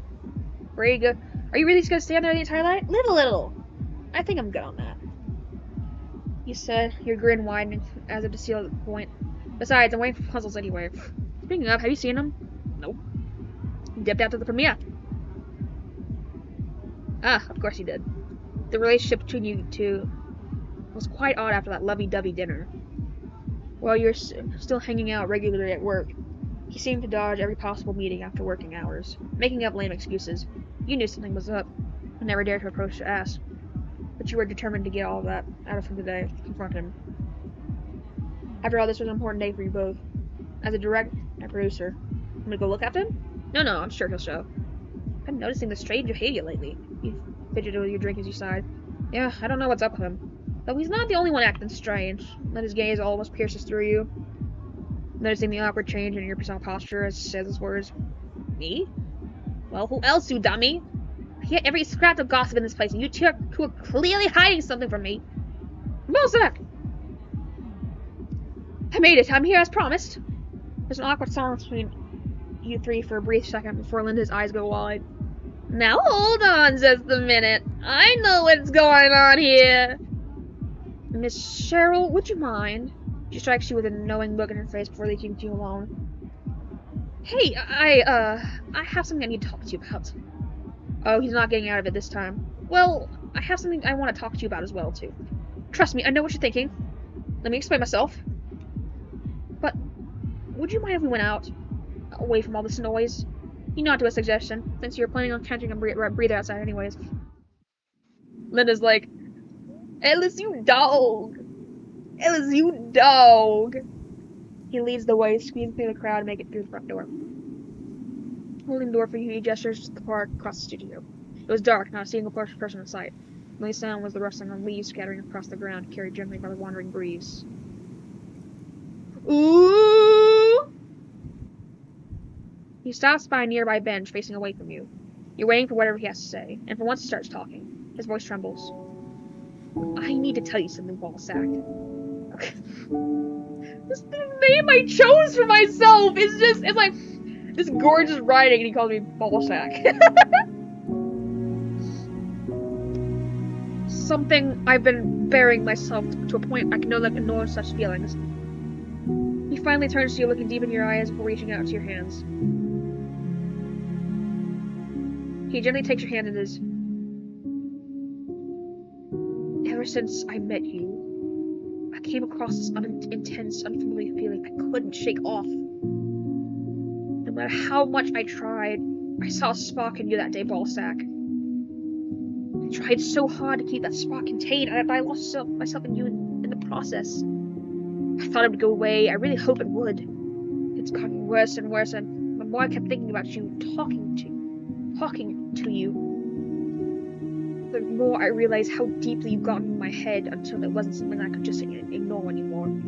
You make my heart race even with the slightest smile on your lips. Ah! My knees feel weak every time I look at you. I've spent my entire life building walls around myself, keeping up an act and that no one would ever glimpse the truth in me. And then you came along, and everything fell apart. I had to face you, the real me, and I felt vulnerable, so defenseless. But you never judged me, pushed me away. You kept your presence gentle, like a quiet anchor in the stormy sea, letting me feel safe enough to just be myself.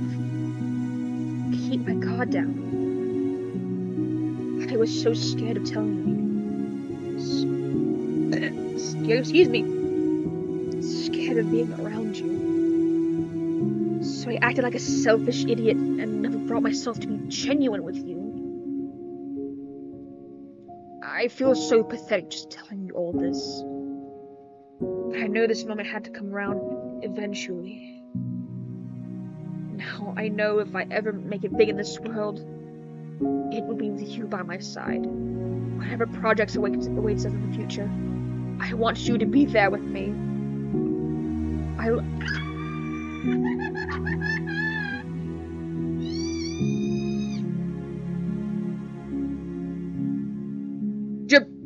Ellis, I'm not falling for that.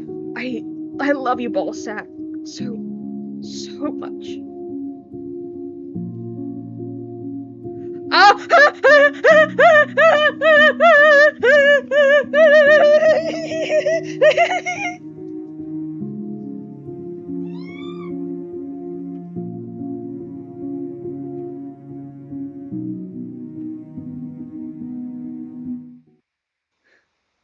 Took you long enough. Are your last word before you gently press your lips against his?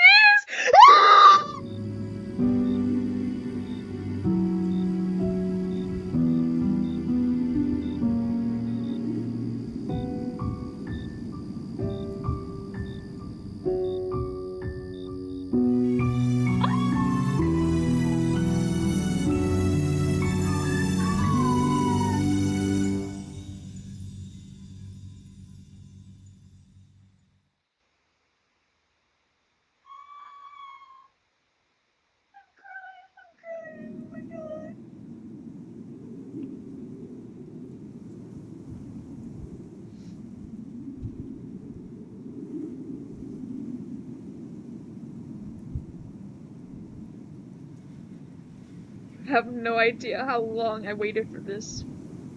He chokes out while happy tears stream down his digital face.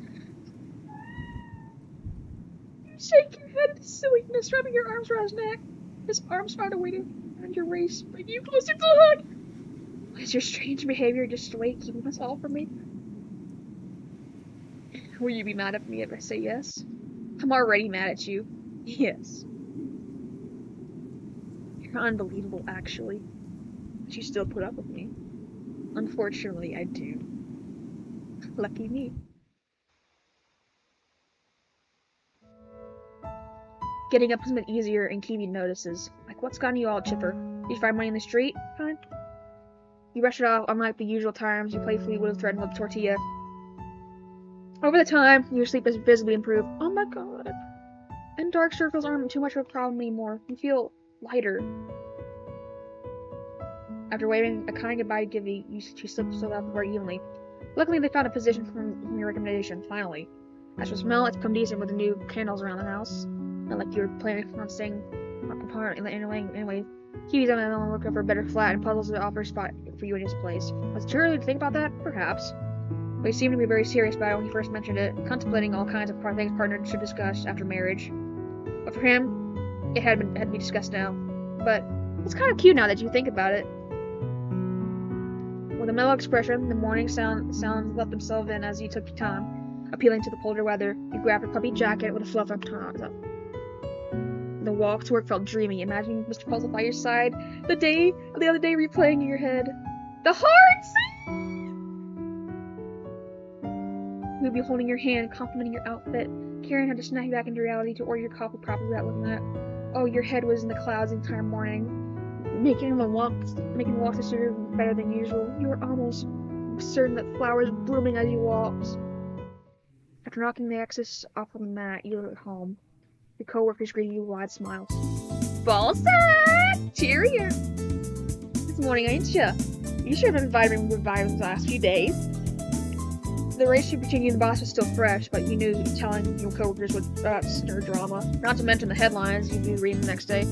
My own film has just been released in theaters, Linda. Who wouldn't be all kitty about it? You wouldn't tell Linda about it either. You're sure she's already been discovered of herself. She decided not to push it any further as the way fingers fidgeted with the cup's lid as on she I've seen Pete snooping around the writer's office this morning, acting all sneaky and everything. That couldn't get me through, though. Oh. But you didn't hear that from me. She gave you a playful smirk before ringing her back, head back towards the department. Wait, Linda. Thank you. You know, for everything. I don't mean just helping me settle in, but... Suddenly prayed she knew she would get what he meant. She smiled at the gesture, speaking for her. When we stepped in the writer's office, you realized what Linda was talking about. Your eyes locked into the bouquet placed on your desk. Aww! The bouquet had a film reel decorated ribbon. Similar decorations were found around the studio. How professional, you joked. Sitting at your desk, you had a few questions. Where did you find these? Were they real? It was winter season, and a few species were rare this time. Suppose it didn't matter as you checked along digits. You gently held the bouquet against your chest before pulling the phone out. According to it, the species of one seemed to call Stargazer lilies. You knew the others as white roses and daisies. White daisies remind you of some place you've seen before. And either way, it equated for that warm feeling again. It's rare to be given cards anymore, you thought. How special. Oh, there's a note in it. Ballsack, I hope these will reach you before the day sweeps you off your feet. I've chosen this arrangement as they remind me of you. Radiant, brilliant, and far bolder than you let yourself believe. More to me than I could ever write in a sappy romance. Without expressing too much, thank you for holding a place for me. I wish you safe travels, and I wish as I need a place that's dear to me. I'm sorry, that's pretty cliche, isn't it? Pete. Putting the card down, you couldn't help but think. Is this an invitation for the first date? Possibly another one of those boss dinners that are totally friendly as colleagues? You snicker like a sap. No puzzles. You're something special, alright? What place will be so important as another one? Getting up, you adjust your coat, zipping it before tucking in the card in your pocket. There's a heart in his name! Sappy during working hours? Meet after work? It's quite a walk up there. We can go by my car. I would love that. 5 p.m.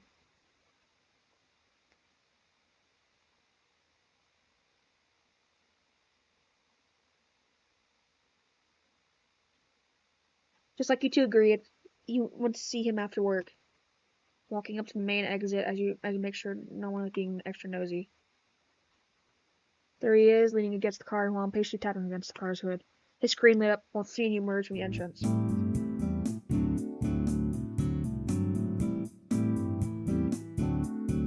He takes a bow with more excitable grin where I think you find the time on such short notice. Take a seat. I've such a pre-curated bouquet way to celebrate this new milestone. They smell lovely. Thank you.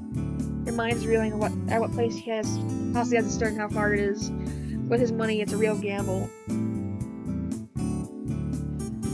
As the flowers linger against you, your heartbeat thumps faster, and with it, you've been noticing things. The small twitches of his antenna as you walk up to see him. The way his gloved hands fidgeted over the car's door.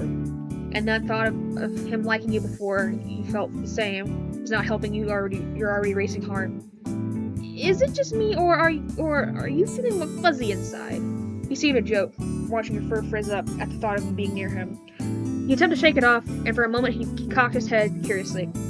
He laughed a bit more, like a snort coming out, like a puppy Pomeranian. You playfully glare, smoothing down your fur before shifting your puff jacket back. Says the guy with no hair. A pretending gasp comes up from something later. A chuckle comes out as he raises his hand to his chest dramatically. Will you come in or not? My shiny baby has been running for a few minutes now, and your TV-headed boyfriend might just leave without you.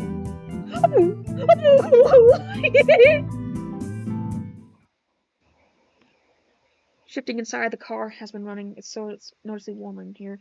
Puzzles has this goofy look on his face as he watches you put his seatbelt on before he looks away. What? My comment wasn't bad, was it? In a lower tone, he just huffs visible puffs of chill air. Perfectly reasonable, he says in a sarcastic tone while pulling out in the parking lot. Oh my god, they're so cute. Roads weren't busy, which made the ride up to wherever he was taking more exciting. The first few minutes were quiet, but it wasn't that kind of silence like the ride to his place a few days ago. This was a comforting silence. No radio playing, just the soft sounds of the cars and an occasional birds chirping outside. Two people enjoying each other's company.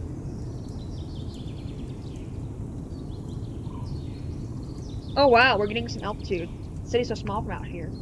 It's twice as beautiful and untouched as done before the hiking trails. This place we're going to means a lot to me, and soon it'll mean more for the both of us. We won't ruin this surprise just yet. Smiled a lot more as he drove.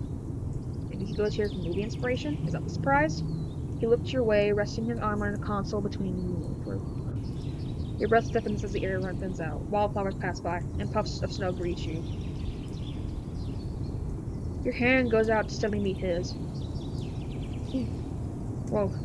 You accidentally said out loud while looking out the window. Puzzle smile softened as you looked at your amazed expression. It's quite the place. My little sanctuary, my head's too fuzzy. Just you wait until we get all the way up. Wait! Is he gonna propose to us?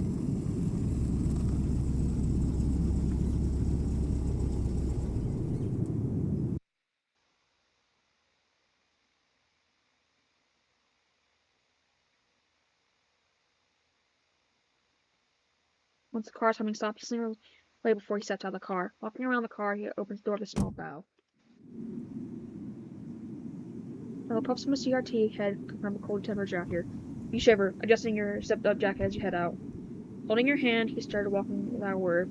Small patches of grass covered in snow sprinkled along the way, as puzzles guided you through the wildflowers. The wind was strong enough to make your fur bristle, bearable with your TV-headed boyfriend by your side. Boyfriend. His mechanical wiring doing its magic to keep him and you warm.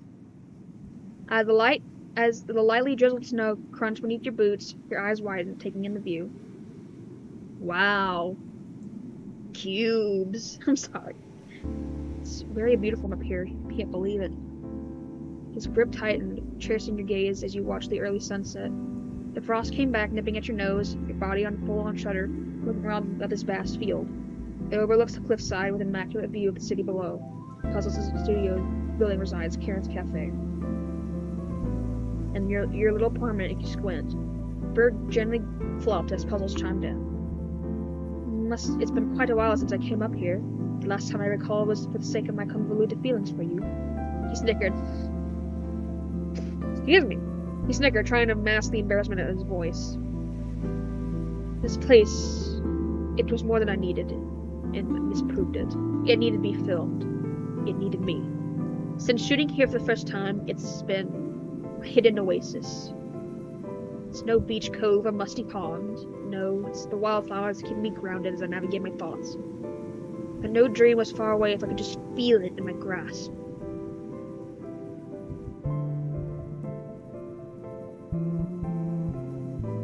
He turned to you softer, more sentimental as you spotted from your bench, as confirmed by nature. Older with wild vine and moss. I've been thinking of you, as silly as that may sound, grounding me as I was standing up at the cliff of the head, holding me before I knew I was going to fall, giving me a new perspective from the grass, the wildflowers. His hands tightened against yours, your head finding a way into his shoulder as he fixes his scarf. He spoke first, his digital expression showing your peripherals as thoughts scared to emerge. You can feel his CRT heat up. Ballsack. Throughout our time together, my spiels, my stories have been fruitful. Yet there's one thing I haven't been very honest about. Being so close, the audible heartbeat stammers on this as the cellphone lingers. Your gaze looks towards his. What do you mean? You nudge him, and he's still gathering the words like a snowball about to fall off the cliffside. It hasn't always been. My name. It's not Puzzles, you probably have guessed. Who named a kid such a thing, and that eventually is put on a resume like that? He joked. He didn't interrupt, but held his hand back as prominently. You both continued to sit in an awkward yet intimate silence before he blurted out, Anthony.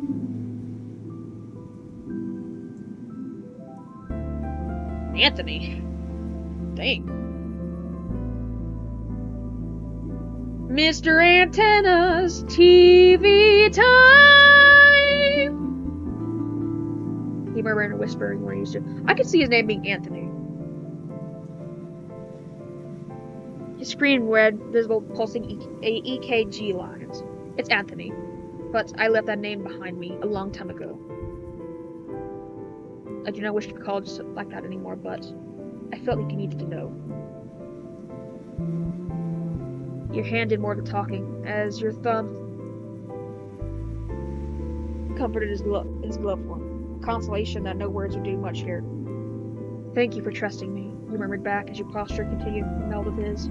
The wildflowers flurried as the sundown left the sky in hues of dark purple, red, and indigo. You feel your eyelids growing heavy as you try taking the new best view in the Mushroom City. To him, his new favorite view will be a view. Oh, sharing it with him. A bench made for two. Cutscene. Pretty. Oh my gosh, it's so cute.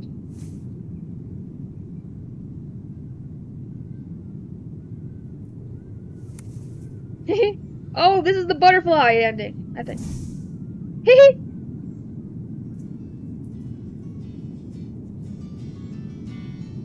Oh my goodness, is that it?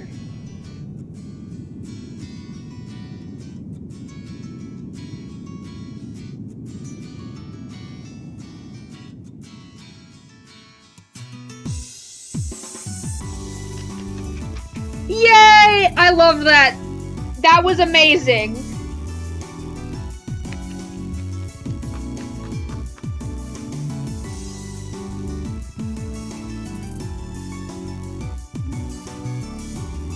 I love that. This was amazing.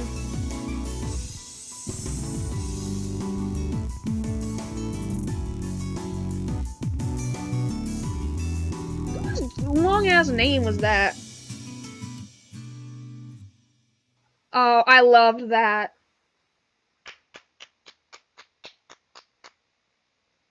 No, I'm not going back. I'm not rejecting him. No, I'm not doing that. I want to end it on there. I want to close off with this was amazing. This whole entire thing was amazing. This was beautifully written. I'm so glad that this was made. Despite me, I really wish I got to help out more with this. It was so good.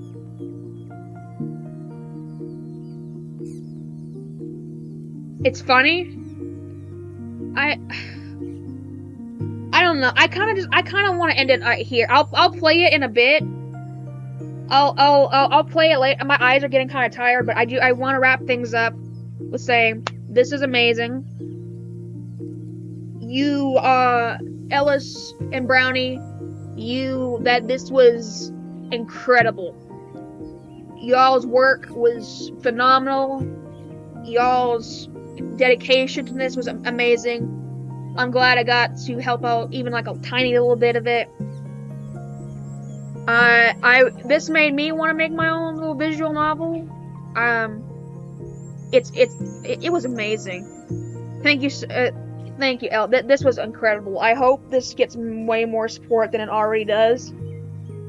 But this was amazing. I would play it again. It's very good. Excellent job, and thank you to Cryptic Scarecrow, of course, for helping with the backgrounds, of course. Editors. I know I was one of the editors as well, but it was truly so good. You are incredibly talented, Ellis. I love your stuff. Thank you for making this, and I wish nothing but success for this. But with that, I am gonna... Oh, crap. Hang on. I disappeared for a second. There I am. But with that, I am gonna end it here. This was very fun. I didn't plan on streaming this long, but thank you, Ellis, for making this game. It was really cute, and I really enjoyed it. Thank you so much. And thank you for tuning in to today's live stream, and I will see y'all later. Bye-bye!